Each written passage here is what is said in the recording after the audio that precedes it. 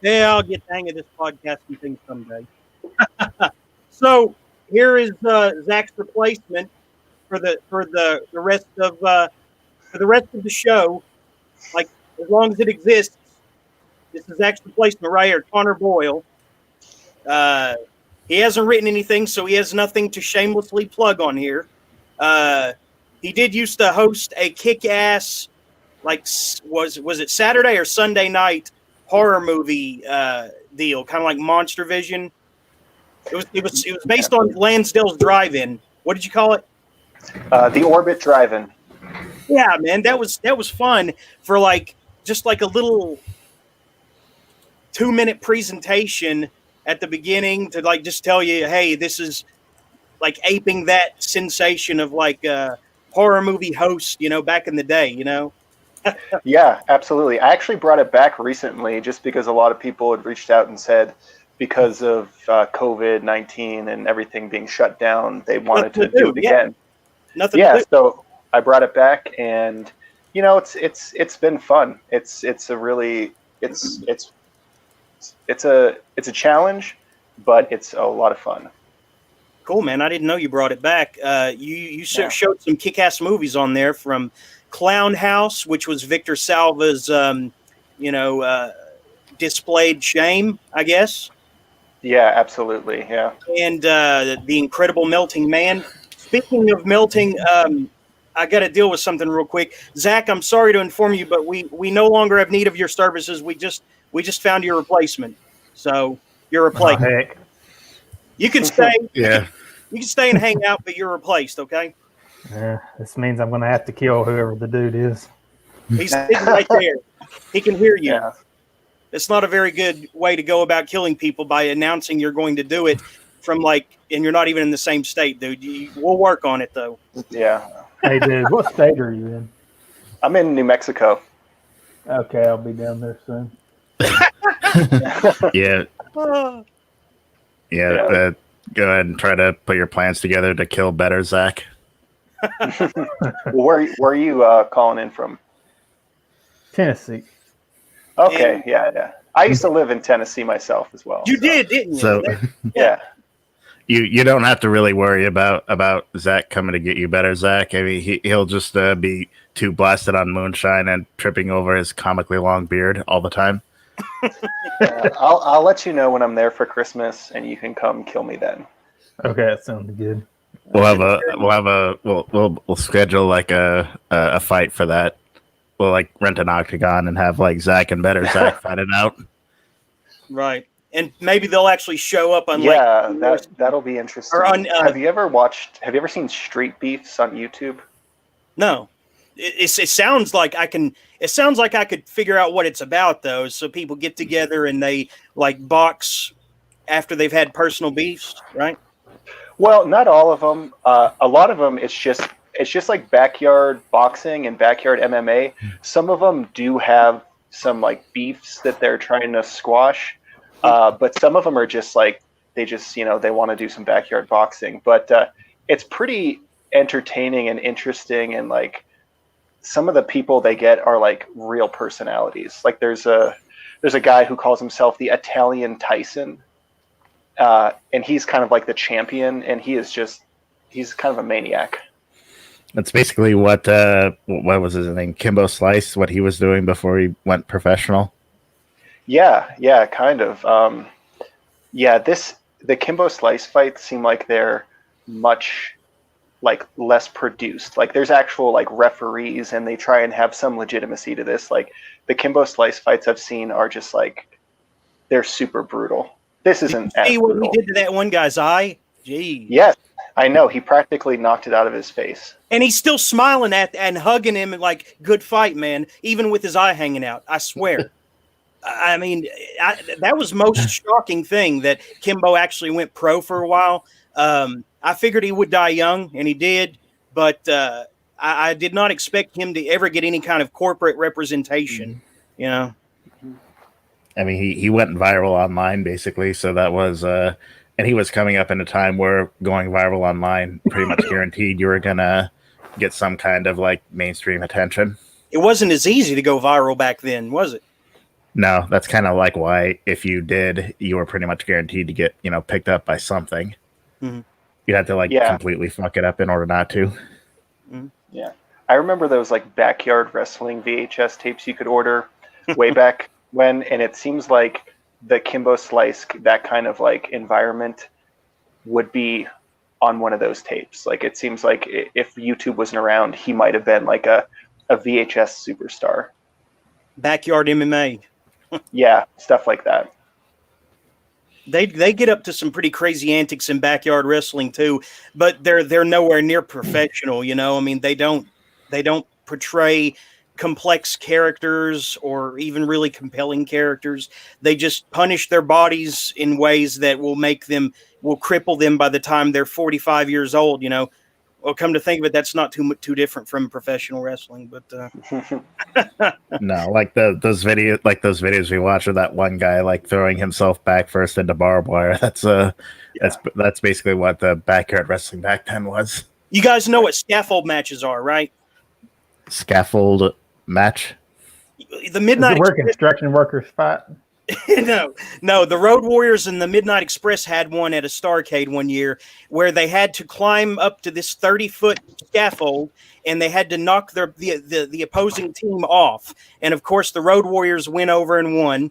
And the Midnight Express dropped, the 30 feet, but it was probably more like 25 because they were hanging off the monkey bar portion of the scaffold and dropped down. So it was probably less than 30 feet, but it was still probably painful landing, But the point is that these backyard wrestlers will do scaffold matches only with a web of barbed wire waiting for them below. Like, how did they not die? That's what I know. It cuts gashes in them, slices them all up. It's stupid, but they've done it. It's like that scene from Suspiria where that girl accidentally jumps into the room full of barbed wire. Yeah. Thumbtacks and weed whackers. Dude, there was one, and I swear the Iron Sheik was in it over in Japan. They had this whole setup where there were balloons filled with some sort of gas or something, and they were timed to explode at a certain point, and that gas would filter down through them to get them and make it harder for them to breathe or something. They would time the rings to explode after 20 minutes. It's insane the shit they got up to in Japan back in the day. What did before the matches began? Did a white puppet come up on the screen and be like, "I want to play a game"?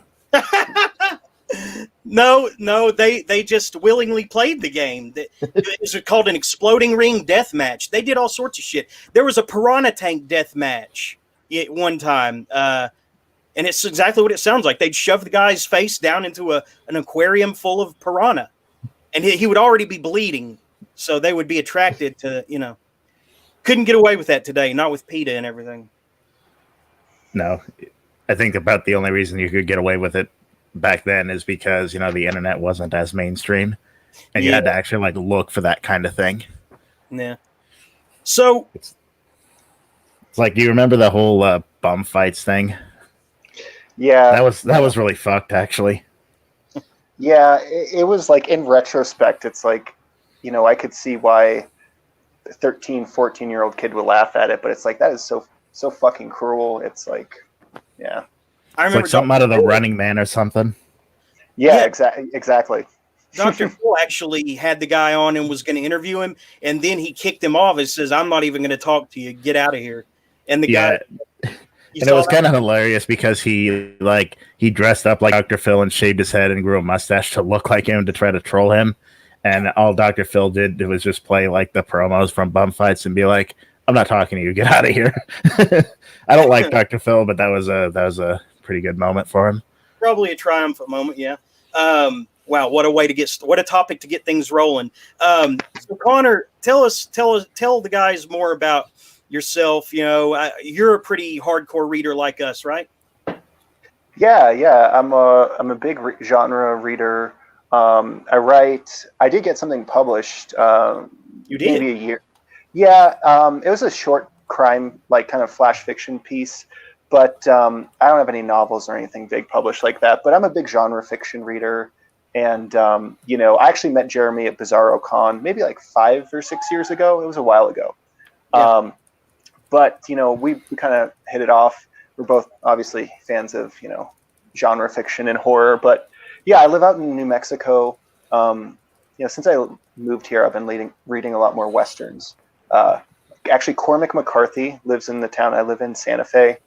So does George R. R. Martin, and Roger Zelazny used to live here. Now his son does, Trent. He's a really good crime I know fiction Trent writer. a little bit. I've spoken with Trent before. Butterfly Potion, it was a good one by him. Yeah, I actually he. Everything's still a little bit closed down here, but he. I see him around and say hello when I can, and it's really cool actually. This is a surprisingly big literary destination because George R. R. Martin has this little kind of art house movie theater he purchased. It's called the Jean Cocteau, and he invites authors to come through here and do signings and do interviews. So I've had the opportunity to meet Lee Child, the Jack Reacher author.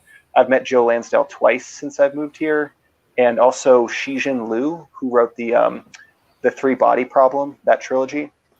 He's actually the first non-English writer to win. I think it was either the Clark or the Hugo Award, but that was really cool. So yeah, it's kind of a neat little surprisingly vibrant literary destination. You know what you should do? You should kidnap both Cormac McCartney and George R. R. Martin and make them do a Saw game to see who can finish the book they've been promising for fucking years first. Well, what's funny is George R. R. Martin is pretty visible. He goes to the events at his movie theater and he conducts interviews with people. But Cormac McCarthy is notoriously reclusive. I've only heard of people seeing him at this popular New Mexican restaurant called The Shed. I think it's called The Shed or The Shack. But he's hard to see. But I swear, one time I was visiting my girlfriend. She lives kind of up in the hills. It's much more rural where she lives. And I was riding my bike up there, and there was a car passing me. And I looked in the windshield, and I was like, "That's Cormac McCarthy."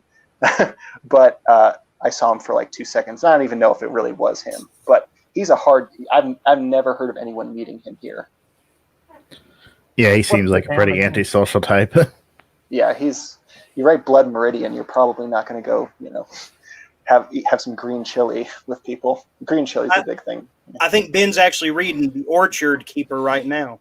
No, I finished that a week or so ago. What'd you think? It's not one of his better works. It kind of feels like he's still developing his voice and aping Faulkner way too much.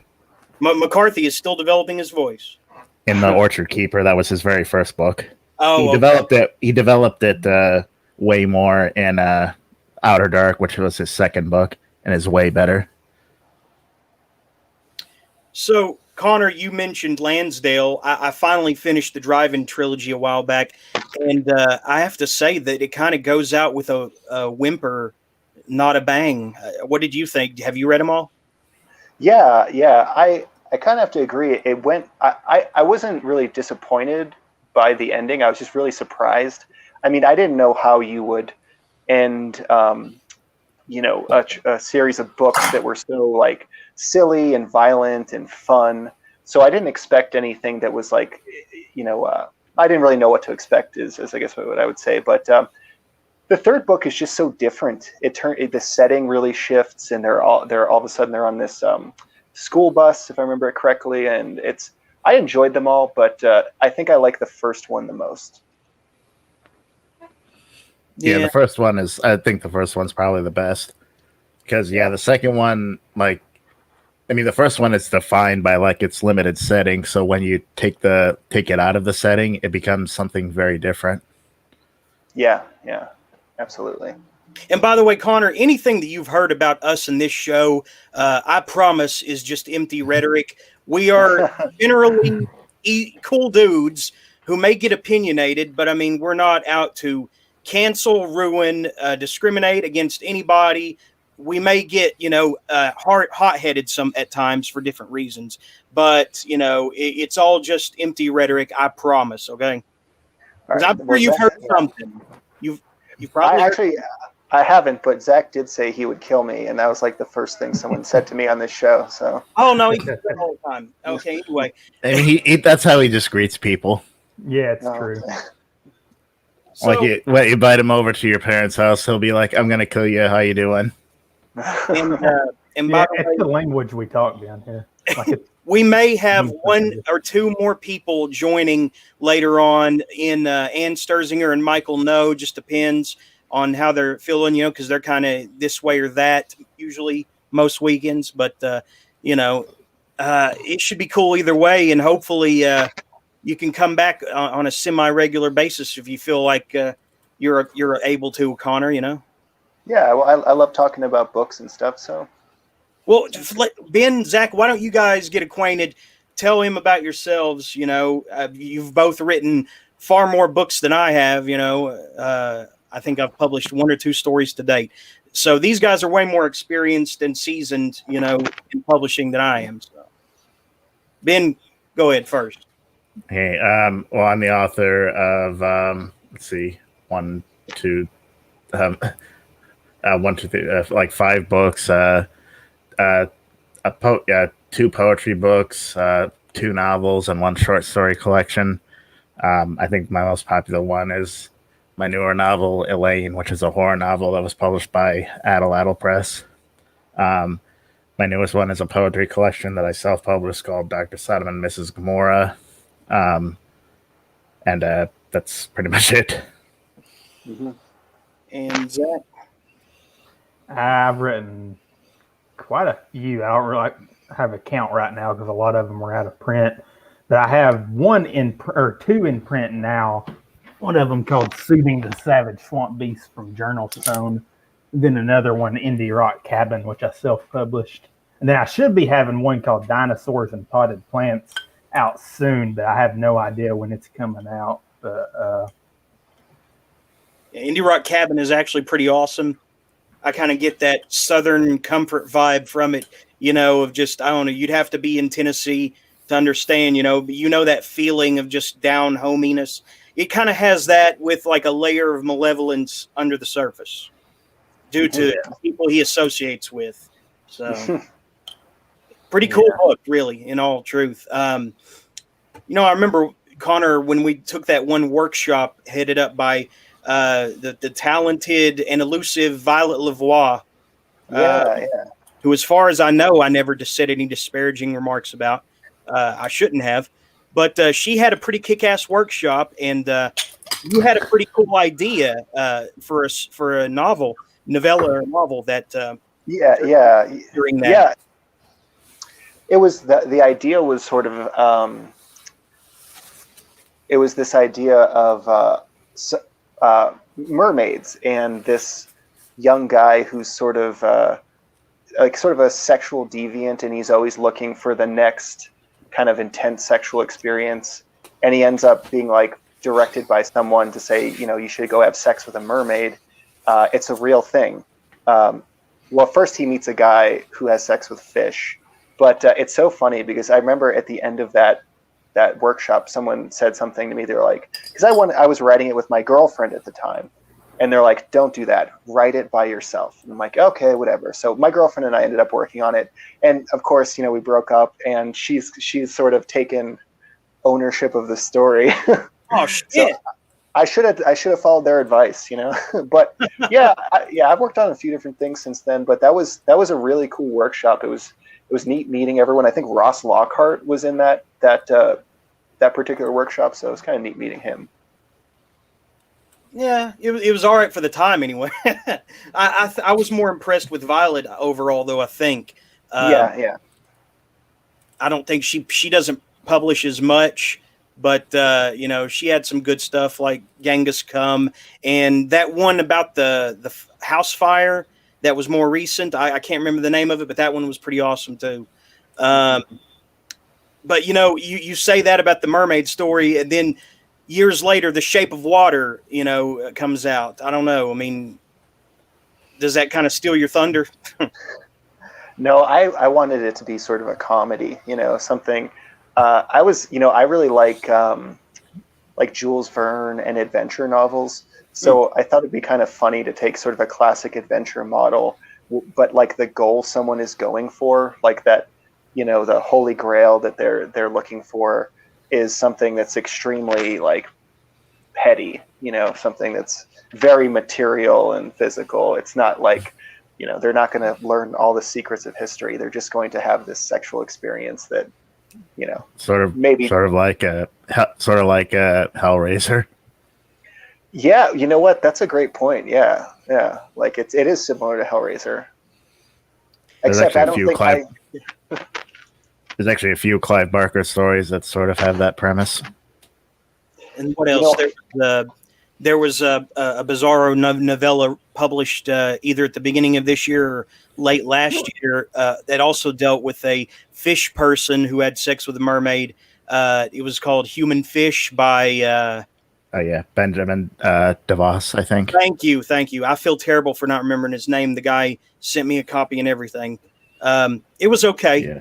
It was okay, but I think that the whole, you know, meeting sea creatures thing is becoming like a vibrant, trendy genre, you know, maybe in a good way. So, and the other thing that I thought of is, which is sort of in the ballpark of that, but not really, was that guinea pig movie, Mermaid in a Manhole. That was awesome. Yeah. I love that. I didn't understand the ending. They use a seashell as evidence or something. They pull it from the evidence. No, I think the ending is sort of ambiguous, but it's they say that like when they when they arrest him, that there was a woman in his bathtub. So it's sort of up in the air whether the woman in the tub was ever a mermaid, or if they just don't believe it was a mermaid, because when it dies, it just resembles a human. So it's sort of just up in the air. I want to believe that it was a real mermaid. My own interpretation is that it was, because Hideshi Hino, who directed the guinea pig movies, he actually has a manga story with a kind of similar premise. It's about a sort of like village idiot who is bullied by everyone in the village, and he starts developing these colorful boils and injuries all over his body when he gets beat up one day. And some people start thinking he's a monster, but at the end he turns into this like really beautiful colorful turtle. Whoa. What's that one called? Can't remember what it's called, but it's in his manga collection, Lullabies from Hell. There was another manga that I guess Mike Klein was recommending or whatever, something Huro Detsuro or something, and Hidoro or something. It sounded really awesome. May have been about some kind of ninja. I don't know. Are you familiar? Do you remember, Ben? The name doesn't sound familiar. I think I bought it. But, I'm almost at 4,000, boys. Check out my Kindle, Dick. I'm adding inches. Doro Hidoro. Doro Hidoro was the name. But, yeah. Okay. Anyway, so what else we got going on? Is it getting cold in everyone else's states? It's awesome. It's getting me all the freaking fall vibes. And it actually goes well with the novel I'm writing right now. What, Ben? I was saying it's just right for me right now. It's like not too hot, not too cold.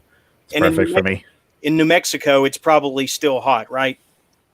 Not super hot. Like this is kind of high desert, so we usually get like what Colorado Springs or Southern Colorado gets. It's usually a little warmer, so it's nice out. But we've been having we've been getting smoke from the fires on the West Coast, and we had a forest fire going on here a couple weeks ago. So the weather has been kind of odd. We did have a little bit of snow.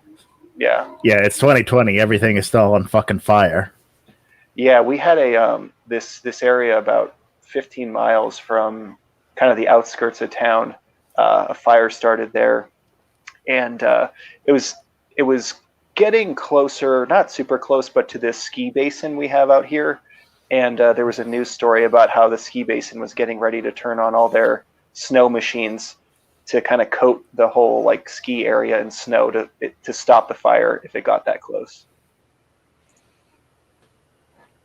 Damn, man. I hope. I hope you fare all right in this whole thing. That's a bummer to hear. I hope it's fine. Yeah, it's practically put out. But it's funny. I remember like my parents lived kind of close to Gatlinburg, and about 3 years ago in Tennessee, there was that really bad fire that destroyed a lot of Gatlinburg and so much beautiful forest there in the Smoky Mountains. And I guess Pigeon Forge was okay, right? I know Parrot Mountain was good. That Parrot Mountain was okay, and Dollywood, and those, that was what I was really worried about, was those birds at Parrot Mountain, which they turned out fine. Yeah, the fire was mostly like in the actual park, and then around Gatlinburg. It didn't get too far up in like Sevierville or Pigeon Forge. Yeah, that's where I used to live, as Kodak near Sevierville. Yeah, and that's real close to where I live now. Well, what I'd heard is that Gatlinburg is obviously, like, if you're from the area, it's like a big tourist destination, and there's a Ripley's Believe It or Not, and there's like a Ripley's Believe It or Not aquarium there as well, and then a lot of the sea creatures, speaking of sea creatures, died because they couldn't get them out, and it's just if you go to Gatlinburg, I don't know, I haven't been there in a year, but you can see like this building burned down, the one next to it didn't, the one next to that one did, so it's like. It's a total, seems like almost like a crapshoot, Huh. Yeah, a lot of people thought that was weird, but I think it was just like firefighters or something, like having to make choices between one building or the other. Just because I'd guess. It makes me mad nothing happened to the kids who did it. Like, they literally did it with that intention, and nothing really they just somehow got off. It never really made sense to me. Yeah, I remember that. That's kind of fucked up. But I always thought, like a forest fire would be kind of a neat setting for like a horror novel, or like I read that was in Max Brooks's book recently, Devolution, which takes place during takes place after the fictional volcanic eruption of Mount Rainier in Washington. And there's like all this volcanic fallout, and there's some forest fire, not a whole lot, but like forest fires are so hellish and infernal. It's like it'd be kind of an interesting place to set a story. Didn't J.G. Ballard have a novel like that where everything just caught on fire? Wasn't that one of his early books? Yeah. What is it's not the Drowned World. It's like droughts. Yeah, there's one of them that it's everything's completely dry, and all I remember most about that is like there's a hydrocephalic like young man that is basically part of their survival group, and I love J.G. Ballard. His books are really interesting. Yeah, I mean one of his apocalypse books was called The Crystal World, and it's about the whole world turning into crystal. Yeah, I like the Drowned World. Yeah, I thought I liked the Drowned World the best. I thought that was really cool. I thought that could make for an interesting movie. Actually, Why did they turn Crash into a movie? I don't get it. It was Cronenberg. Who else is better to adapt that? But I actually didn't like the movie. I don't know. Maybe I need to rewatch it because it didn't click with me when I watched it. I like the book, though. If it does click with you, you're mentally wrong. Like, it's just... I already know that. I already know that, bitch. There was another Ballardian movie that is very unpopular, or possibly even not known at all. Called it was based on the Atrocity exhibition, only loosely though, and the movie is semi-incoherent for large portions. But I liked it just because of the way it flowed. It could be a dialogue-free movie, and it would still be, somewhat compelling on a subconscious level to me. Did you ever watch that, Ben?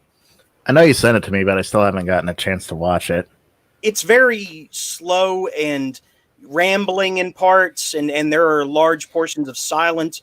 But, it's I guess maybe it's more of a visual tour than anything, visual and conceptual, where the guy's trying to access some higher state of mind by tracing the contours of a woman's body on the wall in perspective to the JFK assassination.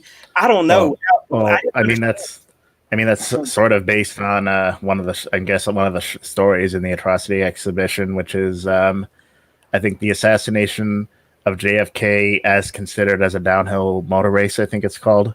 Yeah, which in itself is a takeoff of an Alfred Jerry story, the crucifixion of Jesus as considered as a bicycle race. As considered a bicycle race, how does that work? It's basically, he tells the story of the crucifixion of Jesus, except it's a bicycle race. Someone's going to hell. Well, Alfred Jerry was obsessed with bicycles, so I don't know, maybe he just associated religion with bicycles. Is that why Jordan Crawl's always, being cryptically, making cryptic comments about bicycles? And yeah, probably. I know he's a big Alfred Jerry fan, and Alfred Jerry was obsessed with bicycles.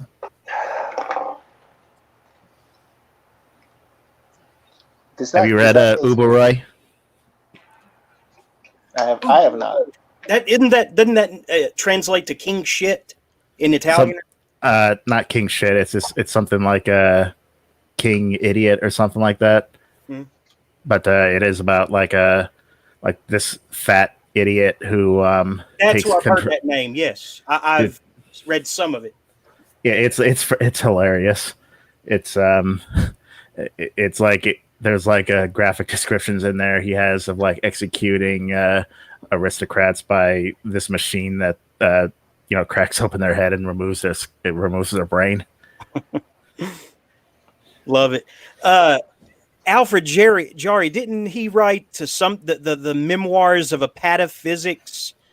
Yeah, something like Dr. Faustus, pataphysical scientist, or something like that. Yeah, and you can click on his name in Goodreads and look it up. Yeah. We've discussed this before, or tried to, but we still don't know what pataphysics really is, do we? They weren't really defined. It's basically like a nonsensical version of metaphysics. But something else I don't understand, and I've cross-referenced these before, and I almost got an answer from Kirk Jones once. But what is the difference between pataphysics and Umberto Eco's semiotics? I don't understand that either. Well, semiotics is like the study of like symbols and what they represent. I'm trying to think of an example. Like, how, I don't know, like, I'm just thinking this since I'm drinking a craft beer right now. You know how, like, they associate craft beer with hipsters? Yeah. Like, semiotics would be, like, the study of looking at how that connection came to be. Now, that's very interesting. That's semiotics. Yeah, sort of like the study of the meanings of how we assign meaning to things. Okay, so here's a semi-accurate definition of pataphysics.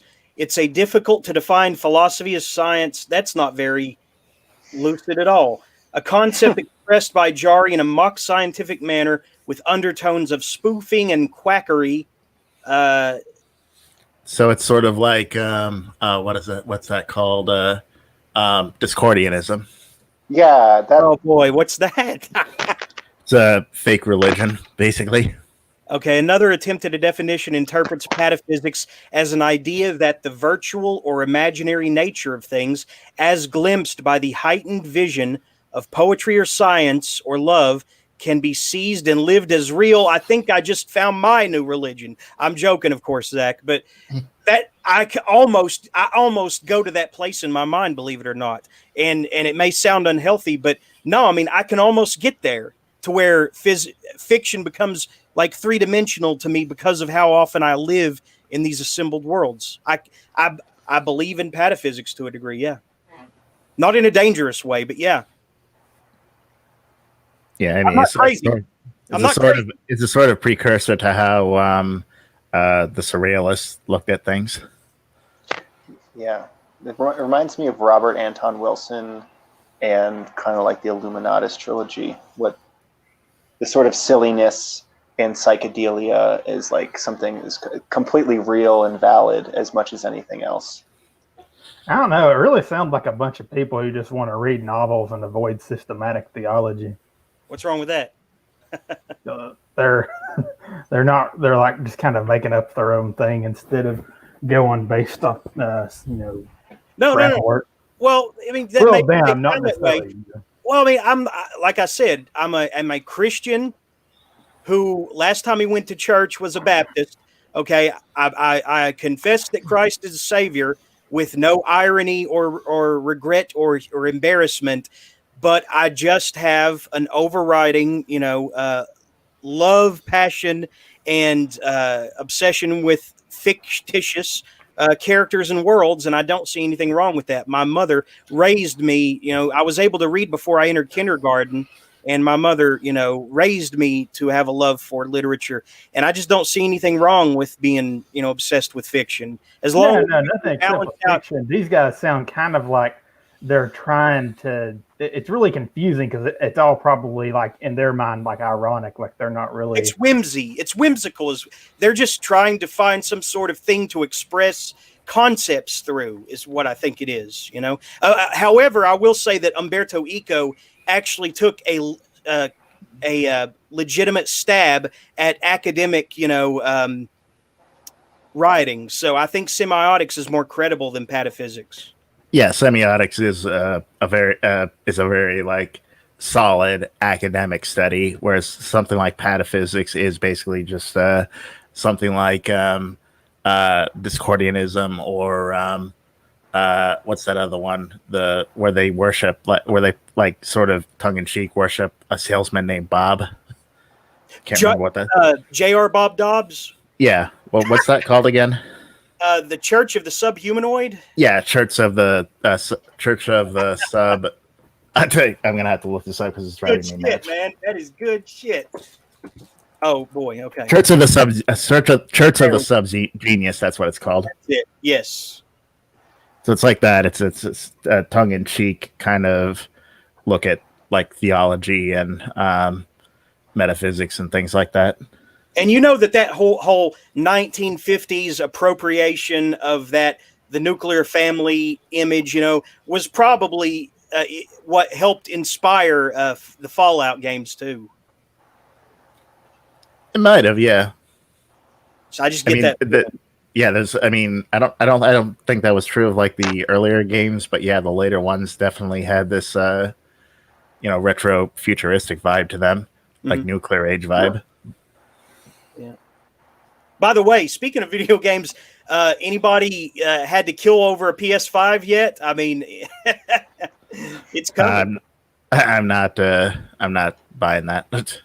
Me neither. But is anybody excited about them? I know there's no games for it yet, most likely, but that's a big. What's the whole thing with this? Is it like some kind of joke of like I see it every now and then, but I just don't.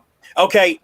Starting back with the Xbox 360 and the PS3, I think people started getting trampled, stabbed, and shot because they were just wanted a console that was brand new and short on demand, high on demand and short on supply. Like people have been stabbing, shooting, and trampling people to get to them for the last like 10, 15 years. I mean, yeah, sort of. Like the meme that I'm seeing is like pictures of like guys in bed with old ladies, and the caption says PS5 secured. I don't get it. I think that they live with their mom. Is that no? That it's the idea that they're boning rich old ladies in order to get money for the PS5. Oh, sugar mama. Gotcha. How much? Yeah. How much does it cost? It's like $600, isn't it? To pre-order. And they came up with this like streamlined version of the Xbox. It's only $300, but it's like this. It's more like a box to download games. You can't actually play physical media on it. Okay. Yeah. Yeah. I'm. I don't know if I'm ashamed or what, but like the last game I got really excited about was probably like Resident Evil 3 on PlayStation. So There was a time where I just stopped being able to pick up the controls when everything went like really, really 3D. I just couldn't muster the thrill for it anymore, and it started cramping up my hands. I mean, damn, I sound old, but I'm going to stick with everything before 2007. anything before that year, I'm going to say is probably pretty awesome. But anything after that is very iffy. Like I've played new games, but yeah, the GameCube was the last new system that I owned. It does look sexy, doesn't it? It looks real sleek. Yeah, it's like a vagina. You just want to fuck it. It is V. It is shaped V. It is V shaped. Yeah, that's not that dark place. That's where I'm going to stick my ding-a-ling. Don't tell me I can't. I remember, what was it, PS3 had to have the huge ass fan in there to keep it cooled because it would overheat. Was that and I remember like the original Xbox, the way it was designed, like the cooling system was shit, so like they would constantly burn out. Mm-hmm.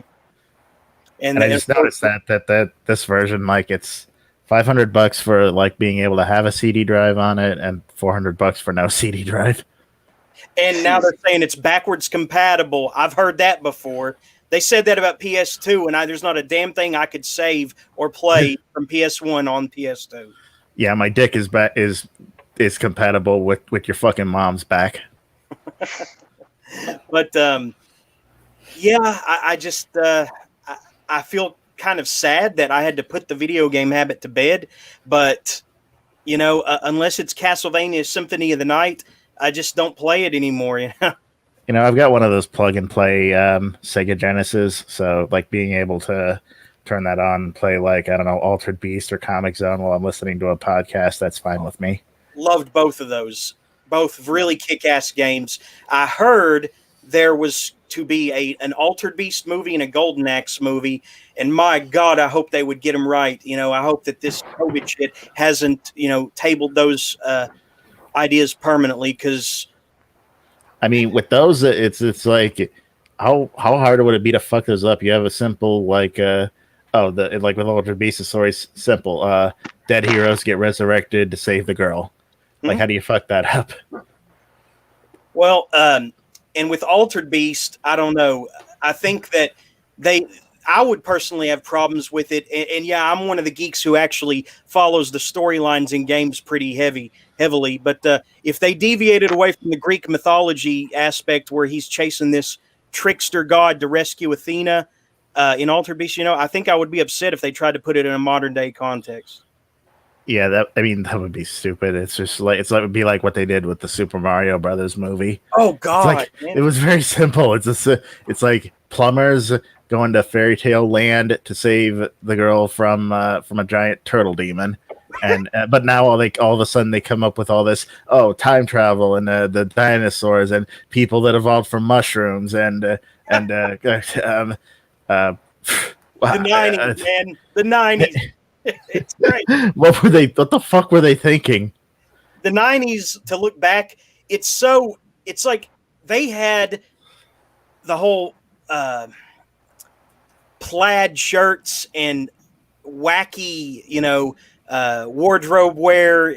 And the music that had to be like in drop D. They had it all. The corporate boardrooms had all that shit down to a science by 95. There's no question. Everyone felt stupid and contagious. Nice reference there. And also, there were multiple attempts to try to clone the success of Teenage Mutant Ninja Turtles. It was actually rather fun to see all the different ways that they would try to play off it. Biker Mice from Mars. Everybody loves motorcycles. Yeah. What's the opposite of a small turtle? A mouse. Street Sharks. Street Sharks. Those were pretty awesome. Battletoads. Yeah, Battletoads was one of the best original Nintendo games ever. I love that game. That game was like ball crushingly difficult, but it was fun.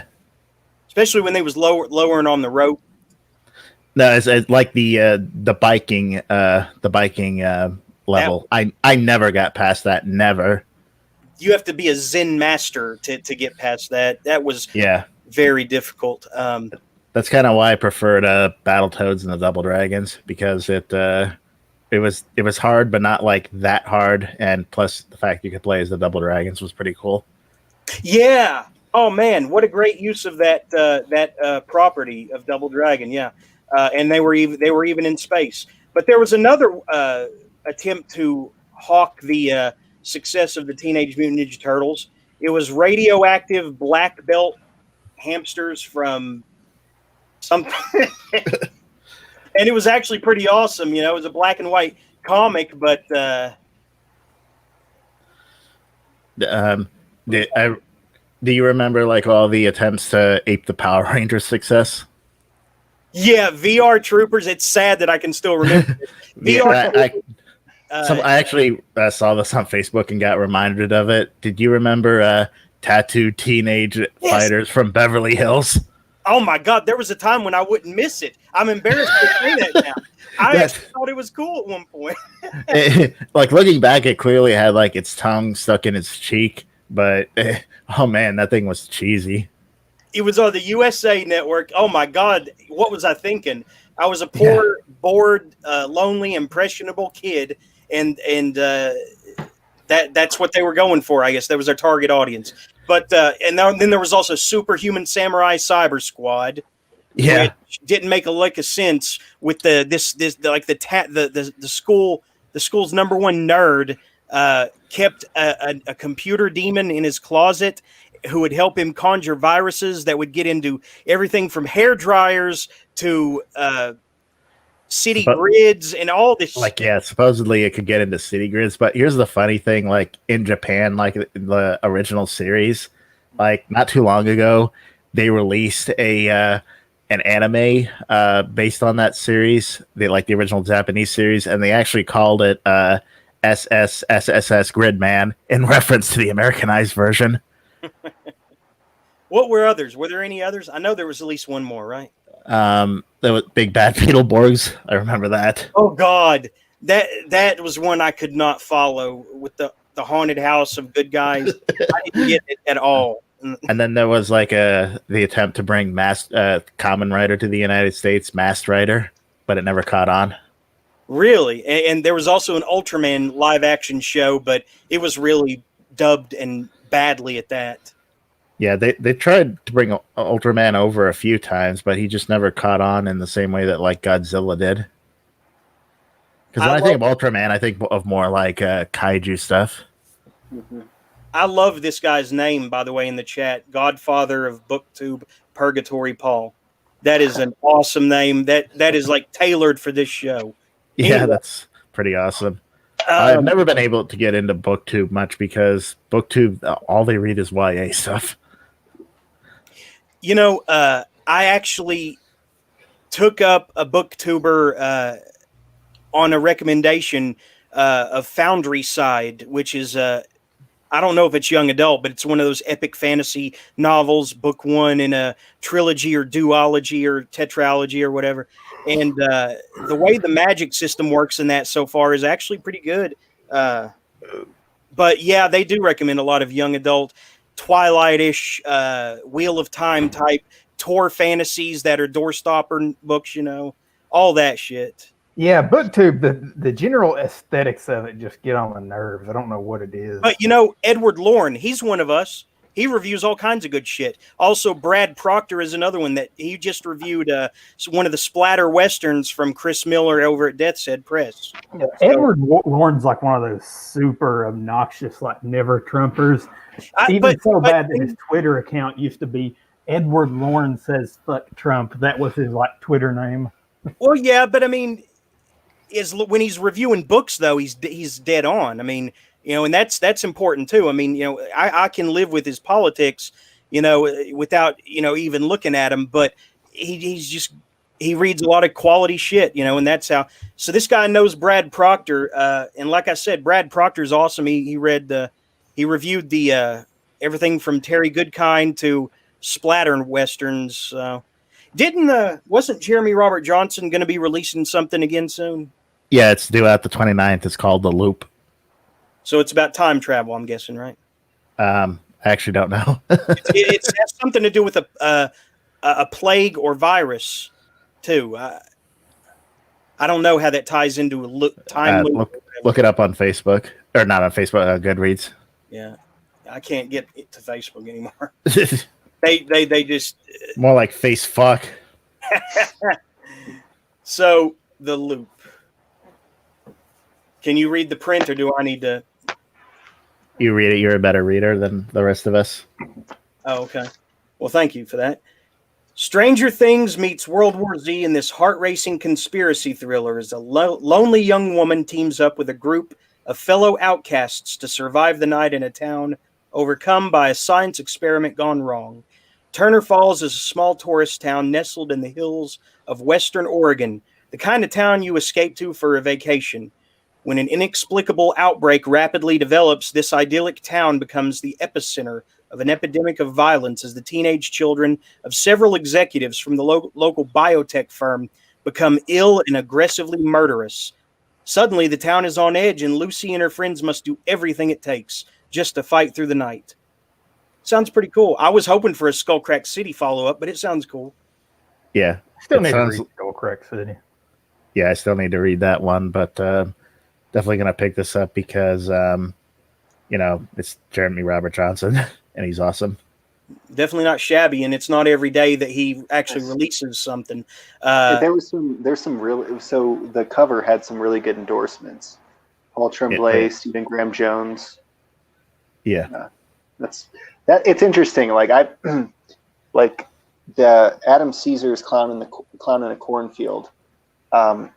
Like the Clive Barker endorsement on that. It's really kind of cool because I think Stephen King wrote something for one of Clive Barker's early books. Like I've Seen the Future of Horror. It's Clive Barker, and like that alone is enough to get people to read Clive, or when it first came out. But I've seen so many people comment like, "Oh, Clive Barker recommends this. I'm reading this." So it's really Clive Barker dropped off totally. Yeah, I definitely pay more attention to a Clive Barker, blurb than a Stephen King one nowadays. Stephen King's totally for sale. Yeah. It's just I actually don't know. I kind of get the feeling that he's very enthusiastic. So it's something has to be like genuinely really bad for him not to actually endorse it. But he's written some positive, blurbs for Paul Tremblay, if I remember it correctly. But Clive Barker, what I heard is that I started reading the Scarlet Gospels. It was all right. A lot of people really hated that book, though. But yeah, a lot of people do feel he kind of took a dive. Well, did you hear the rumors about that book? That he had to heavily edit it. Okay, well, I thought I heard something like that. I didn't hear this from someone totally in the know, but it was someone who knows people who are in the know. It's a kind of my sister's cousin kind of deal. All I know is that this person told me that Scarlet Gospels was either in part or totally ghost written because he was sick and dying, which, that's a long time to be dying if it's true, but he did smoke a lot, He did almost die with that with that encounter in the dentist's office or whatever. Yeah, he had blood poisoning apparently, which is just what a nightmare scenario in and of itself. Like you just go to get like a dental exam or some dental work, and you go home poisoned. It's worse than getting your tooth pulled. Yeah, that's a long time to be dying, though. If he is, what do you? Did he actually die? No, he's still around. He just hasn't released anything in several years, and I doubt we'll ever see a third book of the art. Has anybody here read Great and Secret Show in Everville? I think I read one of those a long time ago when I was either in first year of high school or something like that, and I remember absolutely nothing about it. Oh my God, man! It was amazing. It was just so rich usually you only get that kind of depth of an epic, from a doorstopper fantasy from Tor fiction. But Clive brought that kind of epic feeling to modern civilization, and it was just amazing, man. And there were these dimensions beyond ours, and he even made those plausible, Everville and the Sea of Quiddity, where every human goes 3 times: when they're born, when they first make love, and when they die. They go 3 times in their life. Awesome stuff. Yeah, I recently got some. I don't. They're not first editions, but they're early editions of the Books of Blood. And I'm rereading those now, and those are just incredible. I love them. The Rawhead Rex. Actually, is that? Yeah, that is in the later Books of Blood. I think that's in the second one, the second or third one. Yeah, the movie was. I mean, I enjoyed the movie, but like the book is much scarier, or the story is much scarier, and the much story is more way better. There's a comic adaptation of Rawhead Rex that's really good. Yeah, I've only seen the artwork from it, but the Rawhead Rex art looks really, really good. Yeah, I think it does a good job of making him look phallic without making him look silly. Yeah. But yeah, Clive will never finish that. So I am the only one here who's read the books of the art. I think I may have read Everville, but like I said, I remember nothing about it. Zach, I guess you haven't. I've read some Clive Barker, but not that. No. I mean, he's a big visual artist as well. So I think it seems like I see more of him talking and getting publicity about his visual art than writing now. Who said that Thief of Always was their favorite book? It was somebody in this room said that, right? I didn't say that. I haven't read that one. So Zach, you didn't say that? No. Somebody was on here who said Thief of Always was their favorite. Might have been a guest. I guess it was a guest. Hey, Phoenix. Hey. Connor, have you read any Phoenix's work? Street Kid? I'm sorry to say I haven't. Pretty cool. I actually got a physical copy of that. I actually didn't realize it was that much of a doorstopper. Yeah. It's like almost 800 pages. You put all you had into it, didn't you, buddy? I did. Well, I do that in all my work, though. Did the artist who did the Street Kid, did he do your other books as well? So he did Contorted Royal, and he did Silent Noise. Okay, and you said they wanted to remain and he also anonymous. did In the Garden of Evil. Oh, and you said they wanted to remain anonymous? Yeah, he did. Oh, okay. It was kind of frustrating with that, too, because I had a bit of a falling out with him. And so a lot of it was I still wanted to work with him, but we just didn't have that relationship anymore. So. Oh, that's too bad. It sucks, yeah, because I think his art is great, and I wanted to keep collaborating with him, but it just didn't work. Yeah, it kind of fits the title, The Street Kid, because it has the sort of graffiti art kind of look to it. Yeah, that was the idea. No, he nailed it. Yeah, I mean, he's a very talented artist, and he did want to remain anonymous, and so I would talk about it more. It's just I don't know what he'd be comfortable with me sharing. Not to be dramatic. Yeah. So we've got understandable. We got a new person on the panel, Phoenix. Connor Boyle. I was watching earlier. Yeah, I don't know him, but I am looking forward to knowing him or you. Yeah, he hosts this. Is it Saturday or Sunday night when you get around to it? That show, Connor. It's usually Saturday. It's almost always Saturday nights. Yeah. And you call it Orbit Drive-In, based on Lansdale. Joe Land, yeah. And he shows like a really underrated B movie usually. Everything from Incredible Melting Man to Clown House, and what was that one you played, Graboids or something that was Irish? Oh, you know what? My British friend actually curated that one. I think it's Grabbers. Yeah, which is a really cool monster movie. Yeah, an Irish monster movie. But it's just a sort of kind of a curated horror movie experience. Inspired by Joe Bob Briggs, Elvira, all the great horror hosts.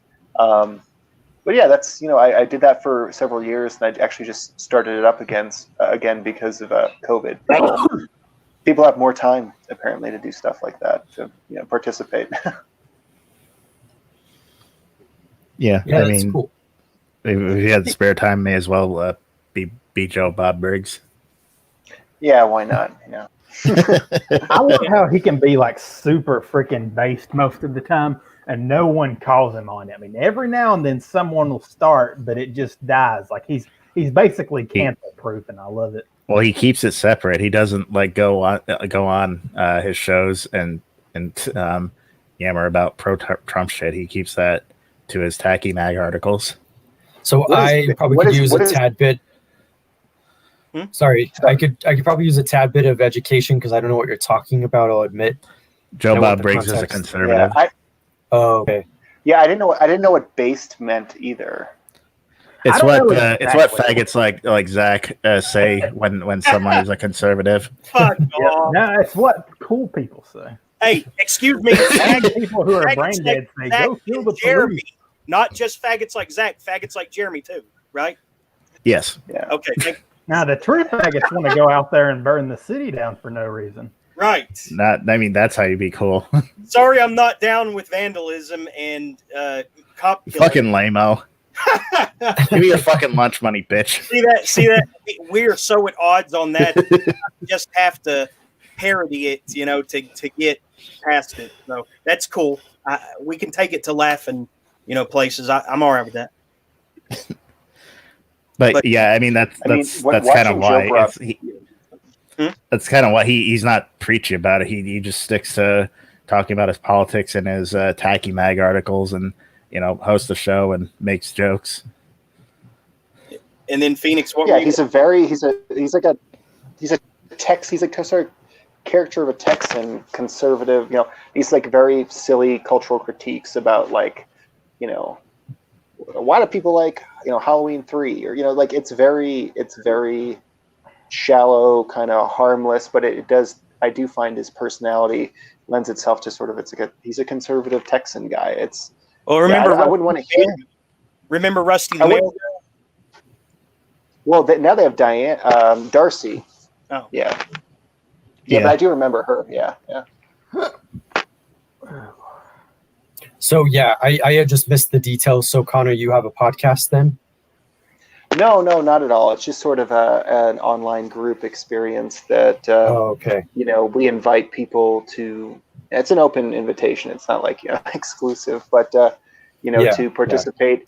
And we have like running chat during it, and people can miss Mystery Science Theater, the movie. Yeah, and occasionally I'll film sort of introductions to it and talk a little bit about the history of the movie and do skits and stuff like that. So, what's the nature of the open group? So it's via Facebook, but I gather not everyone here is on Facebook.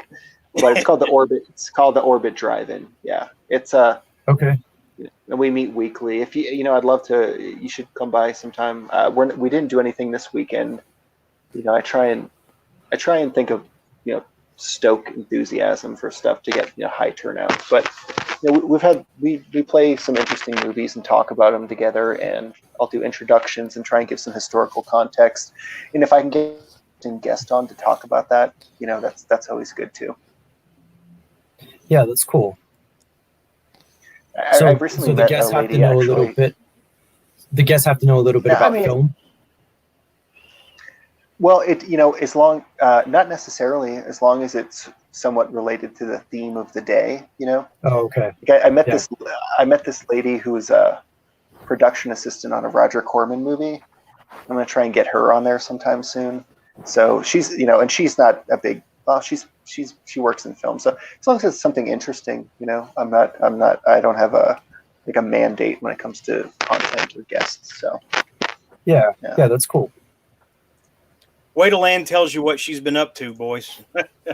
Hopefully she'll be here later. I don't know. I gave her the link, so she should. I did too, but the response I got, man, sounds like she's already had an exciting day. So, telling you, man, that girl is crazy like a fox. I love it though. Anyway, what is everyone's favorite B movie? It's hard for me to. Go ahead. I've never seen a B movie. Oh yeah, you have, Phoenix. You probably don't know it. No, I legitimately haven't. But how do you not see a B movie? You had to at least happen to across one at some point, unless you don't watch movies at all. Is that it? Well, no, I only watch art. I'm kidding. Well, some B movie is art. I know. No, B movie. I mean, the great thing about the B movie is the constraints. Like, there's so much you can do with that. You can focus it in. My only thing is, as much as I respect film as a medium, I actually don't engage with it a lot. I mean to sometimes, but yeah, I don't. You were probably the most pacifistic moviegoer in this room, I guess. You don't even like simulated violence, is that right? Like, heavily? No. Well, I mean, I worry a little bit about stylized violence. I think violence serves. So here's my opinion. I think violence serves a function in film. I think it serves a function in books. In film, though, I notice I have a much more visceral reaction, even than like horror in books. And I think part of that is just because, or the way that movies capture dysfunction or destruction. Like, I think to a degree, I actually am probably conventional and like actually want it to be somewhat palatable, which is ironic because I'm not really like that in fiction as much or in writing. But I think with film, it just hits me on a different level. You know what? I cannot do animal cruelty in a movie, especially if it's real, but even if it's simulated. For instance, it goes without saying, Cannibal Holocaust. I always watch the animal cruelty free version. The turtle scene, I don't care if they ate it or fed it to the natives afterwards. It was horribly cruel to watch it twitch in its death throes. Totally unnecessary. I mean, I legitimately feel bad for any animal that was hurt during the making of that Ruggero Deodato tried to justify later. I think maybe he regrets it too now.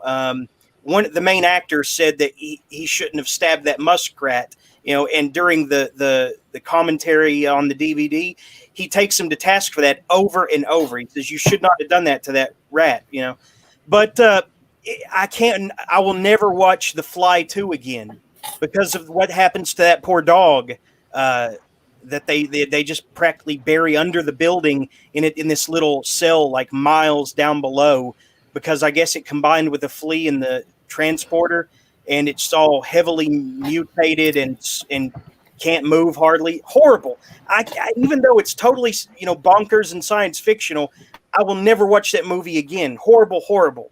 And for that same reason, but maybe less so, I will never watch Man's Best Friend with Ali Sheedy and the dog, the Rottweiler, again, because the dog swallows a cat whole that climbs up a tree. The dog climbs up the tree and swallows the cat whole. You see it go down his throat from like backward. Also horrible, but not as horrible. I just don't. I can't do it, man. I love animals. I almost get like empathic with animals, and can't do it. Cannot do it. Yeah, I mean, and that's the thing about art. Like, I'm not knocking things that might be more visceral. I think that's important, and I think people have certain experiences with it that can be very, I think, illuminating. I'm actually always like on the fence of how I think about portraying like certain things. And like, on the one hand, I think that there should be an exploration of things, but on the other hand, I also have like a strong visceral reaction to cruelty or to harm. And so even if it's fiction, I think that it's easy for me to like be troubled by it, I guess. So, and I'm not saying that I like things to be tame. I mean, I definitely like an emotional intensity and a purpose.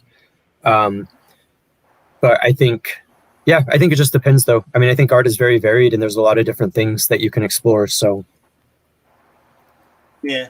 Well, who else who does have a favorite B movie here? Let's get a batting order. For me, it's probably a toss up between Riccio, Story of Ricky, and Bloodsucking Freaks. Are these like horror movies? Bloodsucking Freaks is a horror movie. Riccio, Story of Ricky, is a kung fu movie. Oh, cool. It's a really bugfuck crazy kung fu movie. They're like, why are B movies considered B movies? Well, it's I mean, Who is this? Cuntcrusher? Zach. Who are you? Yes. Which podcast is this? This is Fireplace. Who are you? I was looking for the Narcotics Anonymous podcast. That would not be. This is the one, yes. No, this is the exact opposite, man. No, Okay. we encourage drug use here. Yes. Well, so do I. Who are you? Doesn't fucking matter. Okay. Anyways, Dad. what are you guys talking about? B Like, movies. B movies? Yeah. What the fuck is a B movie? Well, B if as I in understand- it has your mom's boobs. Yeah, as My I mom's- understand it, it's like My mom's boobs. Yes, that's B, and it stands for your mom's boobs. My mom's dead, Holmes. Exactly. Yeah, I've tapped a corpse in my day too, so don't feel too bad. What Yeah. the fuck? Anyways, No, they can't say no, man. So what's a B movie like? Is that like the old 50s movies where they used to have like, you know, the lobster arms and the jiggly tits, but they weren't showing the tits? The good ones Yes. show the tits. correct. That's the well, then I guess Godzilla. That's I don't know. That kind of just transcended the B movie, the B movie label. I Okay. think. Think Troma films. Think Puppet Master from Full Moon Entertainment, stuff like that. Those are B movies. Hello, What the fuck are you guys talking about? Puppet Master. You don't know Puppet Master? Is that like the Metallica album? No, that's cool. That's Master of Puppets. Yeah, the Metallica album Puppet Master. Master of Puppets. Whatever. Anyway, where All did right, well, where did I come from? yeah? Where did you go? Where did you come from, Cotton Eye Joe? Oh yeah, I remember that song now. Well, Something to get tell into me my you're- story, You're here to troll, right? here to troll? Yeah. No, sir. Okay, go ahead. It's cool. Okay. There's not much of a difference between being a guest on here and being a troll, anyway. I wouldn't know. I don't know anything about this, but my name is Victor. This is the part where you guys say hi, Victor. Hi, Hi, Victor. Victor. Hi, Victor. And well, I guess if I had to start, I I'll start directed it. Jeepers Creepers and Clowns. Oh no. Go ahead. wait, what? What Go did he on, say? sorry. He directed what? No, Clown nothing. House Go. and Powder and Jeepers Creepers. Oh wait, it's Powder, that one movie with the white dude. Yeah. Really? What are white. you- Yeah, like Hitler's dream type white, right? Yeah. Now my question for you, sir, is how did you make him so white? Did you have to lather powder on him? I Yes. think they did. Yeah. Flour. No. Let me say it because I directed that movie. Yes, exactly. Was it fun? It was the worst experience of my life. Well, that was the dude from Boondock Saints, wasn't it? Like No, you're thinking of someone else. the actor. The actor. No. No. No. No. You're thinking of someone else. Huh. Well, let's see. B movies. You know, nothing comes to mind. I did watch. Wait. Ninja 3: The Domination. Sounds cool. I'm not familiar, but It pretty much picture Flashdance mixed with The Exorcist and Poltergeist. It's on Amazon Prime for free. that does sound awesome. Yeah, House Shark I watched recently. That one's pretty fucking sick too. But you got to have kind of a politically incorrect humor because they make fun of trannies. So that's okay to say on your right, tranny. Yeah. Okay, so I can say tranny, just so we're clear. Okay, and I'm referring to the people, you know, the chicks with dicks, not the car part. Mhm. When I say that, okay, we're good. Well, then you have to have that kind of humor. But yeah, about me, that's all I got, man. You There's read? not much else to tell. Probably not as much as I should. It's been a long time. Too long. Who the heck is Cuntcrusher? What the hell? Did you just Your get dad. back, Zach? Zach, did you just get back? We've been talking to Victor here. Yeah, I just got back. Yeah. His name's Victor, and And it's your dad, Zach. You still and know how to read, though, right? Dad. I don't know how he got the link, but I mean I'm okay with it. We're just learning about Victor here. Better Zach gave it to him. Okay, well, Well, I didn't want to steal anybody's limelight if you were interviewing the Jeepers Creepers guy. That guy's a bit more important than my work. Well, thanks. Yeah. We were actually What just is- talking about, some of the makeup effects. So go on, Jeremy. I'm prepared to talk more about that. Well, I think we're done with the Jeepers Creepers guy. Now we want to talk to the Cunt Crusher. Yeah, that's fucking- Great. That's a great name. Great name. I mean, the obvious question is you be out there crushing that pussy? I mean, pickings have been kind of a little slim lately, but Fucking I COVID. try. No, it's not the COVID. It's just no woman really wants to, since it's just us guys around. No woman really wants to have sweaty tits flopping over her face. And, let's be honest, my dick is kind of like a little turtle. It's retracted under my stomach, so. Damn. Yeah, I'm going in for the gastric bypass, but I got to wait for the COVID to go because I'm going down to Mexico. It's cheaper down there. We Mexicans, wish you the best of man. luck with Mexicans, that. they got to fix your fat and fix your house. Are you Wings of Redemption? Huh? Are you Wings of Redemption? No, he's not. Wait. What the heck are No, Wings he of has too Redemption? much bass in his voice to be Wings of Redemption. Yeah, not enough of a southern accent. Well, I mean, I could go Southern accent, but I could also kind of do this and whatever. But I'm intrigued by this whole situation because I think. Wait a minute. what's up, buddy? Can you speak at the same time as Ben? Can I speak at the same time as Ben? He's What- not.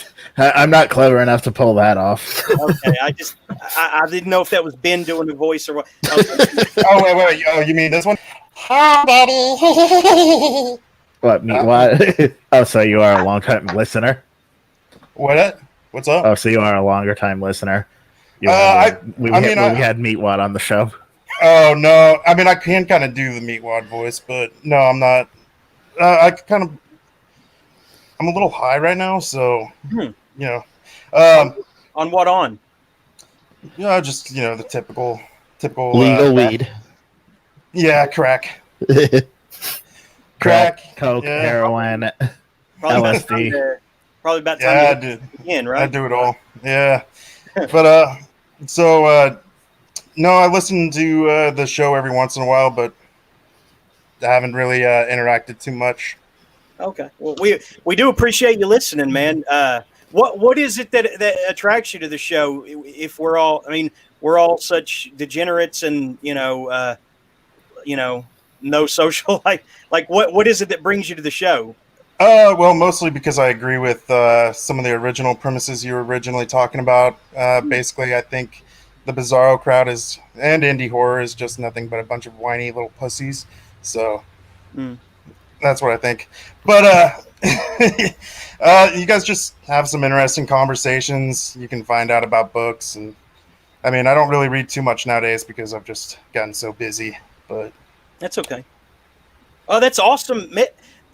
We have been trying to put a face to listeners for so long. It's awesome to have people comfortably coming out now. It's like, it's crazy that listeners of The Quiet Place have to be in a closet, and until they're comfortable to come out. That's how insane the political climate is right now with the publishing industry. you can only give a shit if you give a shit. If you don't give a shit, then you're good to go. Yeah. I don't know. I figure, fuck it. These people are just like, they get really nowhere. I've written stories and I've got just as many reviews and sells as some of the, popular indie authors did. And I refuse to just go on there, try to write and suck off editors and whoever just to have a shot. You know what I mean? Like, it's not worth my time sucking off to people, sucking up, whatever. Yeah. I hear you, bro. Wow. Well, I'm glad that we got some new blood in here, man. Connor and Victor. Is that your real name? Oh, hell no. This isn't what I really look like either. I just found a fat Italian dude on Google. Yeah, I was gonna troll for a bit, but then I couldn't. I sat there for a bit and I just couldn't think of a way to like come in and like, I just couldn't think of the angle. I tried a couple voices and it just didn't work. So I just came in and whatever. I mean, whatever you do, we'll end up rolling with it anyway. Yeah. But yeah, that's pretty much it. Do you miss Gregor as much as I do? I really like Gregor. We used to talk quite a bit back in the day, but yeah, he's a cool dude. Yeah, Jeremy cries every night while hugging his Gregor body pillow. Yeah, Jeremy was at one time going to have Gregor's babies, but it just didn't. Something kind of fell through biologically, and they've never gotten over it. They weren't able to conceive. That dude was awesome. I still think he should come back at least every once in a while, because I don't know, man. It's like he added something to the whole thing. He was sane. He added unlike the rest of us. He added a boomer perspective to things, but it was a good boomer perspective, you know? It's like he milked everything for all he could. He got, well, where'd Cuntcrusher go? Well, somebody popped out. What happened? Connor just had a hiccup. Oh, Phoenix, yeah. Sorry. Phoenix, are you still there? Yes. Okay. Yep. Haven't heard anything from you for a while. Just making sure. I'm enjoying the conversation. Sorry, my internet connection's. It's not what. Like, it's internet out here in like the Southwest is notoriously unreliable. Hmm. Oh yeah, I was going to mention. I actually had a cool conversation with Gregor actually yesterday, and he's reading the Bible now, and we've been talking about stuff related to it. So yeah, Zach's big into the theology. I don't know. I almost think you're too young for that, man. But I guess that's cool if you've got the calling, you know. Yeah.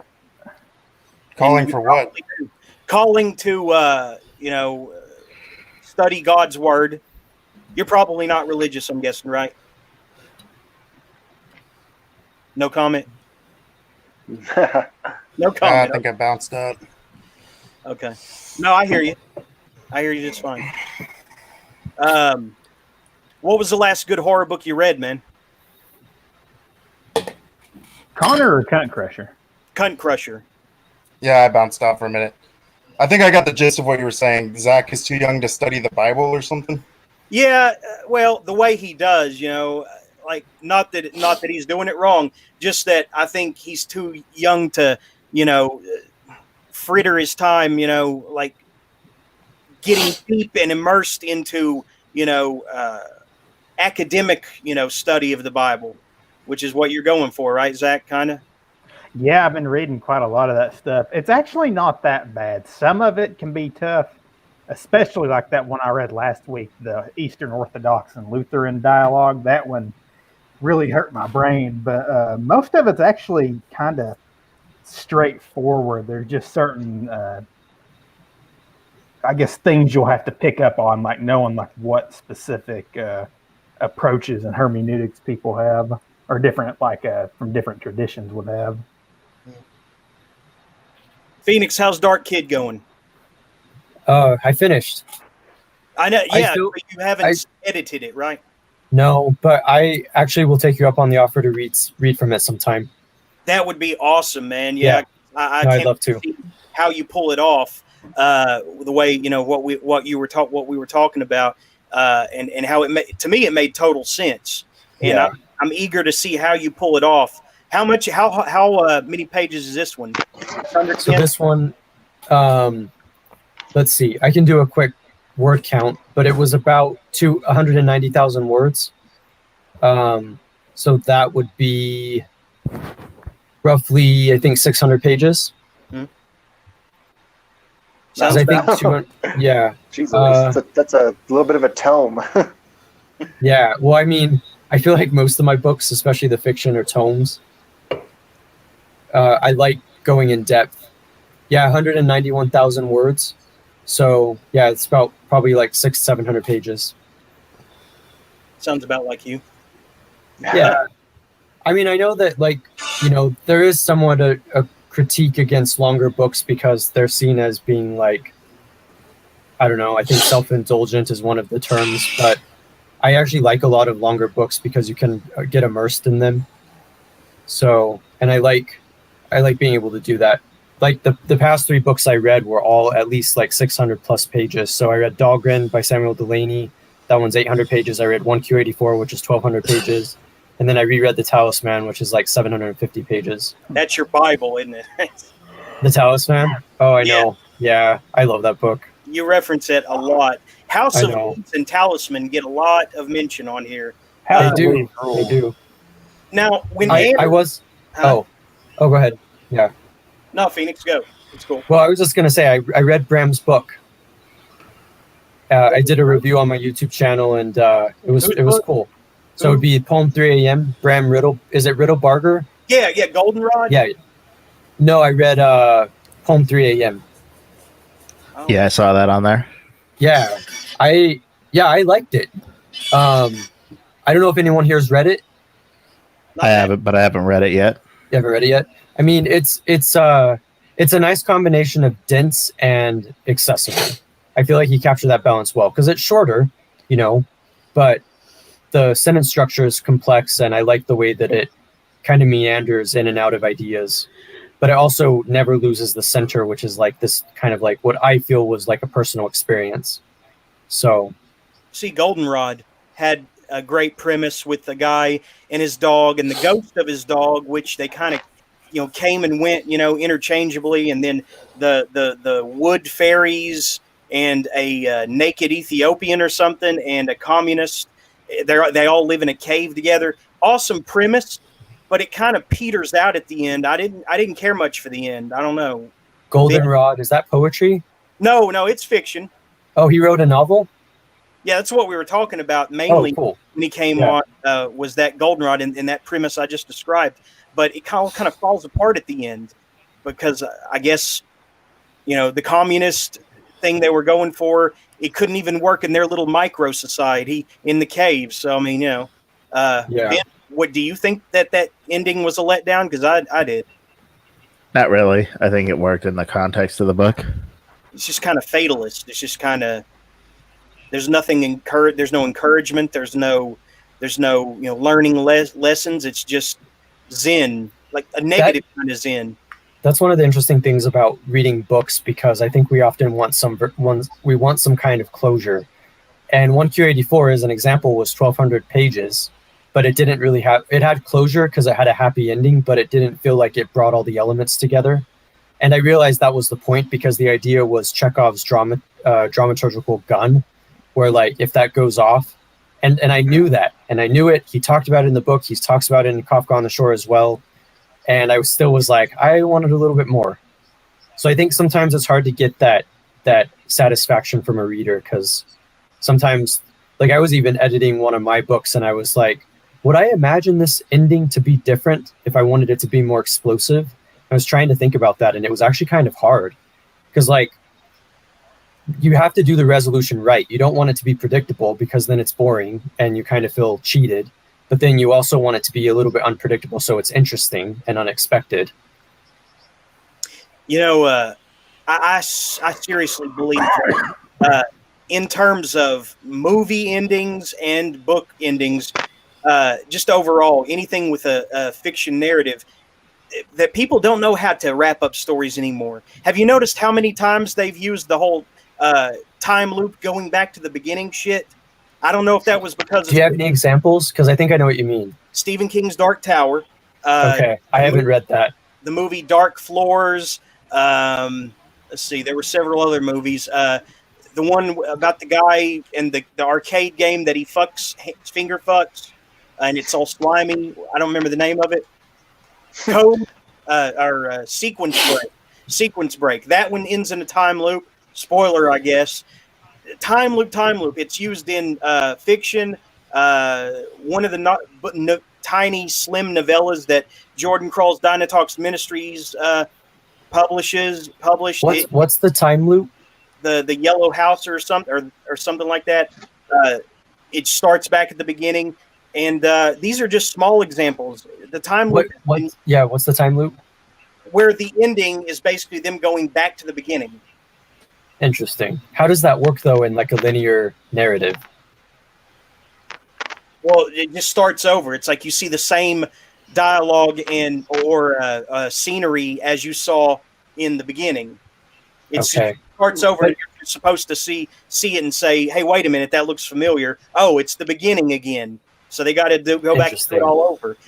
But yeah, oddly enough, that was what Infinite Jest did too, because the book was supposed to be circular, because it was literally supposed to be infinite entertainment where you could read it over and over again. And then maybe that was a different context because it wasn't science fiction or anything. Yeah, at least in the way that like Dark Tower. But what, Connor or CC? Which one of you were going to say something? No, I was going to say, what is that? There's the James Joyce novel that is completely, Finnegan's Wake. Yeah, based on the same premise, but also I wanted to ask if you've ever read The Colorado Kid by Stephen King. No. Is that the same thing, basically? Well, it's interesting. A lot of people criticize that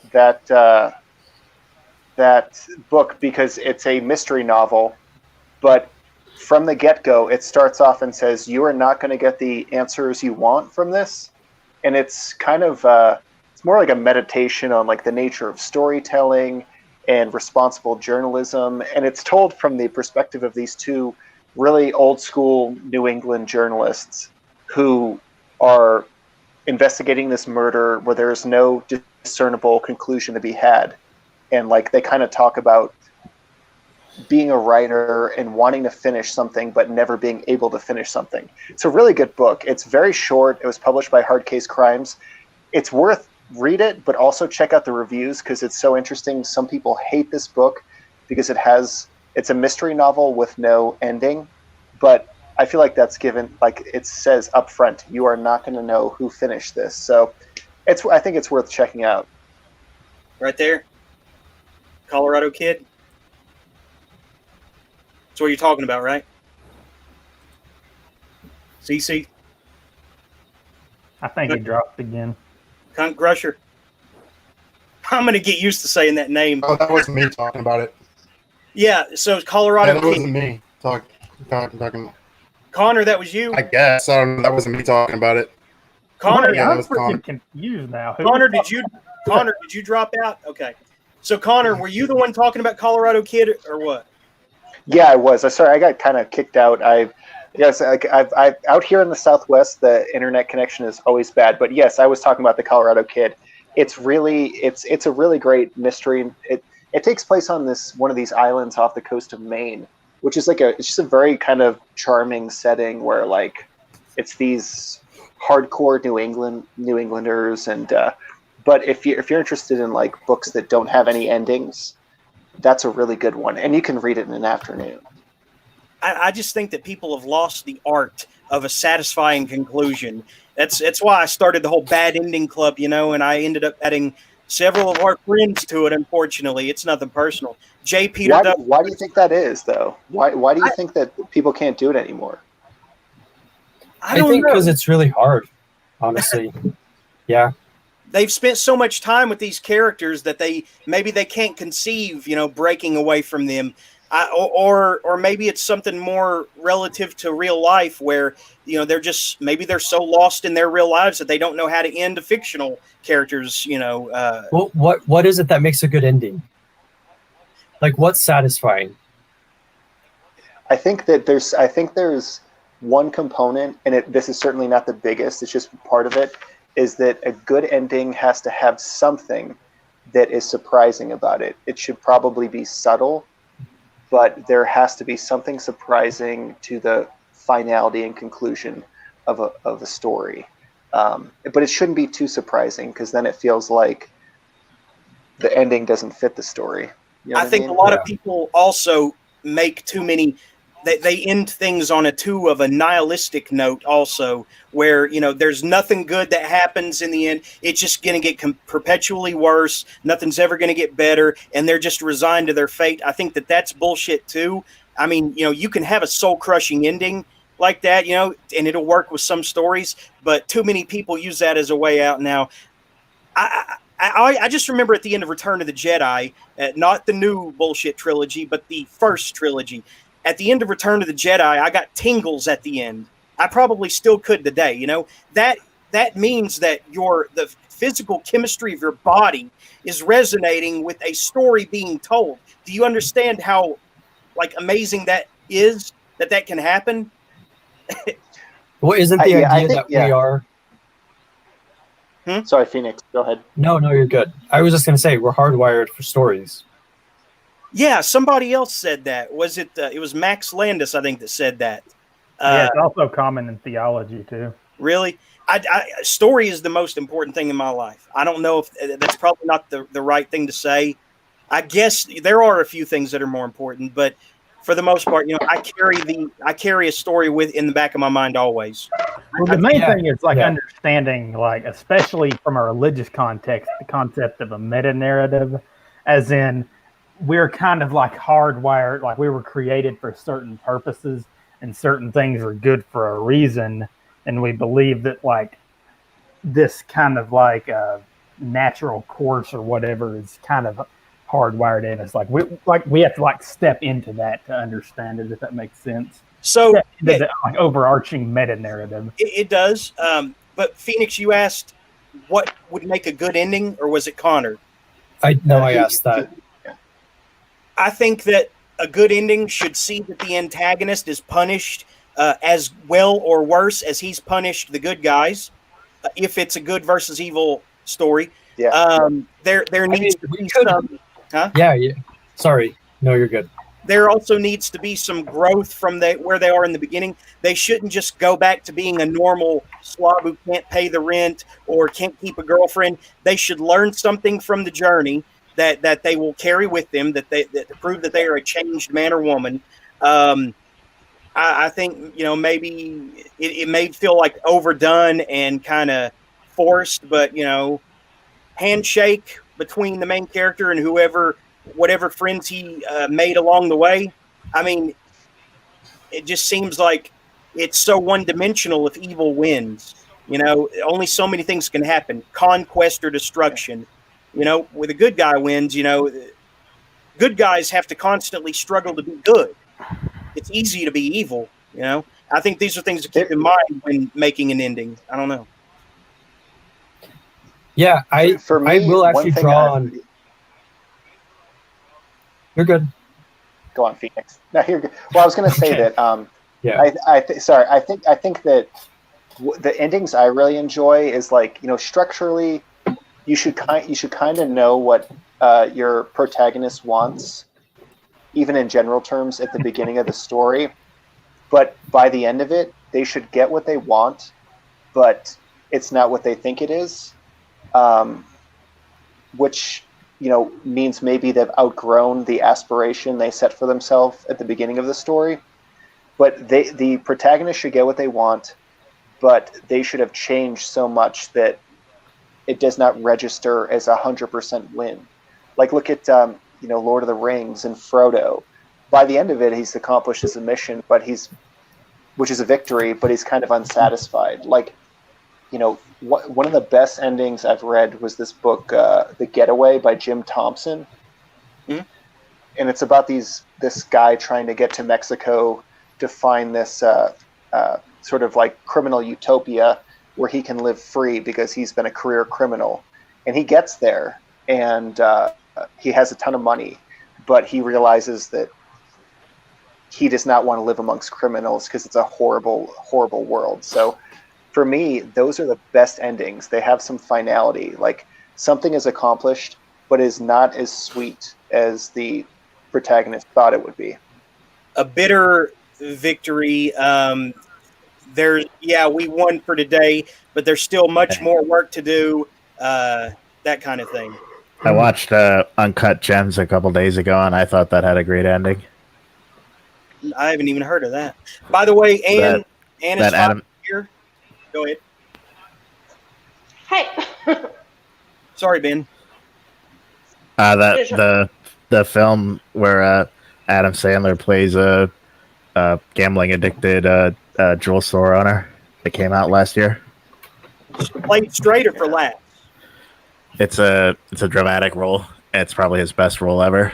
So like he did that with Punch Drunk Love too. I've heard. I've never not seen it, but Yeah, he didn't write or direct it. He was just the star of it, and he did a really good job. What was it that you liked about the ending? It's hard to discuss it without giving it away. Oh, okay. Zach's I'm happy. I'm glad you did that, Ben. Zach's You're a nice, considerate person. And I'm not. I'm going to spoil something later, by the way. I'm going to spoil something for everybody, and I don't give a fuck. Okay? But later. We'll get to that later. I am going to spoil it, I promise. If you do, there'll be revenge. Bring it on. I'm going to spoil it, bitch. You consider yourself spoiled already. I'm going to spoil it. I think True Grit has a very status. Huh?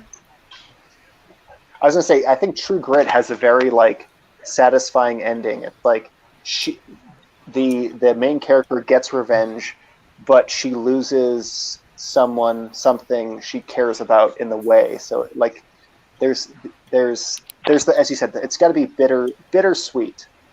And that is related to, I think, character development, where they get what they want, but they realize it may not have been worth it. Okay, yeah. There needs to be growth. There needs to be a lesson learned, though. That's.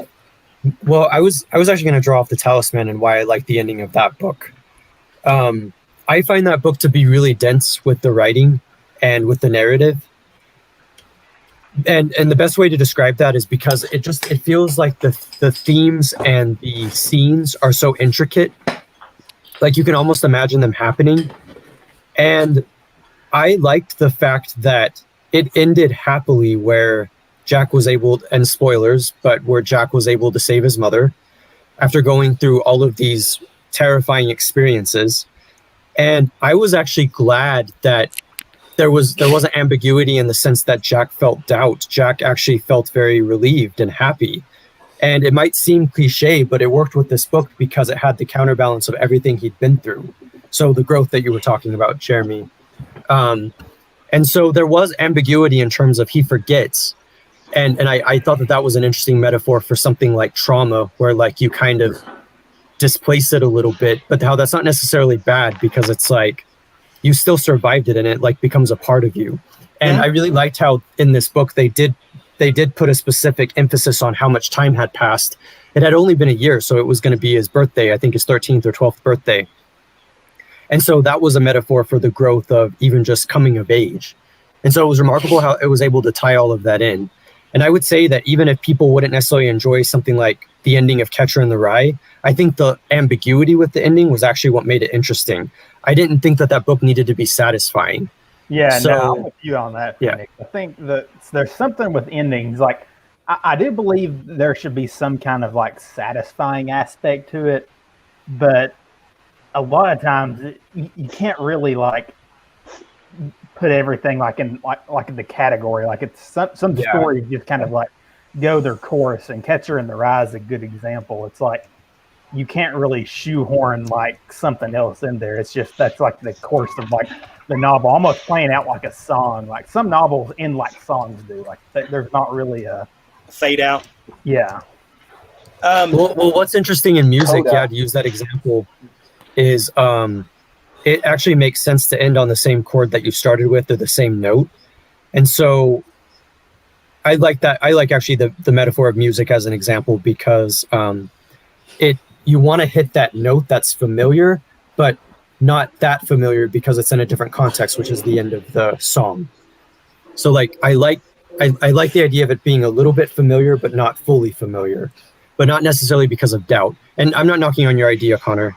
I know what you mean about ambiguity in that sense, but I think maybe for me, I feel maybe a little bit more inspired when I see someone prevail. Because I think often there could be nihilistic endings, and we don't realize the progress that the characters have made. Maybe. What do you think, Cuntcrusher? Are you still there? I got no fucking idea. Yeah, I'm still here. Just here for the ambiance. And yeah. How It's like ASMR. or whatever. Cool. I'm glad I could soothe your whatever, but ASMR. I've never been. Well, it is the quiet place, but and you've had an exciting day, haven't you? Do you want to talk about it? Oh God, I've had an exciting week. As I was listening to you guys talk, I just remembered. Oh yeah, I suggested that we all read the same book and discuss it next week. Yeah, I wasn't sure which book we had decided on, and I was gonna email somebody and ask, but then my week started happening. Oh. You know, I woke up on Monday, or was it Tuesday? I can't even remember. And my cat couldn't walk. Oh, you know, no. my old cat, 19 years old, you know, it's expected. Speaking of bittersweet, you know, she got a good long life with me, and you know, she was only homeless for 2 years, and then she had, you know, her person for the rest of her good long 17 years. But I took her to the vet, packed her onto the bus. I mean, God, another thing that's magic about the Coachella Valley, the mountain valley where Palm Springs is, not to be confused with the horrible music festival that happens here. I think it'll be, I'll deal with that if I'm still here. I'll deal with that much like the way I wound up dealing with Lollapalooza when it was a big thing in Chicago. Just avoid and hate. But anyway, what the fuck was I just saying? Well, I'm so hang on. I just want to interject for one moment to say that Cuntcrusher has left the chat, everyone. I repeat, Cuntcrusher has left the chat. There he goes. Nature's own strange product. Too weird to live and too weird to live and too rare to die. He didn't even crush my cunt before he went. An actual cunt shows up and he runs in fear. Some crusher. And he scared off another guy? Come on. No, he was actually, at first, I thought he was going to troll and do something like weird to undermine us, but I don't know. He seemed like all right towards the end, right? We can't be undermined. There's nothing to mine. There's nothing, they don't have anything to get on. But I don't know. He seemed all right, right? I thought it was cool. Yeah. Yeah. I'd be okay. Yeah, we'll call him CC from now on. It'll become his handle. You know? So yeah, he's welcome back anytime. But carry on, Anna. So you had to say goodbye to your cat. I know the feeling I had to. Yeah, you had this just a couple of weeks ago, didn't you? Yeah. Dear little animals. Well, it's not time. Oh yeah, I was going on about how miraculous the Coachella Valley is, because even though it doesn't have that many people, it's basically a series of small towns. It's still got public transit from one town to another.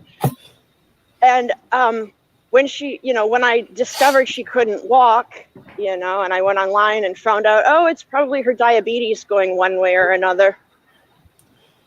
You know, I was able to just walk across the street, throw her into a bus, and, you know, an hour later, I'm 20 miles down the road. It's miraculous. But the reason I had to go 20 miles...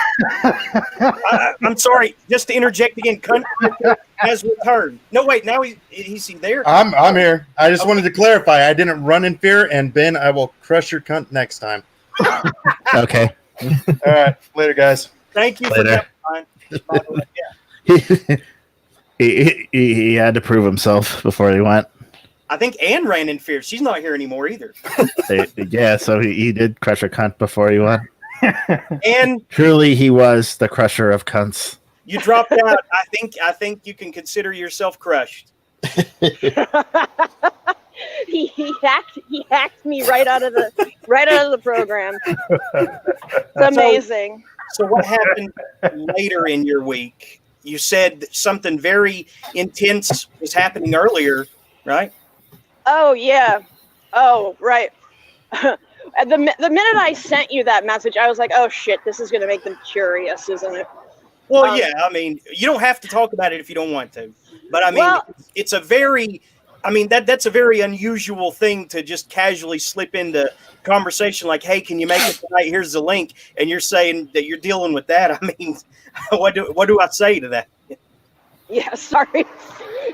I mean, I talk to the police so often these days, and I didn't do it. Okay, I was the victim of. Yeah, man, it's uncanny. I was complaining about how entitled the homeless in California are just the other day, and You weren't assaulted, were you? Yep. And you know why I was assaulted? Because I wouldn't say hi to this crazy dude.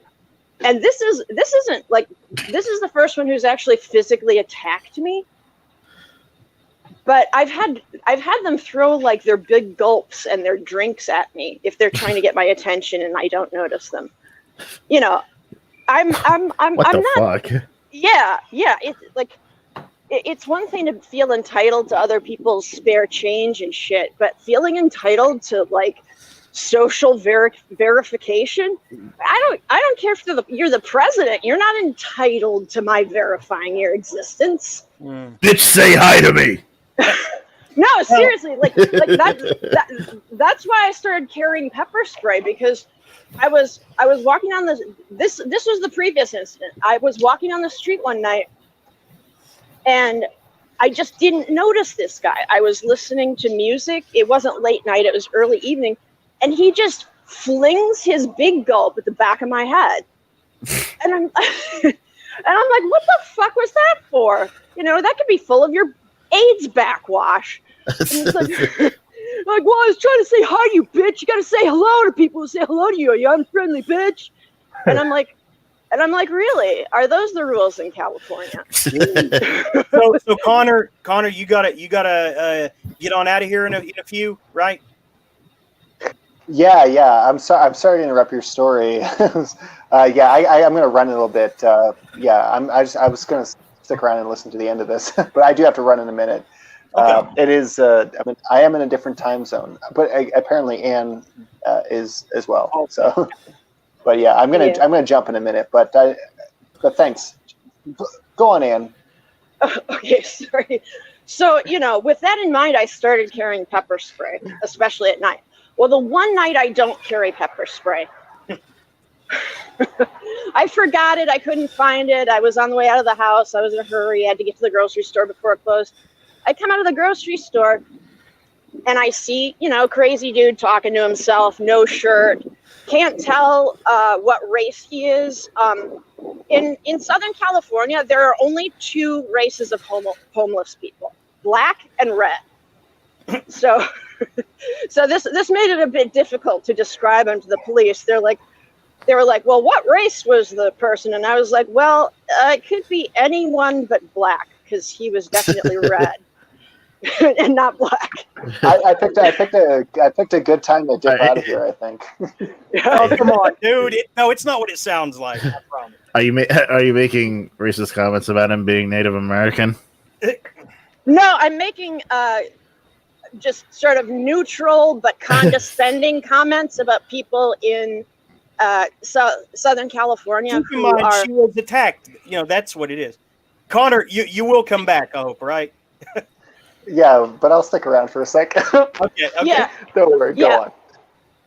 Basically, anyone who is Caucasian, Latino, Asian, or Native American turns basically the same color if they do nothing but sit there spare changing in the sun all day. Yeah. So, yeah, I actually, that's very insensitive of me. I didn't realize I could be potentially disparaging Native Americans, because I haven't heard anyone call them. I haven't heard anyone call them the red man since before I was born in 1950. So that kind of didn't cross my mind. You didn't watch Disney Peter Pan when you were a kid? Not really, no. So yeah, my little joke was I was having trouble IDing this person's race, because I was like, well, all the Latino, Caucasian, Asian, and Amerindian homeless people here are the same color, because they just take their shirts off and sit in the sun asking for change all day. All and the cops were, what's that? All of the above. Yeah. I mean, basically, when the cops saw me hesitate over that question, they were like, so did he look homeless? I was like, yeah. His race was homeless. Yeah, exactly.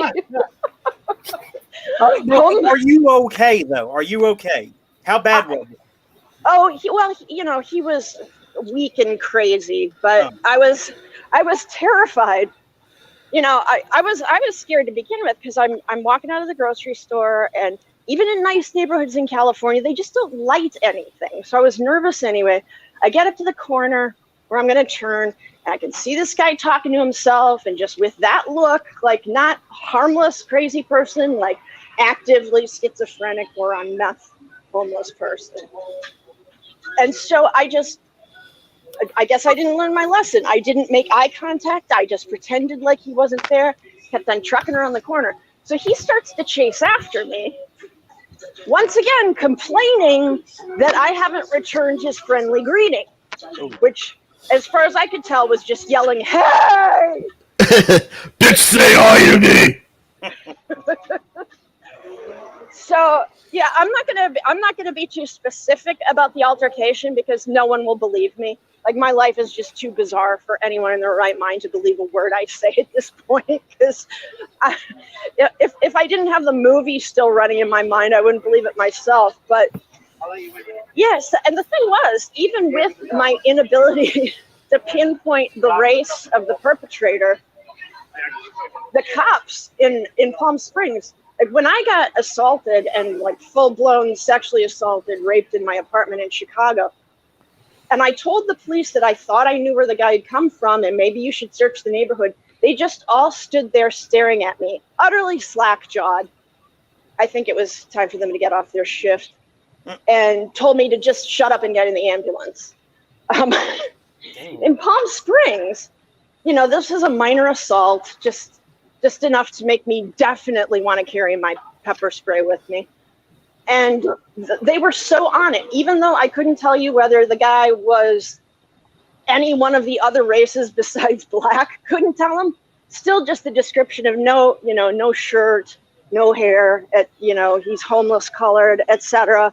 Like they picked him up while the cop on the scene was still interviewing me. Wow. So they found this person based on your description. Wow. Yep. Homeless. He was like, he wasn't black, but he was kind of white, but not, and also red, and yeah.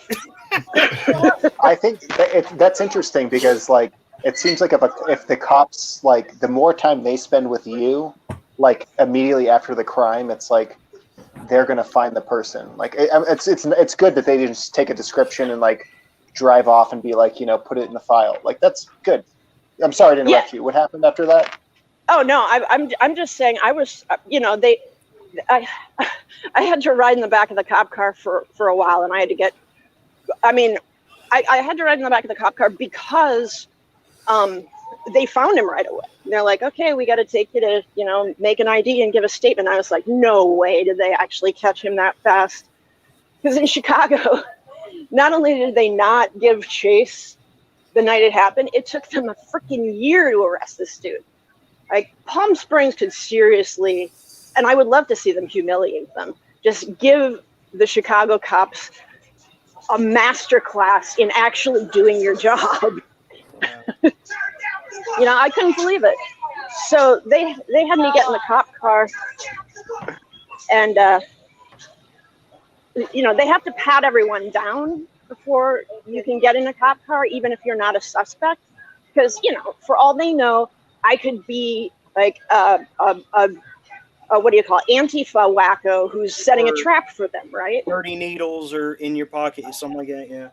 Yeah, like, I could be fixing to assassinate them with a fake crime. So, it made total sense for them to pat me down. But I was thinking, you know what? If I really were Antifa or BLM, I would find a way to turn this into a fight to the death. Like, hey, I didn't do anything. I'm innocent. What are you doing patting me down for? I got my rights. Blah blah blah.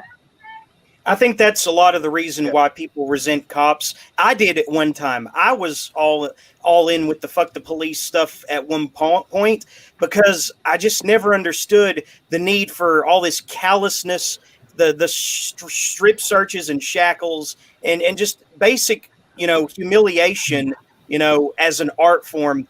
And I still, feel bad for people you know, in that situation to a degree, unless they have done something to harm someone else, in which case I don't feel sorry for them.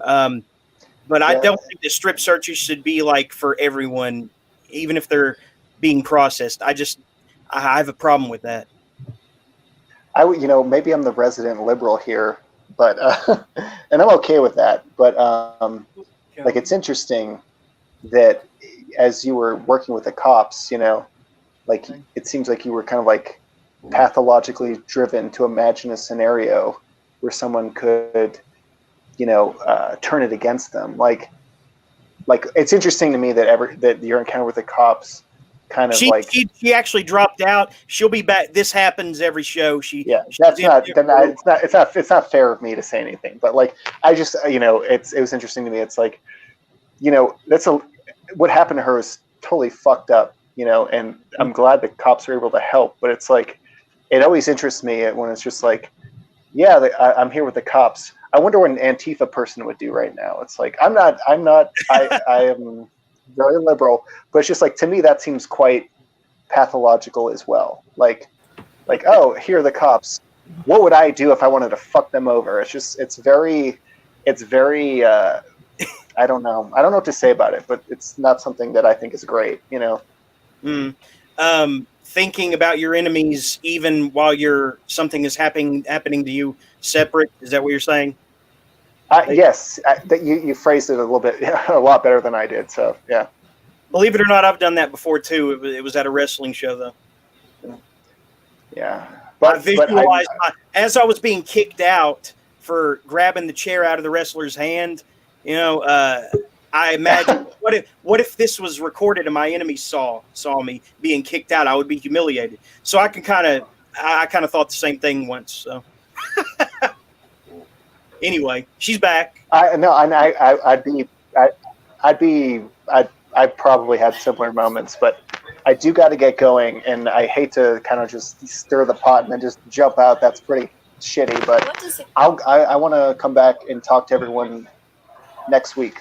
That would be great. And yeah, man, wow, we got a lot of new blood tonight. I love it. And by the way, if I don't believe you got a chance to speak to him, but this is Connor Boyle, a friend of mine, and it went really well tonight before you got here, and hopefully you'll get future chances to talk to him. But yeah, look forward to talking to you more, Ann. Okay. Glad everything went okay. It was nice talking to everyone else too. Thank you. It was nice meeting Ben, Zach, and Phoenix. So y'all take care. I think she's preoccupied. But yeah, awesome, man. And I hope you will come back. Don't be unnerved by any controversy that is said on this show. I wasn't. Don't worry. Y'all take care. Thank you very much, man. Talk to you later, better Zach. No. He's not a better Zach. He's way better Zach. I miss him already. I want him back. I'm the only Zach. Anne's gone again. She'll be back. Michael No also may try to drop by if he's able to a little later. Wow, a lot of new blood tonight. I feel rejuvenated. We got water. Yes, Zach Ben. And Cuntcrusher. Not anymore. Cuntcrusher turned out all right too, right? By the way, Ben, Zach, it's the truth. Ben, Cuntcrusher is your replacement, so yeah. Yeah, I knew that anyway. I was. I think we can all. He's my replacement while I go to replace Joe Rogan on his show. Yeah, I'm sure that's where you're headed, man. Yeah. By the way, you'll have to ask permission for anyone you have as a guest on there. You have to ask Spotify for permission for any guest you have on there. If you are replacing, that lofty seat of the Rogan. I don't care. I do what I want. That's what he thought. Spotify can see if they can spot this dick in their mom's ass. Oh, hopefully Ann comes back. I think she will. Hope everything's okay. I didn't get the impression that she meant sexual assault. It was physical assault, right? Bitch, say hi to me. Well, hopefully she's all right. And wow, okay. It's almost spoiler time, but I didn't tell you guys this new activity that I've discovered. It's really fun. Masturbation. No. I am so perfectly Anal repressed. orgasms. No. I am so perfectly repressed willingly that the only time that happens is when I'm asleep and I wake up and it's already, that's the only time I have buried all needs. We didn't ask you for details here. I don't care. I'm defending myself. I am pure as the driven. Methinks the lady doth protest too much. I'm not protesting. I'm stating a fact. I have no need of sexual delight anymore. None. Not even auto. Not even self. Hey, Ann. How you doing?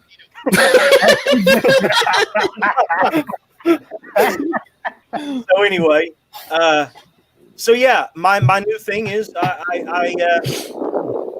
I capture fleas in a water bottle and seal them in and just watch them jump around futilely against. Is that how you get your rocks off now? Watching bugs die. Okay, it's time to freaking go. We have to have an intervention about that. That's too far. No, you don't understand. They threatened by You're torturing bugs to death here. No. You're going to be moving up to rodents and then eventually people. No. They threatened my cat's well-being. So We're genuinely worried about you here, Jeremy. No. It's to avenge my cats. Some of them are really eaten up with bites, man. Me too. Oh, I'm totally in agreement with you. Yeah.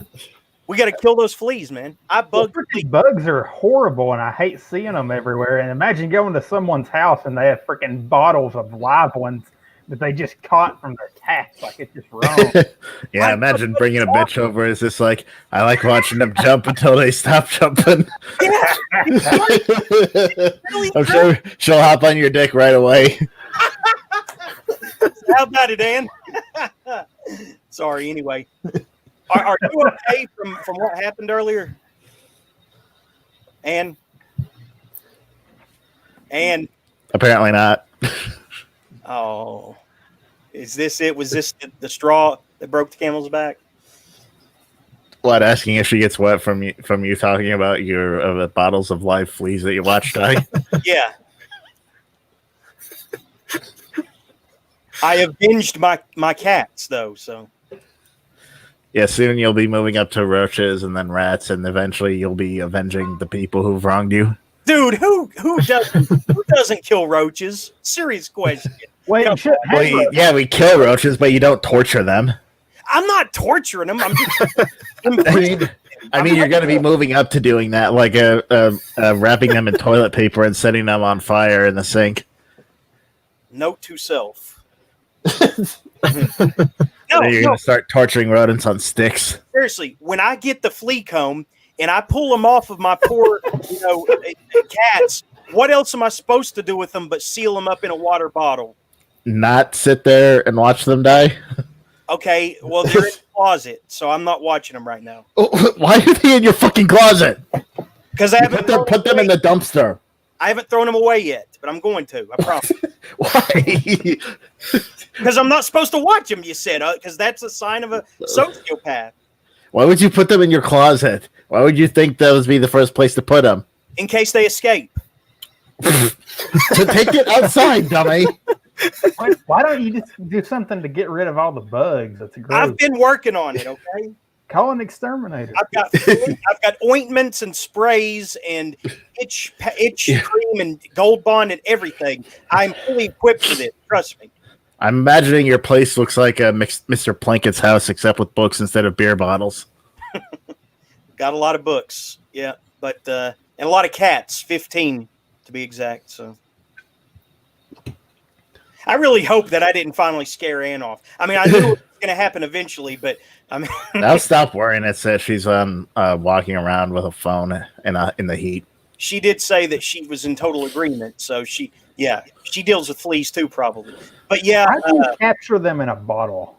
Okay, the flea comb, and then I mean, it's fine. That makes sense when you're trying to collect them, but like I said, you don't immediately take them outside and throw them in a dumpster. No, then they're going to get out, and then they're going to. Yeah, the better they get outside than in your fucking house. How am I supposed to dispose of them? outside. Put them in the sealed bottle in the dumpster. What if a homeless person grabs it and says, "Hey, I need a bottle to fill up with water. I don't have one," and they end up drinking them? Or even worse, Okay, that's their problem. What if an animal who trudges up the dumpster, debris for food because no one will feed them and take care of them? What if they somehow accidentally open it? Just like Shredder. Well, it's not your problem anymore. Just like Shredder opening a canister of ooze, it'd be like opening Pandora's box again. I mean, now you need to think of a creative way to troll with them. You need to take them somewhere and make them become a nuisance to someone. I will. Yeah, take them to someone that you hate and put it down their shirt or something. I will train a flea army. I will become the Willard of I will become the Willard of Fleedom. Have you ever watched the second Willard movie? I think it was a sequel to the remake, if I'm not mistaken. I did not know there was. That one's called Ben, isn't it? Yeah, I think so. About the one Michael Jackson made the song for. Oh, okay. Well, no, but there was a Willard in the Oots, the early 2000s, right? A Willard in the what? Or the late 90s, the Oots. Don't they call the 2000s the Oots? The aughts. Aughts, okay. And Ann's That's like freaking West instead of West. Ann, are you back with us? We're not operating on the highest brain levels here. Oots. Are you Canadian now, Jeremy? Oots. Eh? A boot. Maple syrup hockey stick. Right. Am I speaking your language, Mr. Canadian?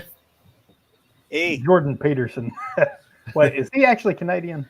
Yeah. No, I'm thinking. Well, okay, he is too. I was thinking of that freaking horrible guy, Steven Crowder, who I can't stand. Well, he's Canadian too. Well, why are they all freaking Canadian? I don't know. Because it's where they're born, I guess. Yeah, but like all these figures of like normal. Because Trump is building the wall on the wrong border. We need to fucking build the wall on the north border to keep out the fucking Maplebacks. Maplebacks, I love it. Maplebacks, that's beautiful, man. I love it. Maplebacks. I just love saying it. It rolls off the tongue so well. Yeah. So, isn't Canada basically just like a low-rent America where bestiality is legal? Pretty much. Okay. And it's colder. It is colder, yeah. And everyone brags about leaving their doors unlocked, and they probably get, robbed quite a bit. And they talk about Tim Hortons and fucking hockey and shit. Hmm. And milk comes in bags.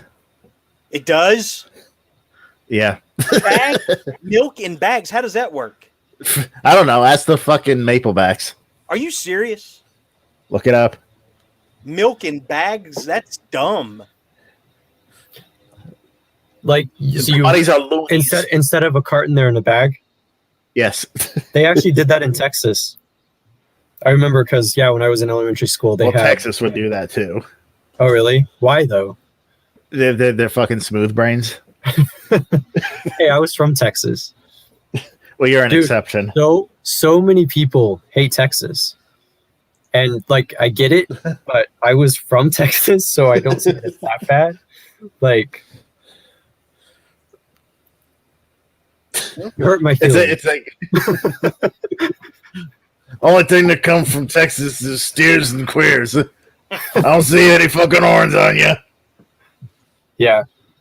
No, there was I wish I could remember the actual channel, but there's a funny YouTuber, and he did a joke about him moving from California to Texas, which was a reference to Rogan. And it was actually funny because he was talking, so it was a Californian talking to a Texan, and the stereotypes were perfect. I was like, oh, they actually totally believe that, huh? And they're at odds, and they're completely see the world differently. It was crazy. It captured it so well. California being more progressive and liberal, and then Texas being more kind of pull yourself up by your bootstraps conservatism. It was interesting how they captured that. Not to get into controversies, but yeah, it was funny. Have any of you ever listened to the rapper DZK? He has a really funny song called "Is Everyone Here from Texas?" Well, what happened to you, Lord Goat or whatever that you were going to have on as a guest? Did we couldn't get it to work. Oh yeah. So was he going to try again, or? I don't know what we're gonna do.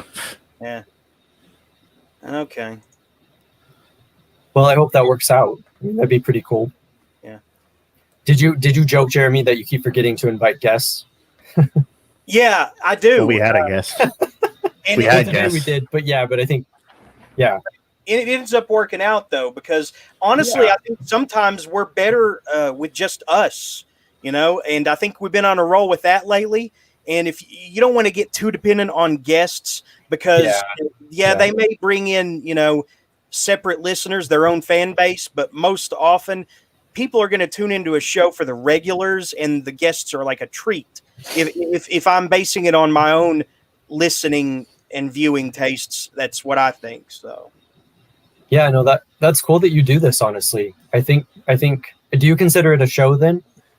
I do consider it a show, but very loose, informal, and the show is stretching it. Well, I only mentioned that because I thought that there was one show I listened to that I thought was a podcast, but I guess there's a difference. Because like the idea behind the show is that you can have people interact with you in real time. People can listen back to this for entertainment, purposes. So I consider it a show. Is this really Gregor? Fuck off, man! Stop playing with my emotions. Just for that. Now I really am going to replace him with better Zach. You did say that there's a lot of new blood though today. Cuntcrusher. What does everybody think about CC? I wonder if he'll be a repeat appearance. I kind of like that. So far, I think he's all right. Yeah, we should bring him on to replace you. I think he'll make a good replacement. No, he's your replacement. I haven't found my replacement yet. But it's my show, so I make the decisions. Bullshit! I still need to find my own replacement, though. I don't know. Phoenix, you want to replace me? Well, I think the problem would be commitment, just because Sundays are usually a busy day for me because it's my day off. So I'm catching up from the week. So that's a negative, huh? I mean, I actually would be very honored if I could do that, but I just don't know if it could happen. Don't want to replace me, huh? No. Speaking of Sprite. Tim, we talked about this before, but Tim Pool was using that as an example to make fun of the free zone or whatever in Oregon or California or something. And it was actually from like a year or two ago at a trick-or-treat Halloween type shindig. That's because Tim Pool is an idiot who doesn't know what he's talking about. I disagree, but I do think that I caught Tim Pool in a lie there, that we're sensationalism, that, it's always good to be a little skeptical of everybody, as long as you're not like making everyone miserable with it. But I did catch Tim Pool in that inconsistency, but that can happen to anyone. Like Tim Pool, more like get this fucking fool out of my YouTube recommendations. Probably. It's like Tim Pool was on Joe Rogan and he confronted Twitter.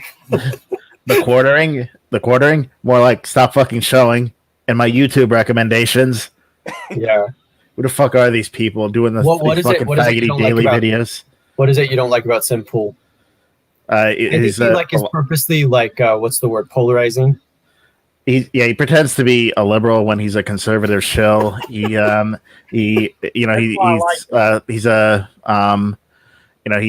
exaggerates stories. He gets shit wrong all the time. He's more focused on fucking pumping out daily videos. His entire thing is just fucking reading from news articles and giving commentary. But it's like the most low effort bullshit. Like us, yeah. But maybe less. I don't know. Well, at least we riff and make jokes, sort of, kind of.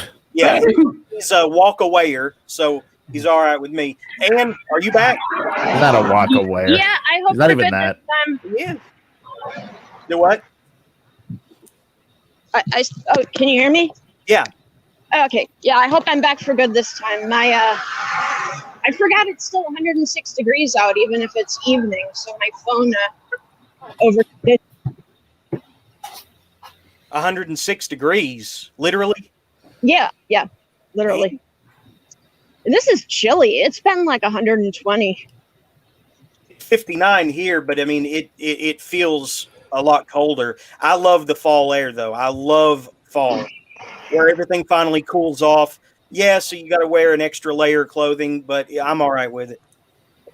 See, I can barely remember to get my keys and my mask and my phone and shit before I go outside.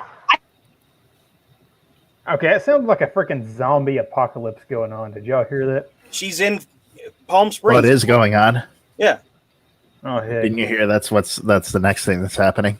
They're probably gnawing on her right now. I need to freaking stock up on freaking ammunition stuff. I don't have anything. Oh, yeah, I've got a hole in my ceiling now. But speaking of which, Did you freaking fire a gun in your house and freaking? no, I didn't. No, You're supposed to fire fireworks outside. no, it wasn't me. No, no, the cat that I mentioned before.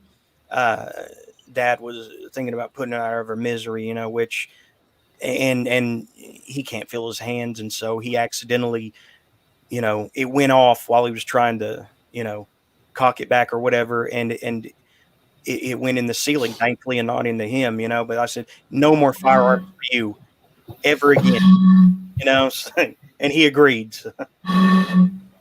What is going on with that? Who's got the didgeridoo?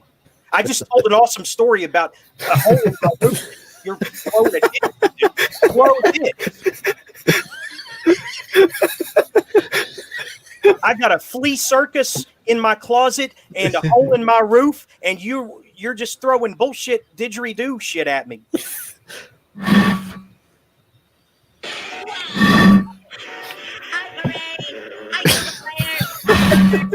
Stop it!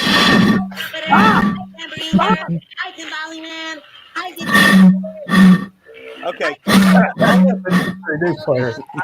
let you get this out of here. I'll let you get this out of your system while I BRB. And Ann dropped again. We'll get it, Ann. We'll get there. I will be right back. Hi, tambourine girl. Hi, timbali man. Hi, didgeridoo player. Turn towards the speaker. Go ahead. Kettle drum. Go ahead.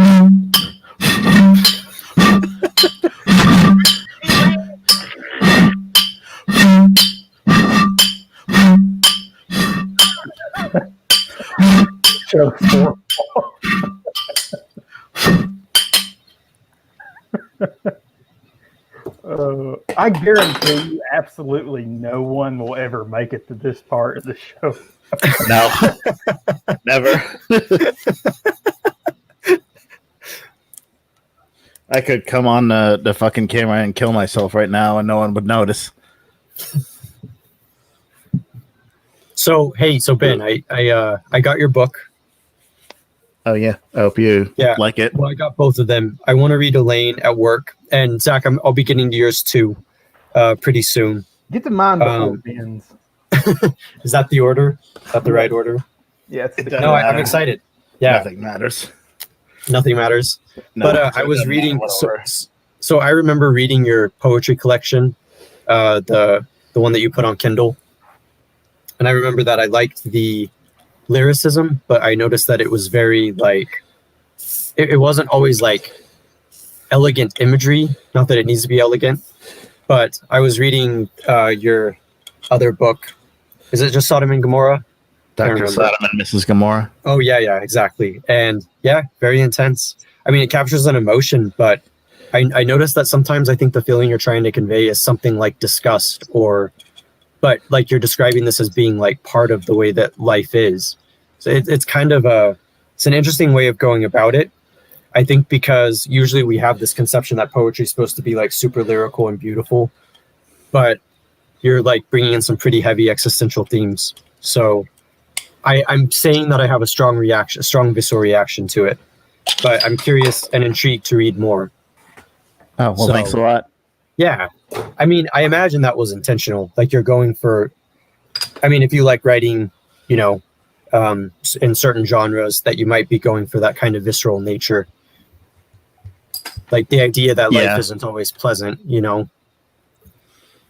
I think so. Like, it's not something I consciously go for. It's just kind of what comes out when I sit down to write poetry. Anybody? So you don't actually go for it? I mean, that makes sense. It's the same problem of, you know, did the writer choose to make the dress green? I get that. I guess I just felt like there's a kind of, maybe for lack of a better word, but density about that. And I think whether it's intentional or not, it's an interesting approach. So yeah. Well, thanks a lot. Yeah, well, that's what I was wondering. Like, if it's not intentional, then you basically imply that a lot of it is like maybe what you feel based off real experiences, or like just the way that, like, is it? I guess what I wonder is it like your perspective, or is it kind of like the negative capability of Keats, and it like comes from, I don't know. Maybe you're not thinking about it that much. I'm sorry. Yeah, but I mean, I'm just curious about your approach. Yeah. But yeah, it basically is just mostly my perspective, which isn't always like the most pleasant. You know, my head isn't exactly happy candy line. Yeah, but I mean, I think there's a place for that. I think that's what I'm trying to get at. Even if like the process might be different from like what maybe like even my process is, I think there's a value in having something like that captures an intensity and emotion, and that is visceral, and that makes you kind of feel a little bit disgusted maybe at life or something like that. So I mean, that seems to be one of the themes that I got. I mean, granted, it's subjective and I could be off or on it depending, but that was what I got out of it so far. Yeah, well, I think that's a very, I think you put a lot of thought into it, and I really appreciate that. Yeah. No, and that was only to getting to the second poem. So I've got a ways to go. But I also like the way that you structured the book with the feel bad bin in the back. I like that a lot. Yeah, the feel bad all the time is kind of the name of my self-publishing press, I guess. Oh, cool. Well, I like the way that you structured the book because it's, and I haven't read all of it, but it's open-ended. Zach, do you want to tell them what the name of your little self-publishing thing is? It's awesome. It's I great. might find it real quick and bring up the thing on the share screen. It's way better than college rock under the man. Why do you hate that? I can talk about that because you brought it up on the show. You said it on the show, so it's all right to talk about, right? Because he's a I'm saying why do you criticize It college just rock? sounds, because he's a hating ass bitch. it sounds funky. There's a title has to. I'm not writing the book though. Wait a second. Okay, well, but I just think it would be a horrible title for anything. It doesn't roll off the tongue. It doesn't have any sort of musical quality or flow to it or anything. Okay, can y'all see it? Yeah, that is awesome, isn't it? Lava Lamp Dog Publishing. I love it. Yeah. Yeah, that's cool. So are you kickstarting your publication, Zach? No, Indie Rock Cabin was the first book, and the next book that I have coming out either at the end of this year or early next year will also be on that Lava Lamp Dog thing. But it's just me self-publishing. It's not like a business or anything. And that's cool. I actually thought of doing that, and I think originally I had reached out to you about doing some stuff too. But to be honest, since I want to go in such a specific direction, it just probably needs to be my stuff. You know, I get my focus on my own writing instead of messing around with having to like have the responsibility of actually publishing other people. you guys, I think that would be really hard to do, honestly. You guys could collaborate, maybe. Yeah. I don't know. You're very different, but alike in some ways. I don't know. Well, I mean, I understand that it would be a lot of responsibility if you were running your own publishing company. I mean, I think that would get stressful, actually. I mean, it could be fun, though. I mean, if it was something you wanted to do. But I was going to say that's one of the cool things about access to, like, publishing our own materials that we have now, that you can start your own imprint, you know, and you can make it your own brand. It's really cool. Yeah. So, yeah. I think I really do. I've said this already, and maybe I'm like too excited about it, but the things that we can do with media now is incredible. We haven't always had this. And sure, there's a trade-off because we used to have the gatekeepers, which allowed for maybe a more quality control and less overwhelmed. But now it's more democratized, and that doesn't always work to our advantage, but I think in some ways it definitely does. Hey, when you go to read Indie Rock Cabin, you should listen to the soundtrack. I want to ask questions about it, but I don't want to spoil it either. Okay. Because I'm curious like what the actual themes are, but I should read it first before I ask. Yeah. I'm actually happy or proud of this. It's very spiritual, and Okay. like rustic from where they're out in the like cabin, camping grounds and whatnot. So you read it? You read it? I have it probably looks like I gave it 5 stars because I'm friends with Zach, but no, I really did like it better than I liked most of his other stuff. So Yeah.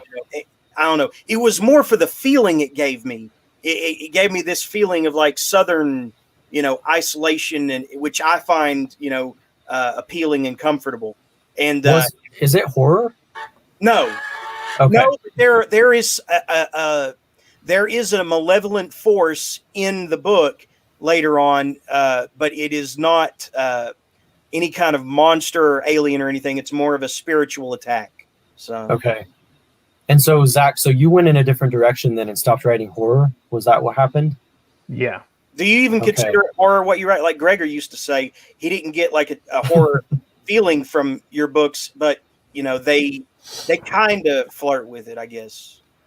Well, I think the only one he read was "Soothing the Savage Swamp Beast." I mean, I've wrote like actual legitimate horror before. A rock band named Paul, a rock band named Steve, with a torture couple or whatever. Yeah, that one, and then Locker Arms and Hospitalized Factory of Pain. But yeah, no, now I don't really do horror now. And Indie Rock Cabin and Soothing the Savage Swamp Beast, neither of those are really horror at all. I wouldn't consider them that. Locker Arms was cool, but it kind of meandered, and I kind of lost my feel for the plot. Like, I don't know that you probably explained it, but I probably it went over my head how, like, who the arms belong to or what caused it. And I'm probably missing a significant portion of the book since I don't remember that. But yeah, if I remember correctly, I kind of made it clear. But to be honest, I mean, I was proud of that book, but that was really the first time that I wrote a book and realized that, like, it was missing something. And honestly, and I know people get tired of it, but like post-conversion, thinking about things in terms of a meta-narrative, as in a religious meta-narrative, gives me that like meaning that like the stories, like they're grounded in something as opposed to just writing about horror tropes or tropes that I like, which is what Locker Arms was. And pretty much every time I wrote a genre thing, it would be influenced directly by another genre thing or just my love of genre stuff. But doing this way, like, I feel like it's actual more legitimate and meaningful storytelling. so, and yeah, we did talk last week about all of us doing a kind of book club thing, and I thought that we agreed on a Chuck Palahniuk novel, possibly Haunted. Didn't that what we agreed on at the end? I don't remember that at all. We decided on some kind of Chuck Palahniuk. All right, I'm down. Well, which one? Maybe we each read one by him. If we A different. Oh, okay. what do we think about this, guys? How do we? I'm reading The Invention of Sound right now. Okay. Yeah, I don't know. With me, my reading schedule is so sporadic these days because I have a couple like big books that I try to get through, and then I also like want to make time for novels and stuff. So it's a little difficult at the moment, but I might be able to work in like after I finish this next novel I'm reading. I'll tell you. Okay, I will either read Haunted or Snuff or Rant. I'll read one of those over the course of what 2 weeks, a month. Sure. Yeah. A month. We'll give it a month, and we'll each that of us that are able, we'll read a Chuck Palahniuk book and discuss it. Yeah. So. Alrighty. Wow. There are a lot of great things about having a diverse crowd. Yeah. An actually intellectually diverse crowd. But it is clearly hard for us to agree on a book to read. Well, the problem is I'm kind of reading everything ever written all at once, or try to, and that's why it's so rare that I finish one, because I'm always making snail's pace progress on each one, and then one day I'll just end up finishing reading like 3 in one day because I've been reading them all along. It's crazy, my approach, but I have fun with it. So yeah, boy, that killed it. I was going to say something and then I liked the silence. That killed it. Yeah, whatever that was, that killed it. If it was ever alive to begin with. Yeah. Hey, let's talk about something. So, sorry. Yeah. So, this notion of, so Jeremy, you were describing your process with reading books, which is pretty sporadic. Yeah. So, do you feel like you're going to read every book in existence? Of course not. Probably not even like 1 or 2%, because you got to figure we've had several centuries and even millennia of people writing books, and you know, I would say a good percentage of books that were ever written have probably been destroyed irretrievably. So you can't even, if you read genre mostly, you're probably not even going to get out of the 1%.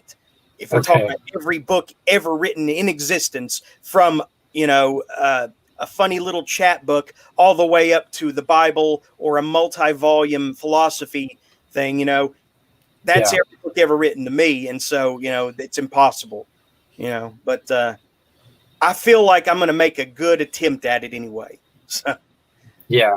No, that's great. I think that's a great goal. I've actually always been kind of interested in your process. That's why I'm surprised you don't write more, because I feel like, like you have this vision with how you think reading is. You know what I think it is? I spend so much time like being connected to all these other people's fictional worlds and trying to find like connections between them to make it more real for me in my mind, that I don't have time to left over to think of my own worlds. You know, it's unfortunate. And I think, I should use this gift better, but that's how it is. That's how I process it. So, I mean, do you like writing? There was a time where I considered myself an emerging voice, like honest to God, you know, realizing a novel and bringing it to life. Life, the movie. Oh my God, I was on fire. Every word was important and put in just the right place. And then it meandered away when I broke up with my girlfriend, you know, one of the few I've had in my life. And I don't know, it just kind of dried up then. And, you know, there were like 3 days where I kind of just stared at the wall when I was home, and just processing, you know, all this time spent on someone else. What happened to the one with the metal chick? The metal. I'm working on that, but you know, it's like I'll lose. Because you were pretty excited about that one. I am excited about it, and I would say I'm maybe 25% through the. Okay. I've reached the important the what do you call it? The catalyst of the plot where he saves her, and she wants to thank him. That's where I'm at right now, and I'm making my way through that territory, and it's kind of just knowing which scene to put in front of each one that I'm struggling with right now. But I am excited about it. The thing is, I'll lose days at a time because I feel like, oh no, I'm behind on reading these books, and so I lose days on writing trying to catch up to what all I'm reading. You don't have to read that much. I don't know if anyone told you. Well, I feel like I do because obviously we all have limited time on this earth, and I want to fit everything in my collection. And I am 2 books away from 4,000 on my Kindle, and so I feel an obligation to read every one, or else why did I even bother with them? So I got impressed when you read The Street Kid, because the point of that book was to be immersive, and that's actually the point of a lot of my longer books. Again, that's why I like The Talisman. Street Kid is my favorite. Street Kid is my favorite of yours. I find Contorted Royal okay in small portions, but it's also very different from what I, know of you. So poor Anne, she keeps trying to come back, and it keeps dying. She'll probably give up. She'll probably end up giving up. I hope not. But yeah. But the idea is like, I like your idea of thinking about writing as a way of being immersed, because I think that's one of the benefits of something like, genre fiction, science fiction, fantasy, is that you can immerse yourself in this whole world. When a hobby or passion is such an integral part of your life, no matter what it's at the cost of in that life, you have to almost look at it as you would a friend comforting you. And so that's what I look at it as. It's like all the books, I look at them, like I would friends, most of them, except for Well Dressed Wound by Derek McCormick, because it's a pile of shit. And I just realized that I bought another book by Derek McCormick. I just threw more money on top of this shit pile by rewarding Derek McCormick for writing A Well Dressed Wound. It's bullshit. And guess what? The name of the title of the book is The Show That Smells. So maybe that one's more straightforward. Is it? I'm actually looking forward to his book, Castle Faggot. That's a catchy title, but I hate him for writing Well Dressed Wound. Derek McCormick, if this ever reaches you, I'm sorry, but I hate you for writing Well Dressed Wound. And the Show That Smells is like, it's annoying me in the same way, and it's nothing personal, but I do hate you. So there. It's best as I can say it. Jeremy, I feel like so I have one friend, and the reason why I always laugh at his jokes is because they're usually like metaphors, but you can read them literally, and that's what makes it even more absurd. I feel like you kind of do the same thing with your rants and internal monologue, where except it's almost dry, not quite, because I kind of know you're joking, but also I don't know you're joking. Really? So like, it's in your tone of voice. It sounds like I may not know either. But that's why it's funny. Is I feel like some of it, I feel like you're self-aware enough to know some of it is like, I know I'm saying this and I know I seem like I believe it, but I really don't. So, yeah. I'm really disappointed that I gave that guy more of my money after he wrote The Well Dressed Wound. I'm serious. It's the worst thing I've ever read. I mean, my God. Well, what's the context of the? There are entire pages that are blank. There are pages with just like letters down the lines that don't resemble anything important. That's bullshit wankery of the highest caliber. And Ben is getting ready to defend it. And I'm not going to defend it. I was just going to say that I wasn't going to defend it. I was going to say that I haven't been able to read any of Era 11's work since I read Son of Rosemary. Oh, because I don't know about this writer. Cancer. It's just as bad, isn't it? I don't know about this writer. He wrote Era 11. He wrote Rosemary's Baby and the Stepford Wives. Oh, really? Yeah. Yeah. No, I know Rosemary's Baby. Yeah. So is it all horror? Is he writing all horror? Yeah. Because that sounds like a little bit like horror. Not all of his work is horror. I guess Boys from Brazil is like science fiction. One of our favorite books to mention. It sounds like House of Leaves. Was there at all any parallel? No. Okay. No, it's very different. But Son of Rosemary is his fucking cancer. Oh, okay. It's not a book. It's a tumor cell in the form of a book. It's also got a horrible ending, doesn't it? So what kind of ending is bad? I'm gonna spoil the ending to Son of Rosemary. It's both the events of Son of Rosemary and of Rosemary's Baby were a fucking dream. Fuck off. You know what? It was all a dream. It was another crutch that a lot of storytellers used to use. Son of Rosemary is fucking fork in the brain. Wow. That's fork in the brain. That's bad. So what? Hey, so Jeremy, what gets your blood flowing in terms of books then? I know we've already talked about endings and good endings, but I'm curious, like, what you feel gets you alive. Like, what kind of books? Because you obviously have a wide range. Yeah, well, like obviously crossovers, because that kind of that kind of vindicates or reinforces my convictions about fiction. But also, when two characters in the same book finally meet up after much buildup, and they're both really powerful or both really cunning, and you see them finally come face to face, and you know that there's going to be a battle of, the immovable object meeting the irresistible force. I love shit like that. I love Do you have any examples? Confrontation. Yes. Most recently, Pillowface versus the Lurkers by Christopher Rufty. He took two of his own horror novel creations and put them together, to go to battle each other. Pillowface, a chainsaw wielding, maniac with maggots festering in his open wounds. He can't die, and he's got a pillowcase over his head. And the Lurkers, these little midget things that live in an subterranean, underground society, and they kidnap female human beings to breed with. So Pillowface, it comes face to face with the Lurkers, and it's an all-out battle, for survival. It's awesome. And we had Rufty on, and I tried to plant the idea in his brain.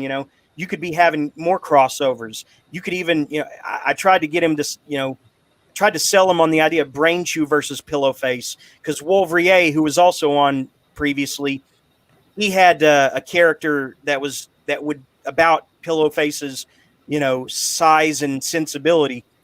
And so Brain Chew versus Pillowface was an idea. I threw at both of them. But what really got Chris Rufty going is when somehow we got on the subject of Edward Lee novels, and one of us came up with the idea of Pillowface versus the Big Head from Edward Lee's one of his most famous novels. And Rufty got genuinely excited as he started thinking about it. He said, "I could do that too. I know Edward Lee." So I'm really hoping for that in the future. Okay, other than crossovers and confrontation, I like main characters that aren't just poor slobs, that remind us of the common man in real life. I like main characters that have a life, an inner dialogue, an inner monologue, and a life and hobbies and interests and things they are good at. Too often, and I see this with even talented authors, even Jeff Strand falls back on this more than maybe he should. Just these poor schlips who can't get anything right, can't keep a girlfriend, their wife's cheating on them or frustrated with them, they don't pay the bill on time, they got problems at home with the kids, neighbors, family. I would love to see the return of strong main characters who can handle a situation confidently, and it may not be perfect, but, they're still taking control of their own narrative. We have too many main characters where things just happen to them instead of them making things happen. I mean, that's kind of been a staple with horror is the main characters, aren't exactly like James Bond, and they kind of have to not be in order for for them to, horrifying things to happen to them. Mm. But how much more how much more invested would you be if you saw, like, say, a sheriff who's legitimately without fear? Fear is alien to him. If you saw a main character who was a sheriff go into a blazing fire to battle some kind of monster, and he's legitimately not scared, he's like rushing into the fire. He's so excited to do battle with it. Even if it kind of stops being horror then and just becomes like a supernatural action thriller. Would that be exciting though? To have a main just different from horror. Well, I guess, yeah. I guess you do need an underdog for some things, but I like, for instance, Ash from Evil Dead. He's not afraid of shit, right? He's stupid to be afraid, right? Yeah, that's true. I wouldn't necessarily classify Breaking Bad as horror, but I mean, it has that element too. Okay. No, Evil Dead. Oh. Evil Dead, yeah. Ash is Evil Dead, but you're thinking of Hank from Breaking Bad. That would actually be a good example too, because Hank makes things happen in his life. Yeah. He handles his shit one way or another, whether people agree with the choices he makes or not. He handles. Well, that's the thing. It's him becoming like more, grabbing more control over his life, but at the same time also becoming more amoral. Yeah. That's an interesting character portrait, though. I actually don't like. Go ahead. I actually don't like I don't like Breaking Bad for that reason. Like, I wanted to empathize with Hank. Was that his name? Yeah. I guess it was. I wanted to like him, but he's not a protagonist. Like, and you don't have to like the main characters, but after a while I was like, I'm not even sure what he's doing. Is he really in control? Like, he just seems like he makes chaos. Yeah, so my confusion is like when people think Breaking Bad is a morality tale. I'm like, wow. No, wait a minute. Wait. His name is Walt. I'm sorry. Yeah, Oh, Walt. was it Walt? Hank Yeah. is- I think Hank you maybe is the thinking of the cop. fact that his nickname in it is Heisenberg. Yeah. Oh, yeah. Walt is the main character who we're talking about, and Hank is the brother-in-law who's a police officer. Yeah. So. Well, and I was always conflicted with Breaking Bad because so many people love it. So many people think it's great, high art, like that. It's like one of the high points of television. I think it is. Really? Yeah. I just didn't feel that way. And I'm like trying to figure out why.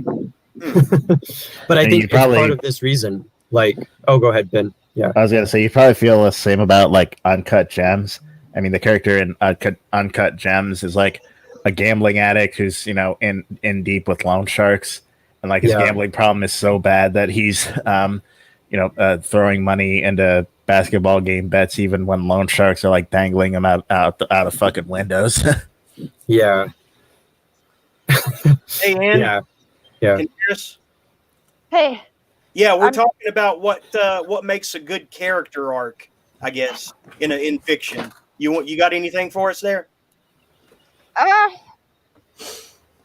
one. Yeah, one can you give me a pizza roll, Zach? Can you email me a pizza roll?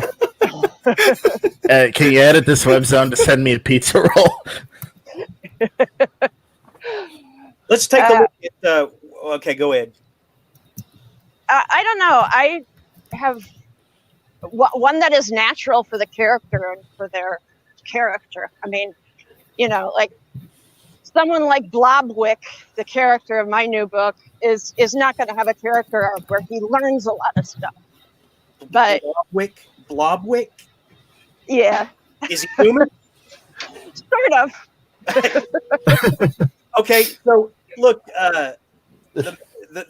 we'll use a character from Anne's new book here as an example. Electra, right? Yeah, Electra. She has a character arc where she is the resident slob that I'm talking about with main characters that's popular these days, the underdog, the slob who can't do anything right, can't keep a girl, can't pay the bills, can't do anything.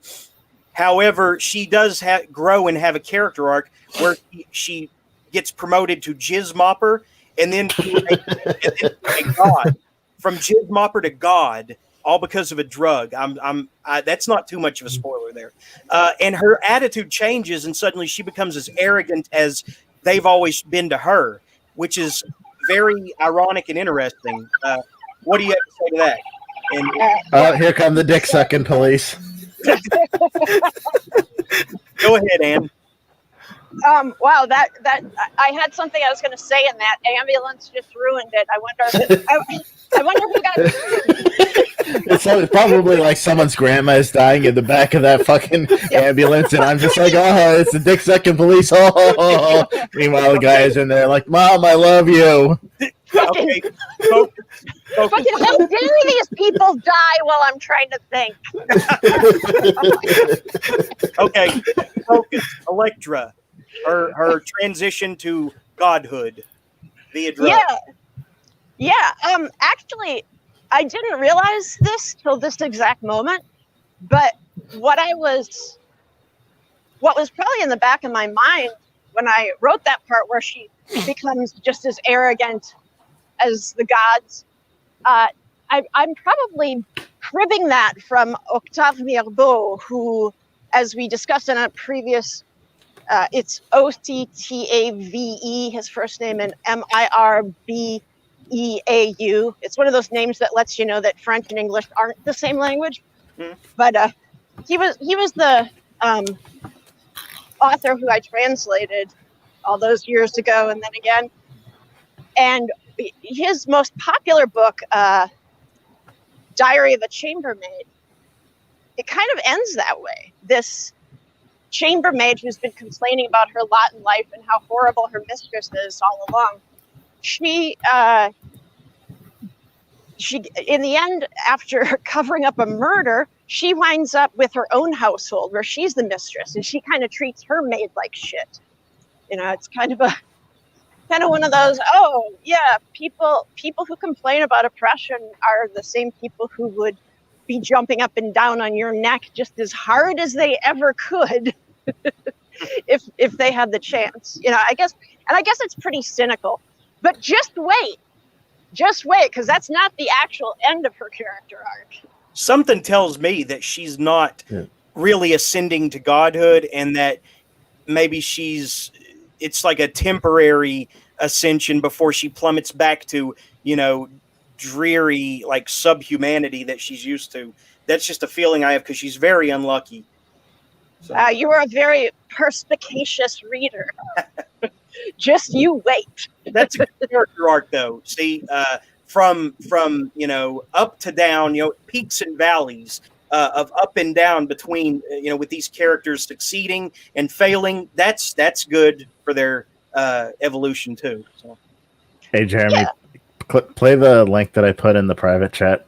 Okay, I know this is going to be bullshit, but some kind of bullshit. This is probably something with Steven Universe or some shit. I know this is going to be bullshit. And because I'm superstitious, I'm turning aside early because I was about to approach the intersection where I ran into the latest homeless guy to accost me. You better say hi. Hi! Bitch, say hi to me. Okay, I just have one question, Ben. Do you think that this will get me popped? Because I can't afford another copyright. It's not going to get you popped. I can't afford another copyright strike, or this channel will be in dire straits. Which is not to say that I don't have 78 backups, but it took a while to build the 1,900 followers it has. So this isn't going to get copyright struck. You sure? Did you really get copyright struck? Those guys, yeah. That's annoying. And it was by someone that I trusted. Dude, I think YouTube has the worst policies for copyright. I do too. It was by someone that I trusted is the problem. Okay. Now, maybe I shouldn't have uploaded a movie on my channel, but it's not available. It's not available in America, though. Not subtitled or anything. I thought it was cool. Okay, so I shouldn't have taken Ben's book and read it out loud on my channel, and then pretended that I wrote it. I encourage that, though. Fuck copyright. It should have been okay for me to steal it. Yeah. So. Okay, so I'm clicking on the link and hoping that Red Letter Media doesn't strike me. If Red Letter Media hears even a moment of this, please just leave this poor beaten dog alone. Red Letter Media is not going to pay attention to us. All right.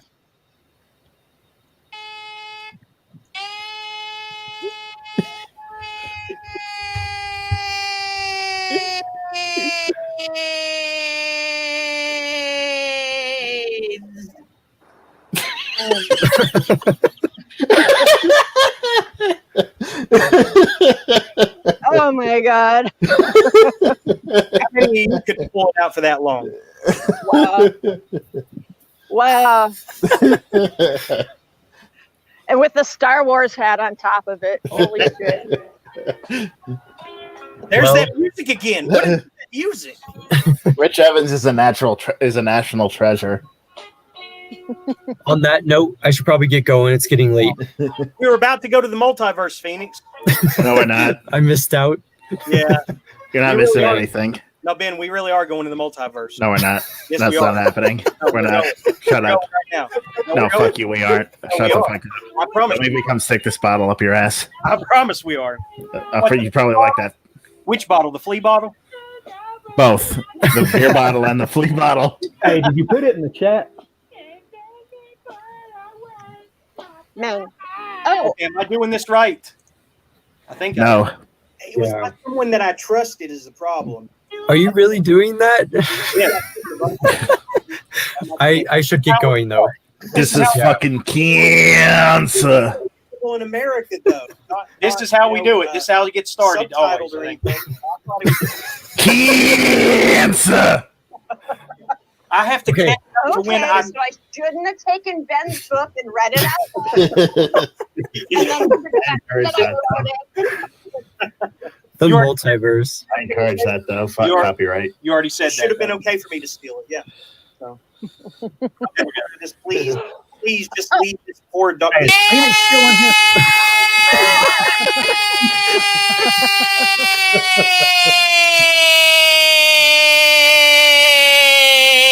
You have to see it again. Is that No. Phoenix real or Phoenix fake? That was me, but it may have been fake. Okay.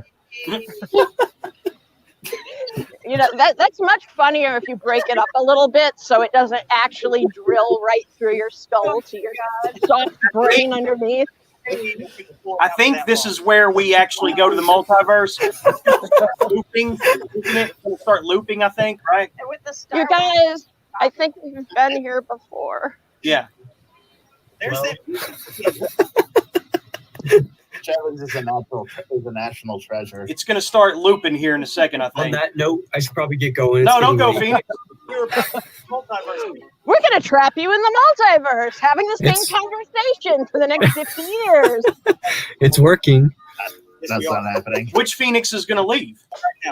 How quirky we aren't.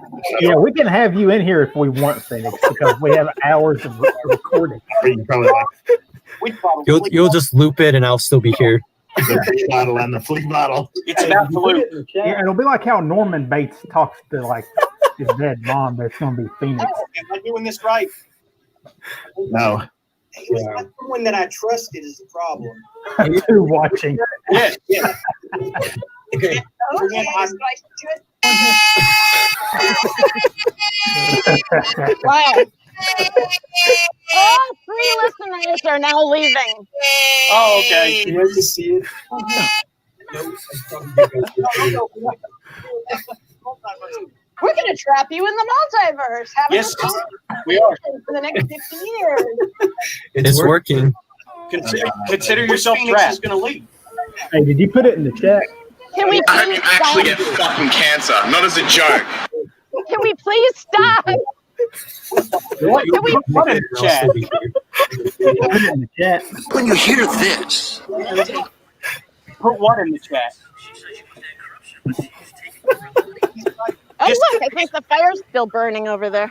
Someone that I trusted. Was that the real Anne? I Yeah, don't know. that was the real Anne. I'm so dumb. go get kids. Fuck you all. Go get kids. Go get kids. Go get kids. Go get kids. Go get kids. Before we begin this journey into space and time, I had heard that You had orgasm. No, I had brain damage. Go get kids. Fuck you all. Go get kids. Go get kids. Go get kids. Go get. Zach, I don't think it's working the way we intended it to, man. I don't know what I'm not doing, but it's not doing the thing where it like gradually like goes outward. I don't know what I'm not doing.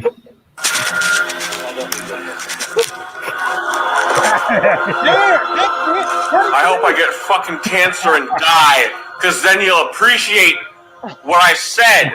Because then you'll appreciate me and my ideas. I think I'm You in wish I control was of the still here. multiverse now. No way. Culture is freaking in free. control. Copyright is an illusion. Yes. This is all an I illusion. agree. You make music and try to make money on it? Fuck. As of today, I hope you have 2 beautiful children and they get cancer. You're actually doing it. How are you doing it? Are y'all seeing the video? You have to put it in the chat. I am. So how do you do it? So I'll know. I don't know. How did you pull it off? There's something I'm missing. Be careful with the copyright strike. Oh, no, that's not those guys. Those guys won't care. Oh, okay. Just FYI, if I wanted to join the residents, I would have auditioned. That's a Murdoch episode. Ah, freaking doing it. Isn't that Murdoch? Pizza. Whoa! Did I do that? Now we're in limbo. Oh my god, this is real. I'm Yeah. the one. Dude, I'm seeing stars. Look at all the pretty stars. I think I broke my computer or something. Oh no! You exit and come back in. Limbo is what happens to little babies who masturbate in the womb. Dr. Weir, my ass has finally decided to eat my hand! Control Alt Delete. Maybe that'll fix it. Okay, go to You broke it. and go to computer settings and Dr. Weir, my ass has finally decided to eat my hand! It hungers for more!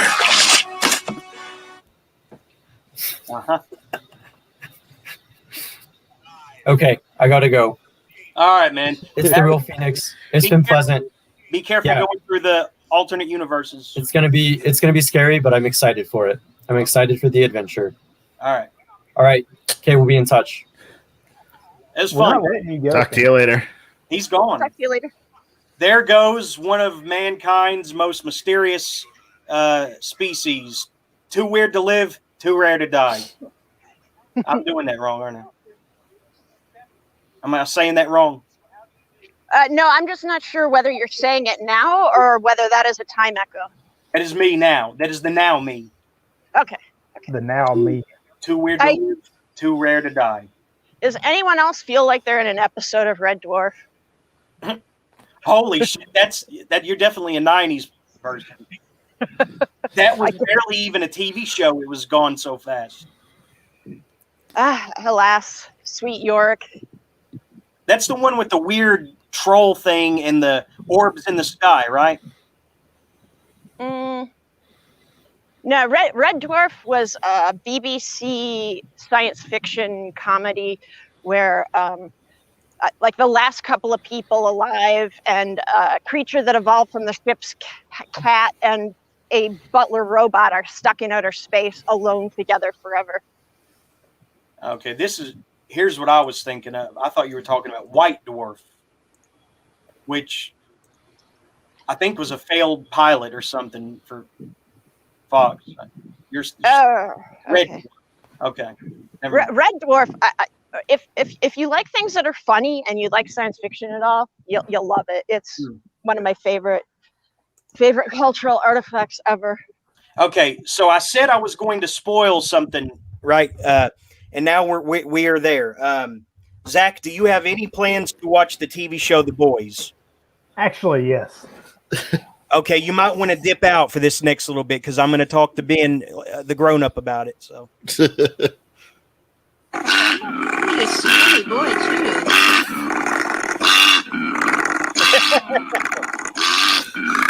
I'm serious. You might want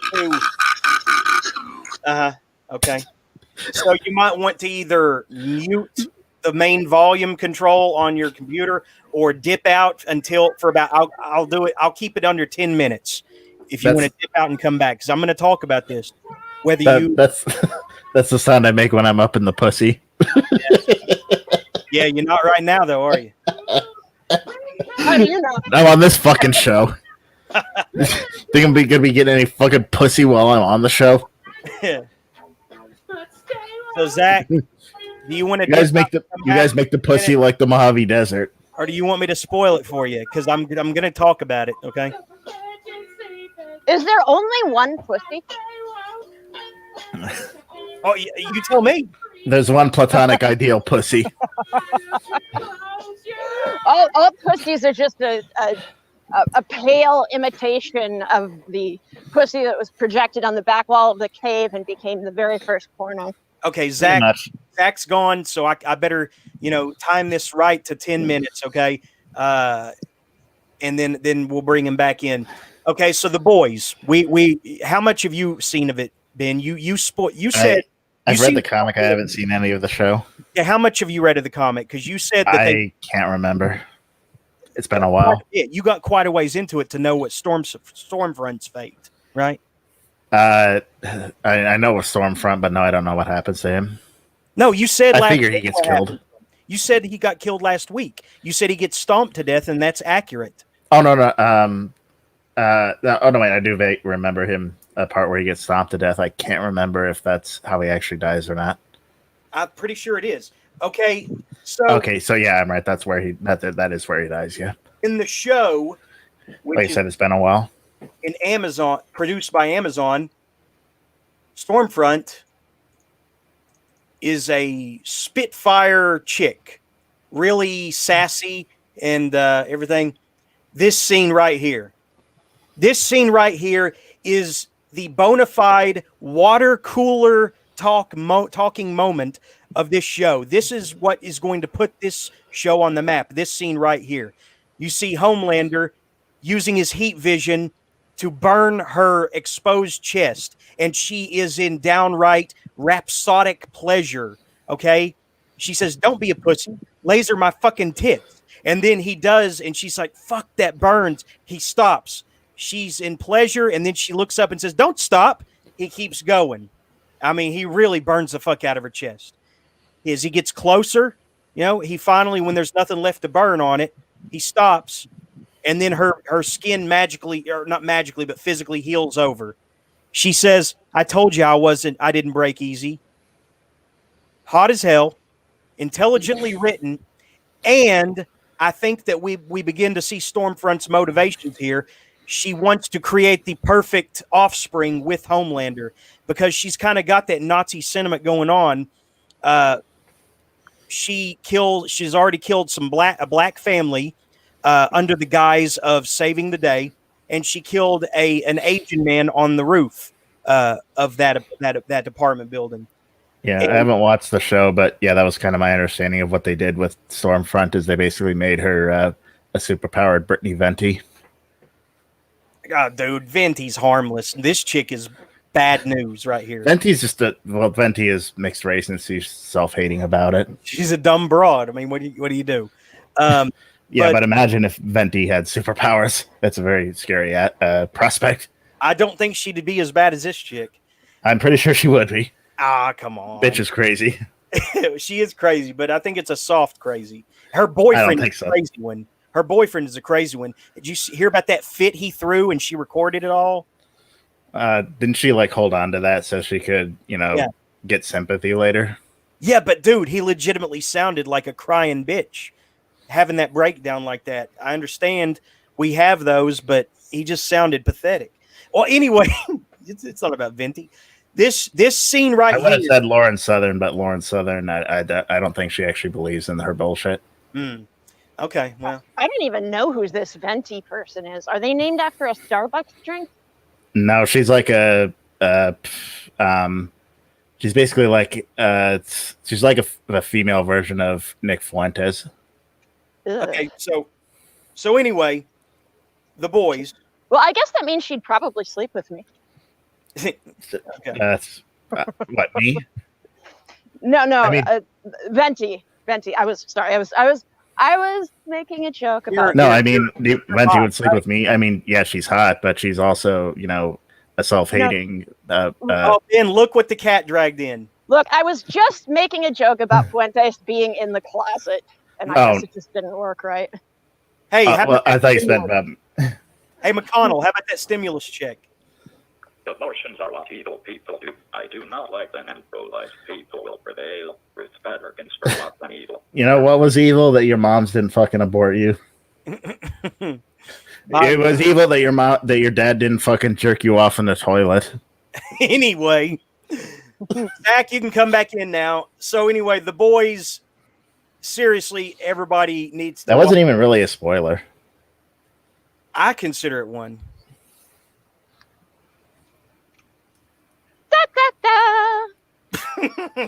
I don't know what else to say. This show is like my new must-see TV, and I don't have many shows left that I watch. This and Castlevania, that's it. Swore I'd never watch another show and get attached again after that bullshit with The Sopranos, but I can go with this shit. This is awesome. It's even better than Watchmen in terms of that like superheroes being real life and really flawed, it's even better than Watchmen in that vein. So okay. I mean, from what I get from the comics, I kind of get that. You fucking faggot. You fucking faggot. Okay. Tell Lindsey Graham to come out of the closet. Go ahead. Yeah, really. Go Tell ahead. him to bring like Nick Fuentes with him. No, what I'm saying. I was gonna say I kind of get that. Fuck, who wrote the Boys comic? I want to say Grant Morrison. Darth Ennis. Yeah. It almost feels like he actively hates the superhero genre with that book. Let's see. He wrote for the Punisher. He wrote Preacher. Yeah, and those aren't really like superhero books. They're only in like very twisted ways. I don't know. I think the Punisher may be the most down to earth superhero there is. Yeah, but he's also a murderous psychopath. But he murders people who have to be murdered, though. See. I mean, not always. Well, there's the vigilante argument, and I see a lot of real life vigilante stuff going down that I absolutely don't agree with. But the Punisher is a trained soldier, and so I think that lends him more credibility. Strictly as a fictional character, I'm not saying in real life that someone should go around, being that anti-hero-ish. But have you heard of the Phantom Patriot? Yes. Okay, I'm glad you brought that up.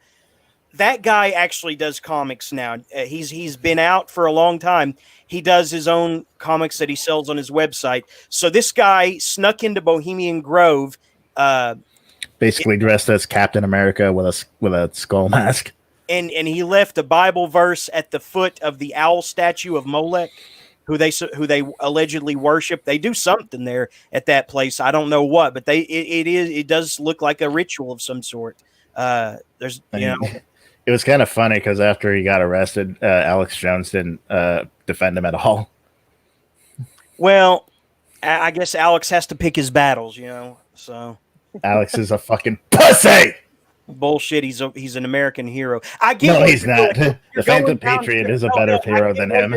I get, and even he's kind of a bumbling fool. I get what's going on. You're trying to passive aggressively check off every conservative personality that you think I may like to get under my skin. I get it. I'm saying that I'm just saying that Alex Jones is a pussy for not defending the Phantom Patriot.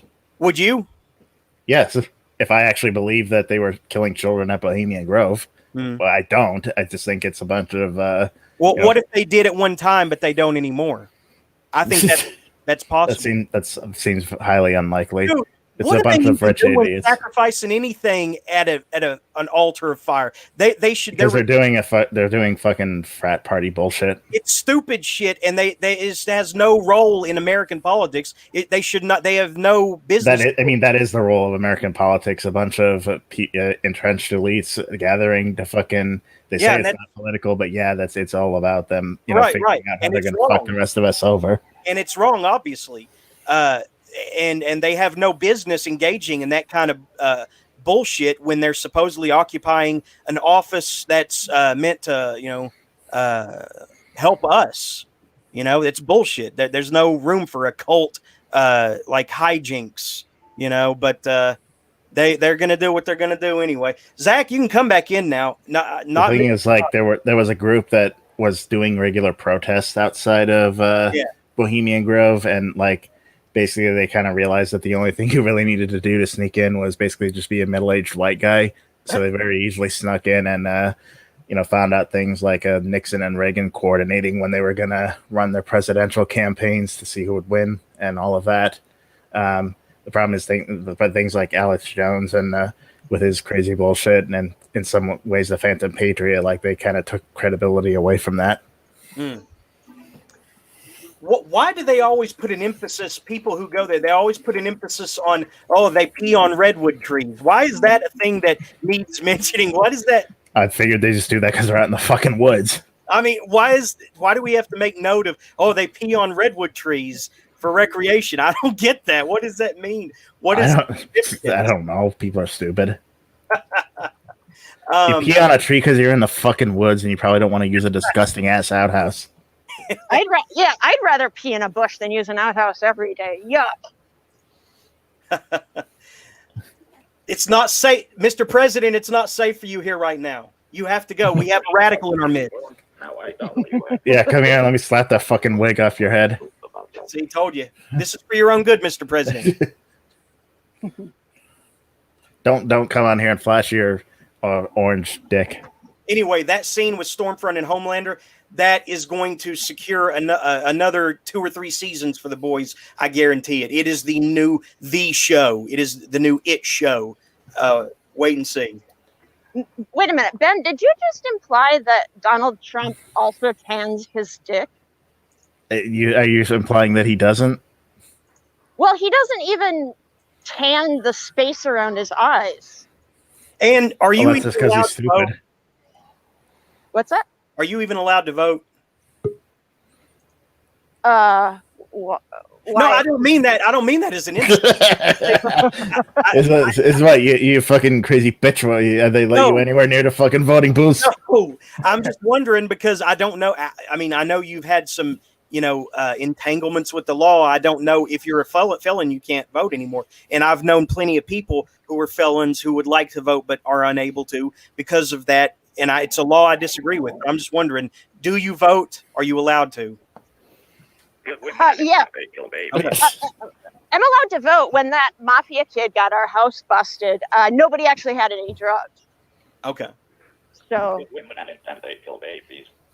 Like they missed the actual drug dealer by like 9 months. I mean, I lost my job. I had to go to jail. Blah blah blah. But yeah, I didn't get charged with anything. Okay. Hey, I think I like this mecha Zach better than actual Zach. But the thing is, usually I vote for myself. I mean, there are very few races. Yeah, I write myself in for pretty much every office. Literally. Yeah. This isn't hyperbole right now. You really do. Yeah. I mean, that's a better use of your vote. I mean, one of these days I gotta win something. It's like playing the lottery. If there's a race where people just don't show up, oh well, this lady got a vote. Now she's county coroner. You should just try find out you're in California, so I'm pretty sure where you're at now is pretty safely blue. So you could probably find something where you could run uncontested as a Democrat and just do whatever you want. Yeah, I mean, I could do the whole AOC thing except not be a socialist. You think it's like that one chick, that one Satanist transgender chick in Arizona who ran as a Republican, and her whole campaign slogan was "fuck the police," and she won. Yeah, well, I've actually when I first moved to LA and I was thinking about whether I should live there long term because that's where I landed. I was actually considering running for city council as a one-issue candidate, and that would be poop. Have you ever seen how a city council meeting where things go wrong? It's really entertaining. I used to be a reporter in Madison, Wisconsin, and I sat in on the city council meetings all the time. It is either it's hilarious or there are people falling asleep. I've seen knockdown dragouts. I used to have a playlist devoted to just outbursts and outright fist fights in city council meetings. It is amazing how often it happens, and it's always the same ones it's always the same ones, the busybodies who are up in everybody's business, who want to cry out, "You're corrupt," to everybody, You're corrupt. Has there ever been a fist fight in Congress? No. Unfortunately. That's why we're failing as a country, because Parliament, I think. Yeah, that's why we're failing as a country, because no senator and no representative is ever worried about getting their fucking skull cracked open.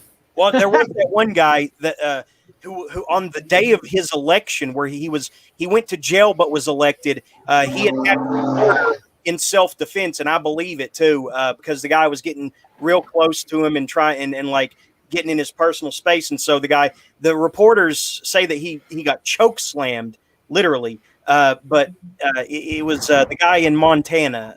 He went to jail that night, but he was still elected. And then he apologized, and he's still there to this day. He sits in that seat for Congress in Montana. Can't remember his name. Greg something, I think. I know who you're talking about. Wow. Yeah, that could, my platform running for city council in LA was going to be, I only care about taking care of the poop. But maybe I could change my slogan to more fights than City Hall. Yeah, it's good stuff. That might be a good thing for you though, to get involved in your community. I don't know. Yeah, I think you should do it, Jeremy. Well, I'm not a problem solver. I don't have answers as to fiscal quarterly reports and like real grown, like deeply grown up stuff. I'm not good at that kind of thing, so I don't know that I would be good for that. So. I should run for city council here on the Eric Andre issues. I'm gonna put push light in the water fountains and cameras in the girls' locker rooms. Is that a real thing? No, you've ever seen that Eric Andre show sketch that he actually got arrested for? Really?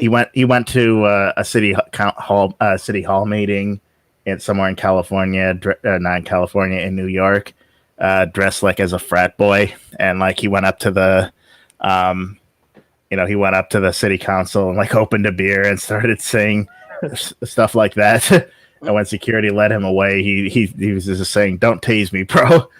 And then he got arrested because he gave the cop his fake name instead of his real name.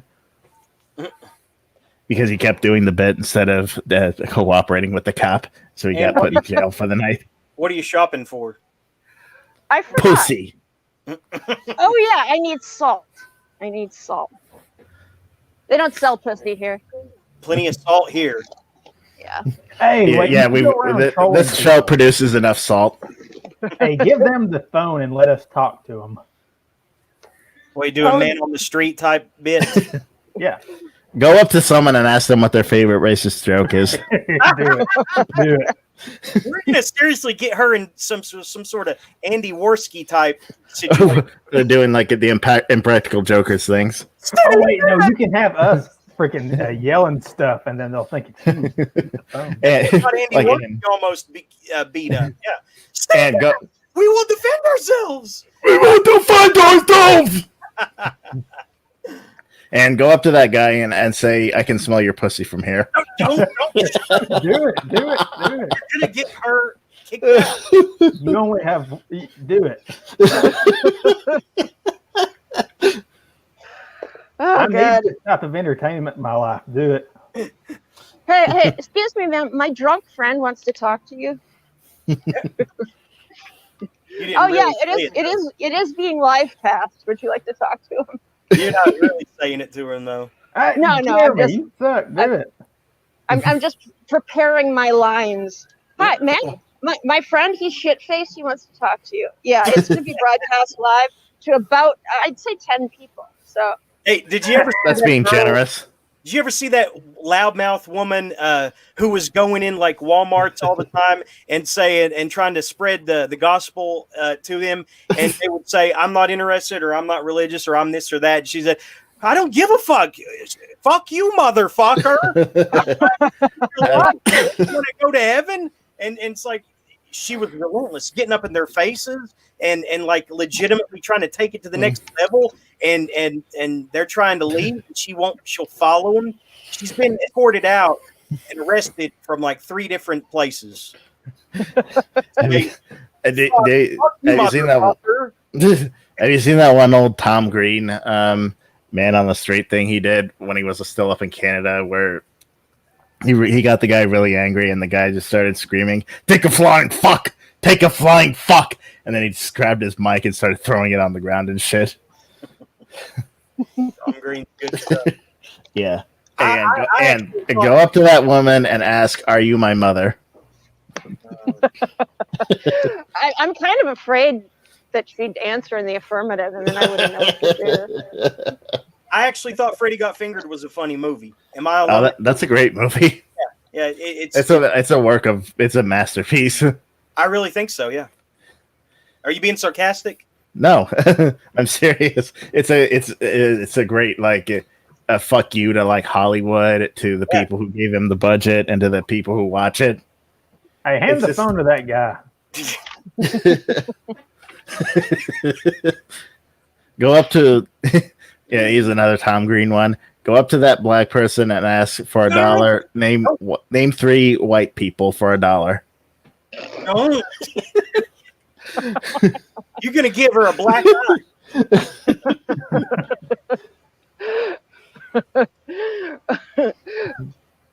Did they hear? No, I've got headphones. I've got headphones in, thank God. Oh, no, take the headphones off. No. Grab whatever you're there for, put it in your pants, and just walk out. Put it in your mom's pants. No, hey, hand the phone to that guy. No. He looks reasonable. Hey, sir, my drunk friend thinks you look reasonable. What did he say? Shouldn't actually ask him that. Ignored me. I think they think I'm talking to myself. I guess you are. I guess he was. You're just talking to the voices in your head. We're not actually here. Anybody? We've never been here. We never really existed. So, hey, we have 6 more episodes to 100. That's right. And we still don't know if we're going to do anything special for that one. What can we do with that? 24-hour multiverse. Leave the house. You know what? I don't have 24 hours to spare, unfortunately. So. 100 sins leaves you dead within. 100 nails that pierce your skin. I just don't have 24 hours to spare. I know some people do 24-hour live streams, and I don't know. I think they have to do them, break them up into parts, but I just don't have that much. I know it's hard to believe, but I don't have that many hours to spare. Okay. So here's what you do: you and Zach get together. Get a camera and get some garbage bags and fill them with like animal guts and stuff, and take it out to a lake. And carry it over to the boat rental place and ask about renting a boat. And make sure you're wearing suits covered in blood too. Sure. Yeah, thank you. Yeah, paper's fine. Do what? Hey, hand the phone to the cashier. Stop it. They got enough people to Yeah. They got enough bullshit to deal with. Don't make it. Well, they need to deal with us too. No, we're not going to be Karens. We support the worker. I've got some things to say about the management of this establishment. Shit. Shut up, Karen. Shut up, Karen. Just go plug up your bleeding vagina. I have some things to say. You know Go what? plug up your bleeding vagina. I'll be right back, and then I've got another story of something that happened to me. I've had kind of an eventful week too. Hang on though. It probably involves food. Food can be dangerous. That was a bad fat joke. Thank you. Have a good evening. All right. I seem to be making it out of here without getting arrested, so I'm not going to get too smart till I get past the threshold of the door. And Hey, Ben. I made it Zach. out of the store before you Okay, guys Ben, got get here. your phone and go out into downtown Des Moines and do the same thing Ann's doing, but actually give the phone to people. I don't want to. Yeah, I do this from my computer, so I don't have smartphones. So That's because you're lame. You're missing out on all the good memes. I don't believe in smartphones. Well, they exist. You're missing out on all the good memes. But I don't support the existence of them. Oh, yeah, but that doesn't... But the memes, bro. I still got a flip phone, and I'm happy with it. But don't you need the memes? I can get memes on my computer. Go to the store. Go to the smartphone store. Pick the first smartphone you can find and ask the clerk, can this phone make dank memes? So I've got this guy every morning when I leave for work at like 10 till 5 when I'm supposed to be there at 5 a.m. and it's like a 25-minute drive, so I really get there at like 15 or 20 after when I'm supposed to. Every morning, there's this truck that gets in my lane and turns his high beams on and gets right up behind me, almost tailgating me, okay? That's annoying. Okay. He has done it for like the last 2 months consistently Okay, and it's pissing me off. I'll flip him off and cuss him out as I'm getting over into the other lane and say, fuck you, cunt, or only cunt's tailgate, okay? This time I decided to follow him, and it wasn't easy. I was going 80, and I still couldn't catch up with him. You're reading some kind of freaking fiction thing. No, I swear. I don't believe it. I don't care if you believe it. It happened. Listen, this guy does this all the time to me, and I had it that morning, and so I got my phone. I turned my phone on, and I was going to photograph his license plate, but I was struggling to catch up to him. Show us the photo. No, here's the problem. I don't believe you. Show us the photo. Zach, this is real. I swear. I swear to anything, that I need to, that this really happened. I catch up to him at a red light, and I'm telling you, he had to be going like ridiculously fast because I was going 75 and still couldn't catch up with him. Okay, but thankfully the roads were mostly clear, and I don't engage in this practice often, but I was so angry. I was going to take a picture of his tag. Then I get the message, memory full, and then the light turns green, and he's gone. I'm going to get him that next time, though. That reminds me of this guy that on the road between Morristown, or basically 11E, the road that connects Morristown and Johnson City and Greenville and all those, where I used to go to school. And, he would drive this freaking black Camaro. But, I mean, I'm telling you, he would be going over 100 on, this freaking back road. And he used to do the same thing to me every now and then. But then one time I noticed I hadn't seen him in a while. And I drove by and there was a freaking an auto shop place on the side of the road. And a car that looked exactly like his was all smashed up and stuff sitting in the thingy. That's karma, man. Karma. Yeah, I get it. Okay. So are we actually going to do this whole Chuck Palahniuk read along? What's everybody going to choose? Zach, are you out on that or what?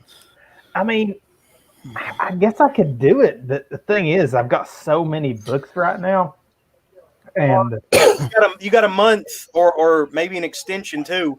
But I mean, this is something we could all take. I mean, maybe if you give us a month, I mean that's easy. Yeah, but it's a week. 2 months. Yeah. I don't care. Yeah. I'm gonna decide between Haunted, Rant, and Snuff. I'll probably finish Snuff, and I might finish one of the other ones too. Which one are you gonna choose, Zach?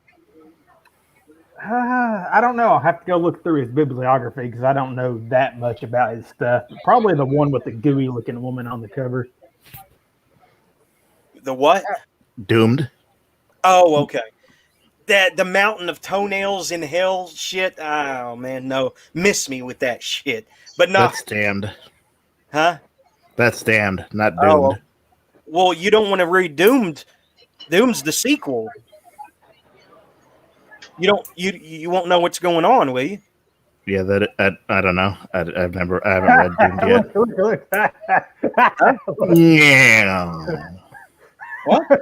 It made a freaking pyramid. Can you see it? Whoa! It really did. Whoa, dude! It's a pyramid. It really is a pyramid. How did you do it? I just freaking started clicking around. Whoa! Donald, Ivanka Trump, Goya. I am in awe. This is insane. I like it. Okay, anyway, Anne, what are you going to read? Well, if we've already got one vote for Snuff, I shall read Snuff. And then maybe I'll read another one if I get time. I'll definitely. You've already read Snuff, man. What are you going to? You're going to do Invention of Sound, right? I'm already reading that one anyway, so yeah.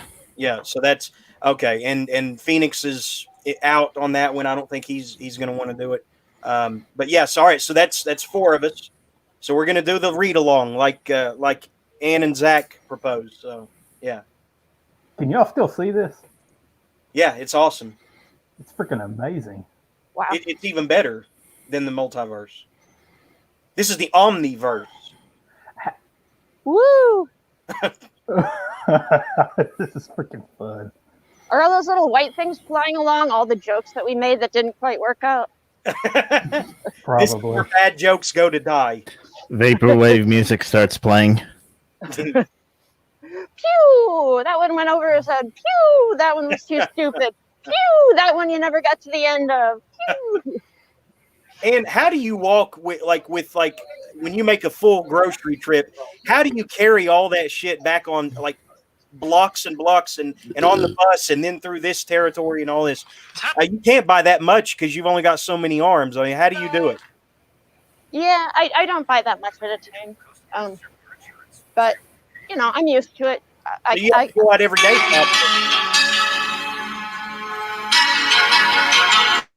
All right, so you probably have to go out every day then to get something or the other.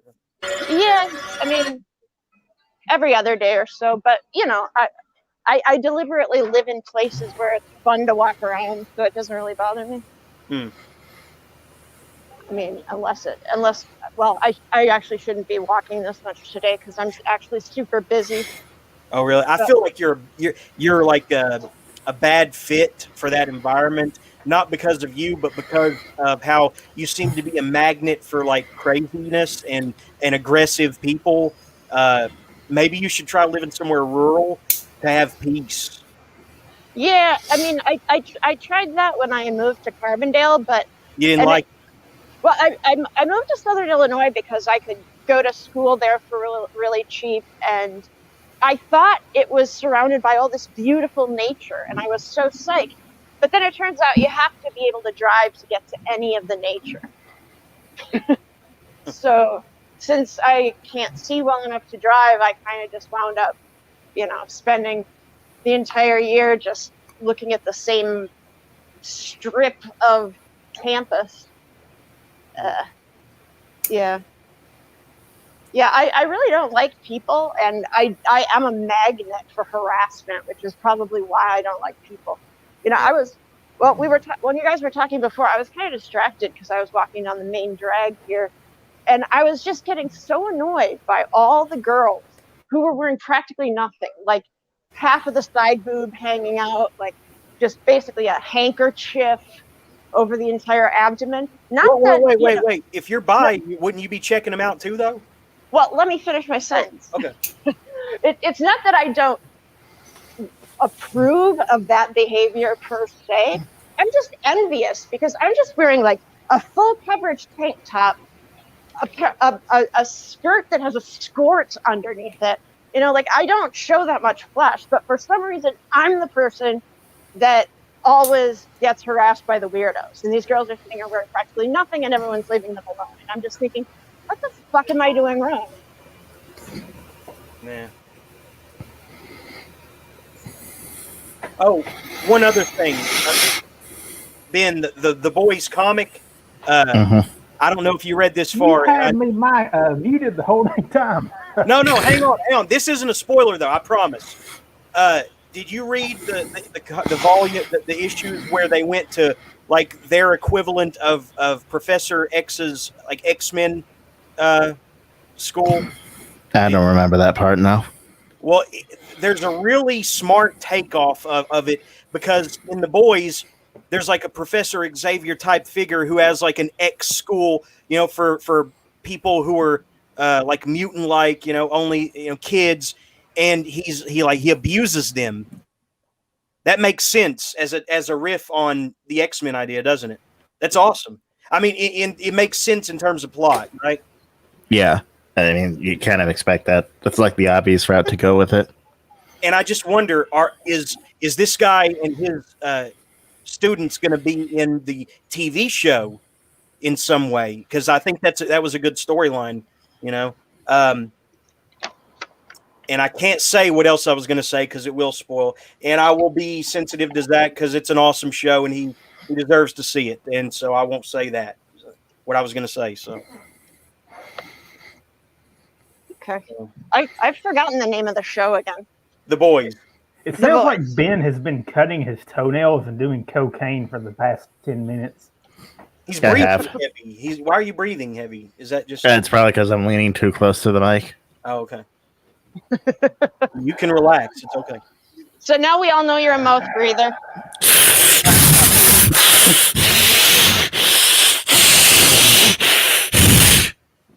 Hey, that's not very ASMR-ish. Remember, the guy said we're ASMR earlier. Here's the ASMR. Hey, my ass. Hey, why don't you try some ASMR on? I bet you could do it. Me? Yeah. Okay. Let's see. Do you know what it is? Oh yeah, I could watch those videos all day if I let myself. You know that those girls, mostly girls, make a lot of money doing that. You know.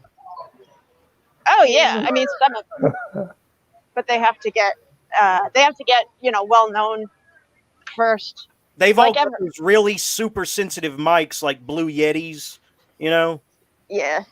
The one you really want is the binaural mic where it's already. What's so hilarious about binaural mics? Am I pronouncing that wrong? There's a thing Pearl Jam I know what you mean. named that.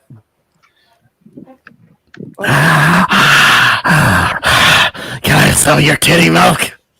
What am I looking at, Zach? Was that your dad? What am I looking at? What is it? You're looking at pictures of Zach. Million faces. You're looking at pictures of Zach's mom.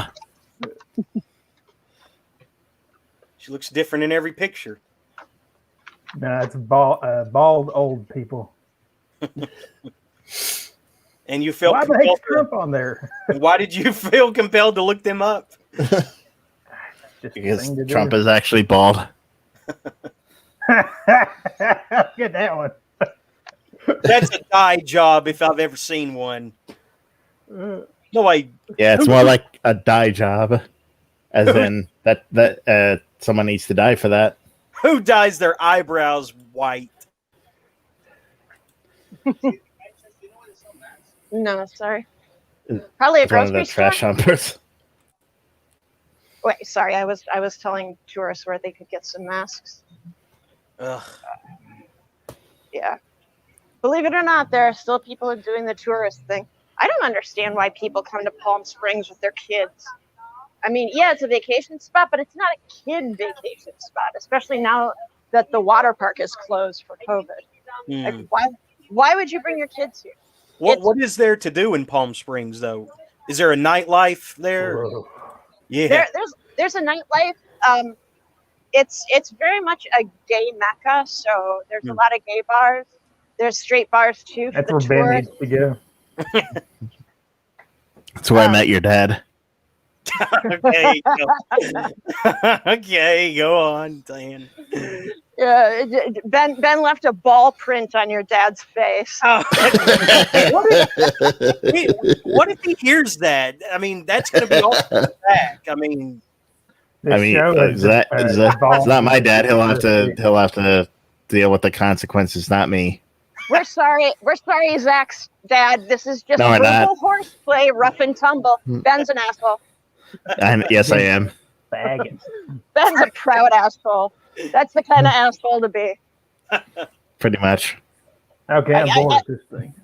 I am very much against assholes who keep trying to pretend that they're not assholes. Like that guy in the freaking chair out there telling. No! Yeah. What? Fuck yous all. Hope you'll get kids. The guy who chased me down and attacked me because I didn't say hi to him. Yeah. Yeah. I think you're missing the whole point of being friendly and civil here, buddy. Do you think that he is already out? I don't know. He had an arraignment today. They move fast here, I'm telling you. They need to just humiliate the shit out of the Chicago police force. I mean, they're on their toes here because, there actually is a lot of crime here per capita, largely because of the tourists. And so there's a lot of crime, quote unquote, crimes that are just tourists getting drunk and brawling with each other in a hotel. But like, there's also, a lot of drug abuse out here in the desert. It's a little bit Breaking Bad. So, anybody got any books to recommend? That anybody read anything new this week? Yeah, I read 2 books. What? Let me go to my Goodreads. One of them, it sounds like a dang self-help book, but actually isn't. It was a theology book for church book club called. It was a commentary on Ephesians and it's got an embarrassing title. Your Life Has Meaning by Luke George Thompson. That's not too bad. Yeah, well, it's about not Ephesians, Ecclesiastes, which if you've read that one, that's it's not a nihilistic book by any means, but people look at it and get that impression. Basically, it was all about the biblical meta narrative, and it's too much to really get into on here. I want to get into my criticism of it, and I put it right there. And I think I'm the only one who reviewed it. But the thing that annoyed me about it the most was, this is it is a Christian book, of course, but the author is a dude, obviously. But when he writes hypothetical situations, he will use female pronouns. He will say she and her.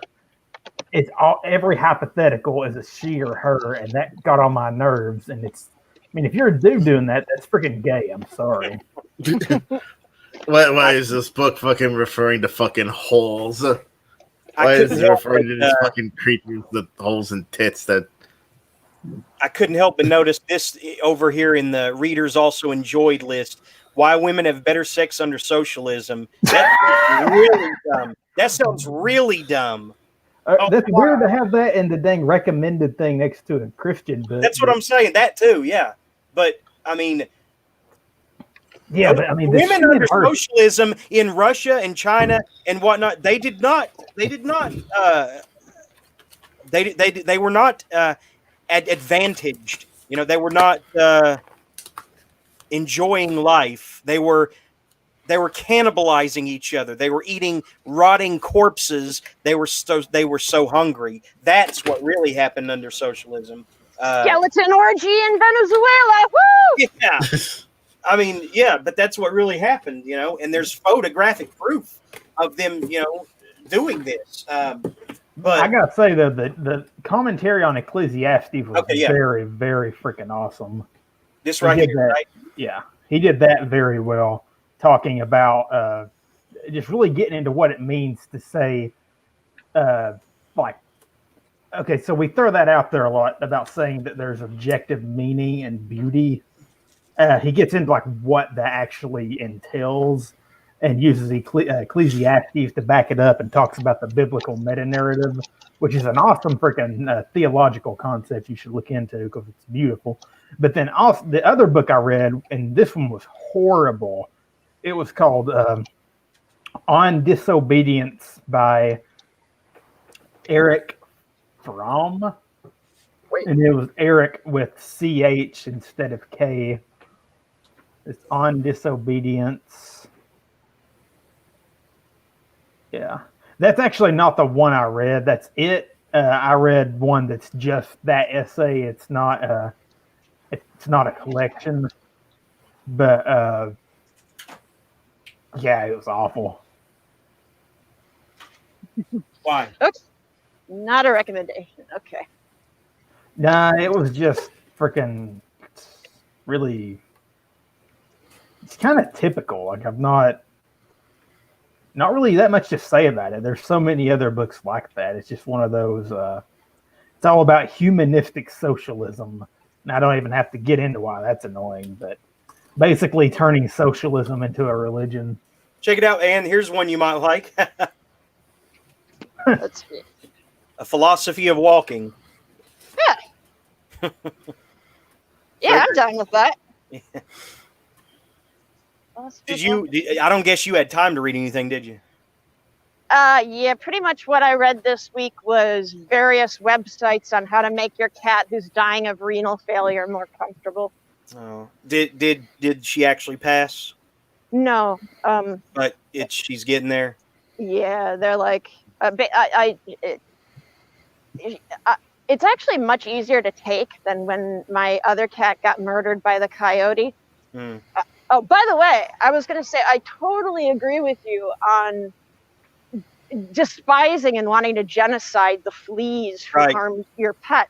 I mean, the one silver lining to this whole like California apocalypse where everything is on fire, at least I can hope and pray that fucking coyote who ate my cat burned to death in the most horrible way possible. And It would probably be in the wilderness, though, right? right, not in Silver Lake, but I can always hope. You know, pretty much all of LA is on fire. I can find a way to talk myself into hoping against hope that he died a horrible, agonizing death. And yeah, I mean, I know it's a little bit monstrous, eye for an eye and a tooth for a tooth, and it's the circle of life, and coyotes eat cats. That's the way things are. But fuck it, that coyote ate my friend. I'll say fuck it, yeah. You know, you ate my friend. I don't give a shit about your circle of life. I want you to boil alive. Okay. Just like, yeah, we got bad raccoon, like a lot of raccoons here in this little holler that I live in, you know, in the sticks, and we heard one of them murdering a kitten one night. I mean, it cried for its life. Actually, I didn't hear it. I was asleep, but Mom and Dad did, and they shot the fuck out of some raccoons after that night because it was just horrible to hear. Allegedly, I didn't hear it, but so yeah, I'm not unfamiliar with the notion of you know, killing animals to protect other animals. You know, it's not something that is enjoyed, but you know, you will be angry in the moment. You know, for sure. Yeah. I mean, I don't know that coyote from Adam, but Tumblecakes was my friend. So you eat her, I want you to burn. Yeah. Wow, I'm having an imaginary conversation in my head with the coyote who ate my friend. You know what? Maybe you should write a story about it. Huh? I think Ben fell asleep. Ben, are you dead or asleep? I'm dead. Okay, Ben, as long as you're not asleep. Yeah, just I think I'm leaning too close to the mic again. Okay. Just don't fall asleep. You can be dead. He sent me a text that says fresh cum. It's a box that says fresh cum on it. Special delivery, motherfucker. read the clown one that I sent you. Anyway, well, Zach, Ben's read the clown one that I sent. Well, what I was going to ask is how's Stumpler taking this? I'm sure he's probably trying to comfort her, right? Oh yeah, he's doing the best that a little guy can.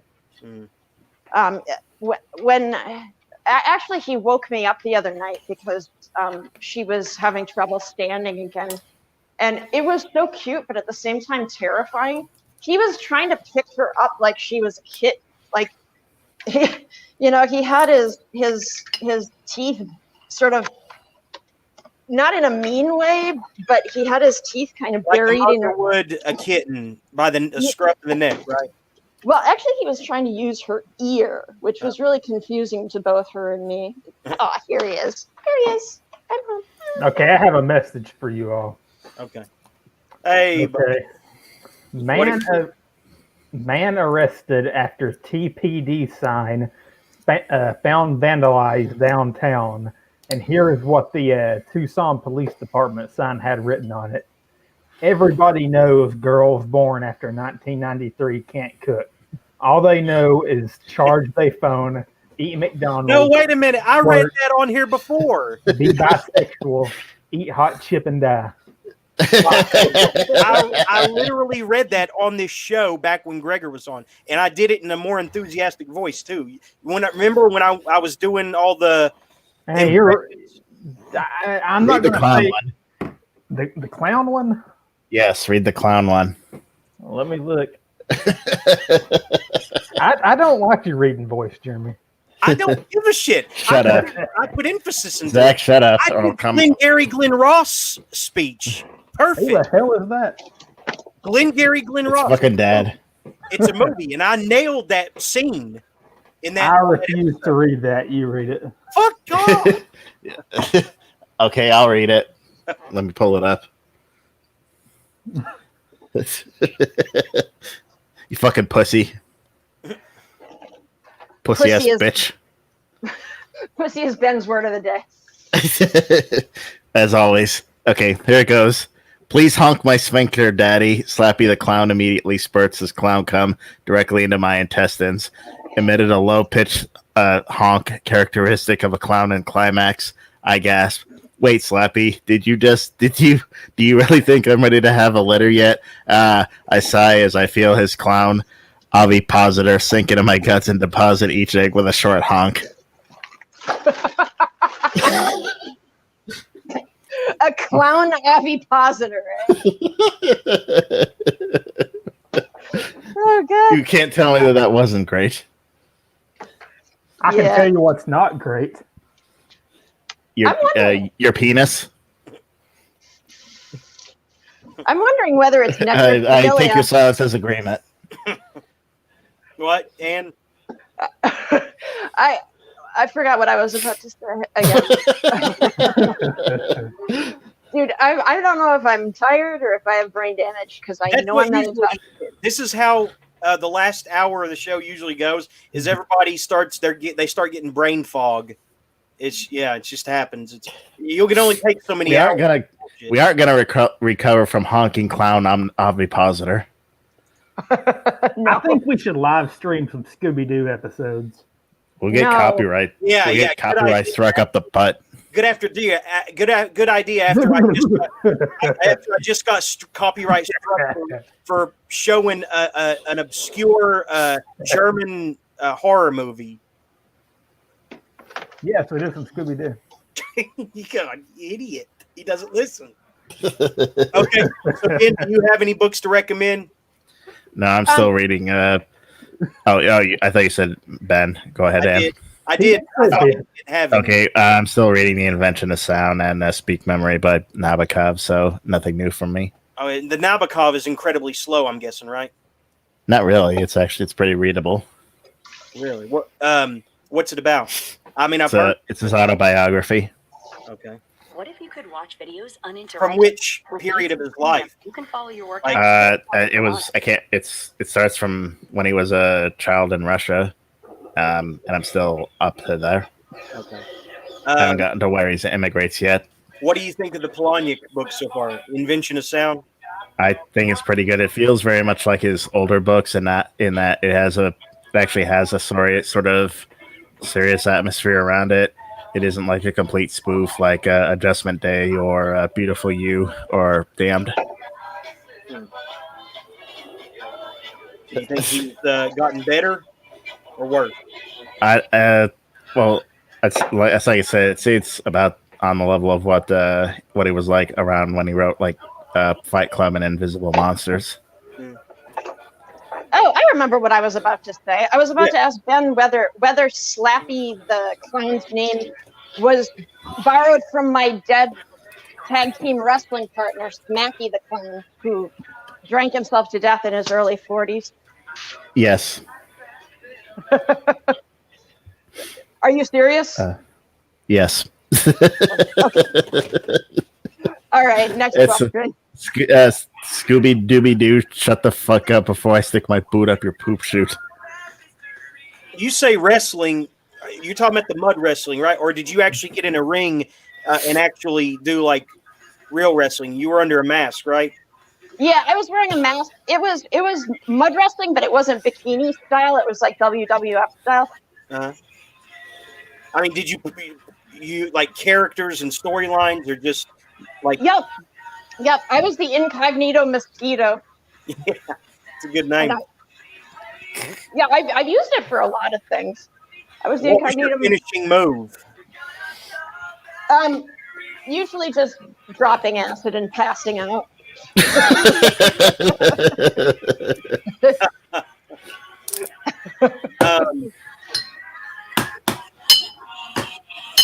Yeah, my tag team partner was Smacky the Clown, and our arch rivals were these great big Scottish dudes.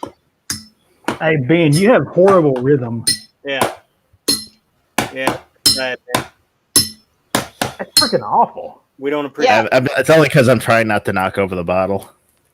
Yeah, I think if you tried out for a job in a factory, they would not take you.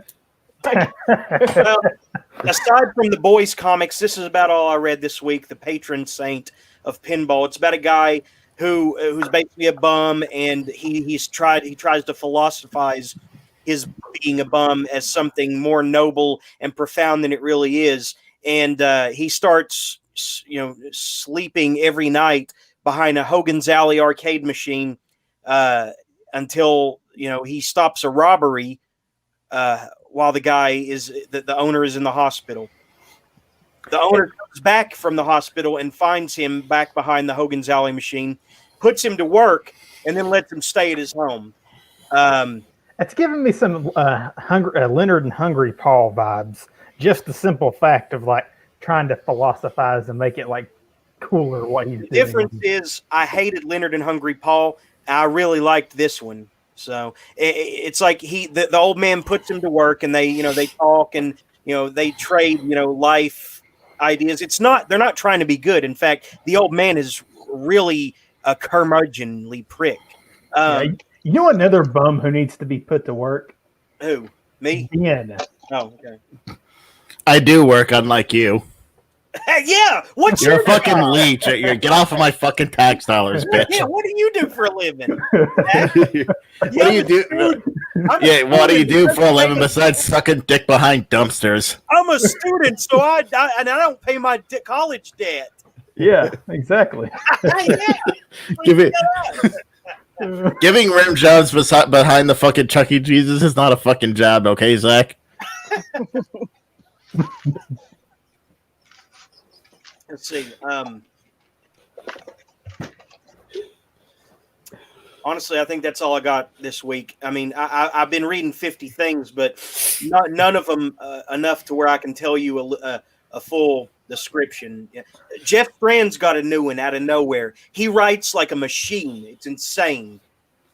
I'll pull that up, and then I'm done on my end. So, yeah, it's I can't remember something autumn. Yeah. Oh yeah, autumn bleeds into winter. It's crazy how fast he moves manuscripts. This is the new Jeff Strand, and I'm sure it'll be brilliant like all his others. I think you probably Dweller is your favorite of his, right, Ben? That's the only one I've read so far. It's it? Yeah. I think my favorite, the best thing I've read of his that he's ever written is Blister. I did buy his novella collection. Cool. I think Blister is the best thing he's ever written, with a Dweller a close second. It broke my heart in half, I have no idea what this is even about yet. But let's see, what was that latest one he wrote? The Odds. That one was also pretty good. It was kind of reminded me of like a suspense thriller where, the bad guy has got some serious dirt on the main character, and so he uses it to string him along and make him do things. Basically what The Odds is about. A compulsive gambler who gets in, owing some money to a guy who's practically the devil, so. But yeah, I'm really impressed by how fast Strand works, and it's quality work too. And that's all. That's all I have to recommend this week. Everything else is just vague surface impression. I mean, I've read so many books that they're starting to blend together, but that's all I have to say for this about him this week. So, I mean, I have a recommendation. Yeah, I don't care. Kill yourself and everyone around you. That's my recommendation. Hey, Ben. Hey, Zach. I love how that's just followed by nervous laughter. You're around me right now. You're around me. You're around me right now. What do you about that? I'm not in killing range. Unless you, how do you know?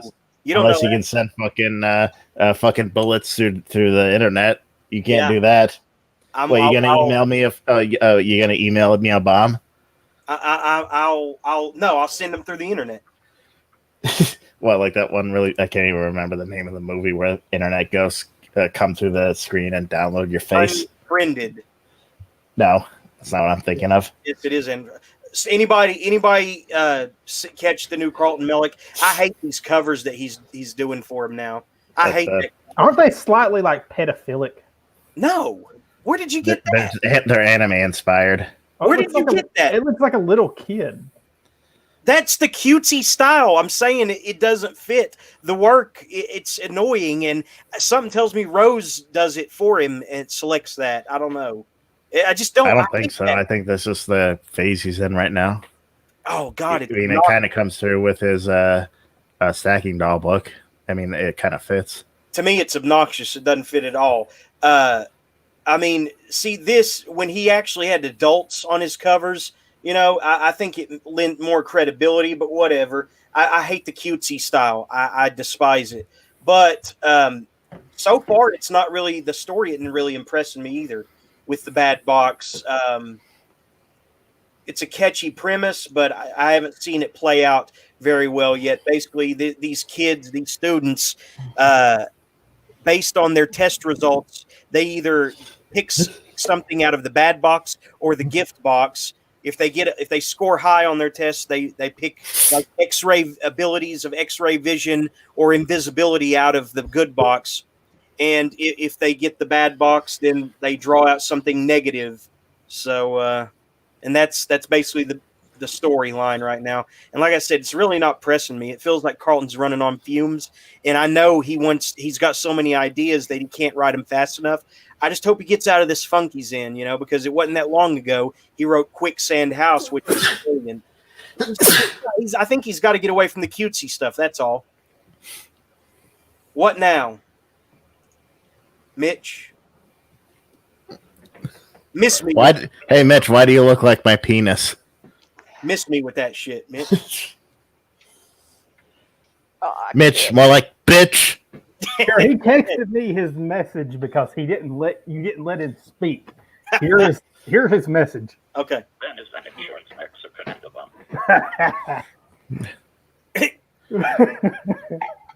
Something about Mexican and a bum? What? It says Ben is an insurance Mexican and a bum. I don't think you're Mexican, are you, Ben? You're Yeah, I am, yes. You're the other one, right? What? You're the other thing. No, I'm Mexican. I thought you were Spanish. No. I thought you were Italian. No. I thought you were a faggot, and I was right.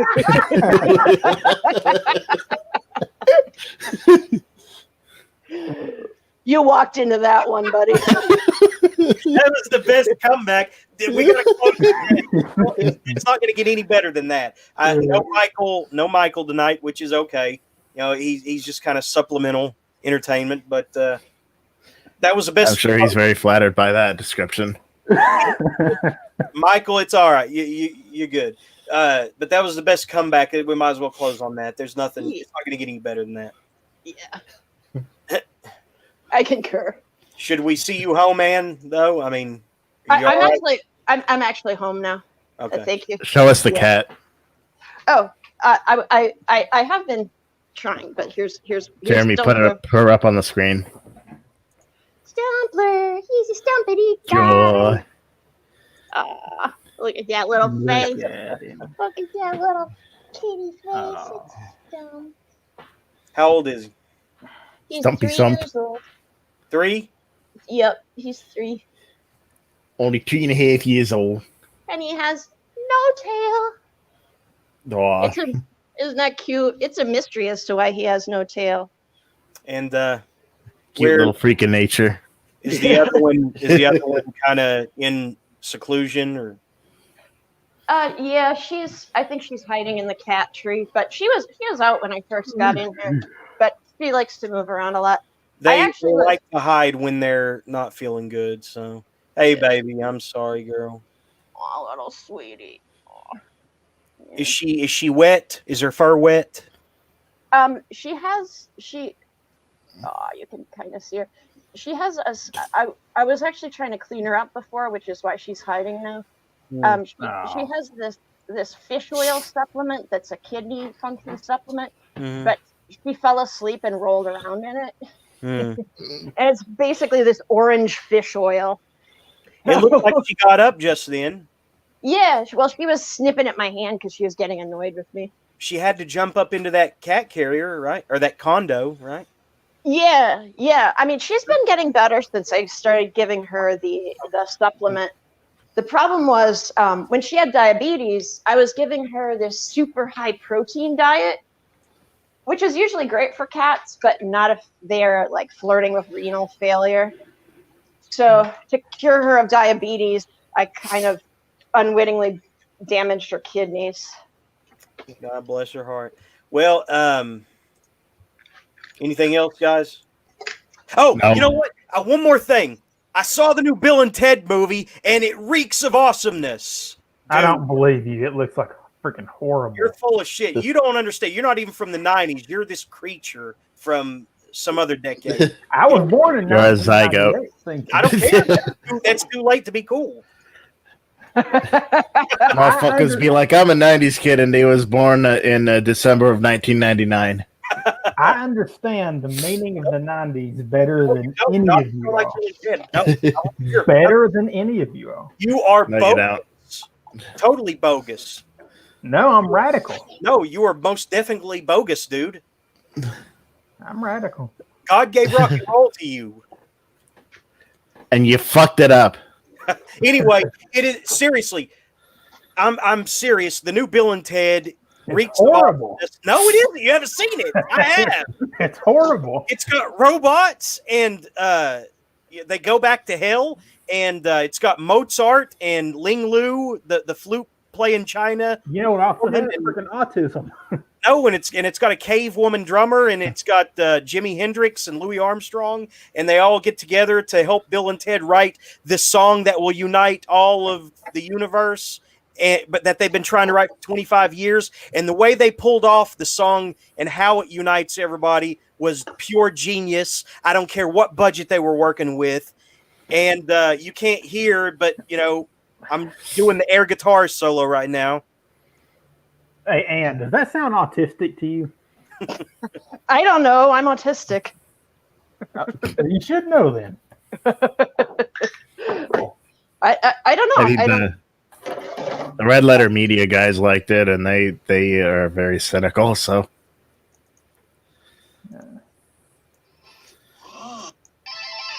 There's probably the guitar. Wild Stallions. What the hell is that? I told you That's Bill and Ted. They're the Wild Stallions. Oh, yeah. There we go. That was the guitar. All right. So, what have we learned tonight? Absolutely nothing. I thought we learned something. No. I've learned that Ben is a faggot. That doesn't work that way. I know it didn't work that time. The last person to be called faggot, so you wear it proudly, son. Well, I know what we learned. What? You should kill yourself and everyone around you. Okay. Well, hey, and he should make some waffles. Yeah, waffles. Waffles.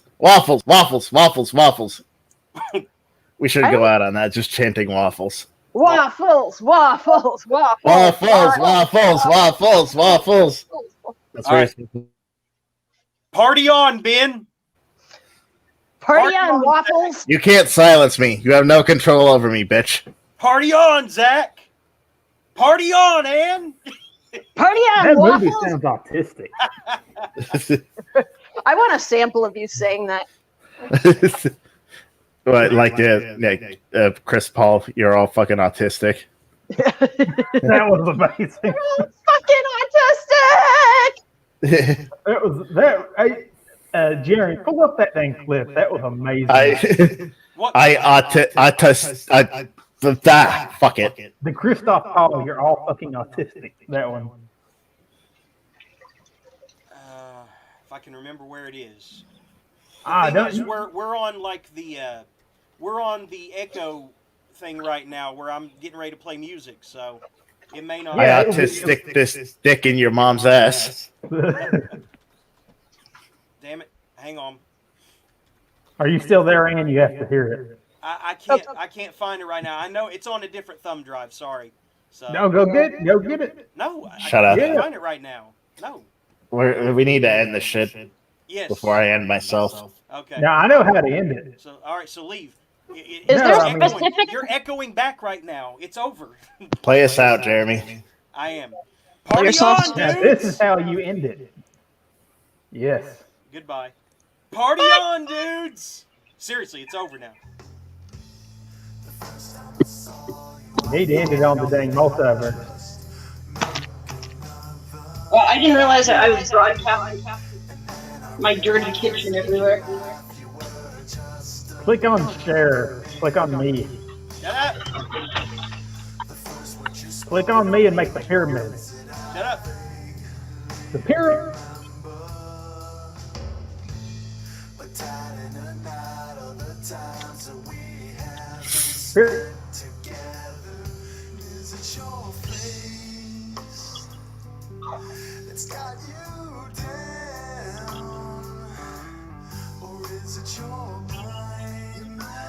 Stop resisting, Zach. The pyramid. Stop resisting. The viewers deserve it. Stop resisting.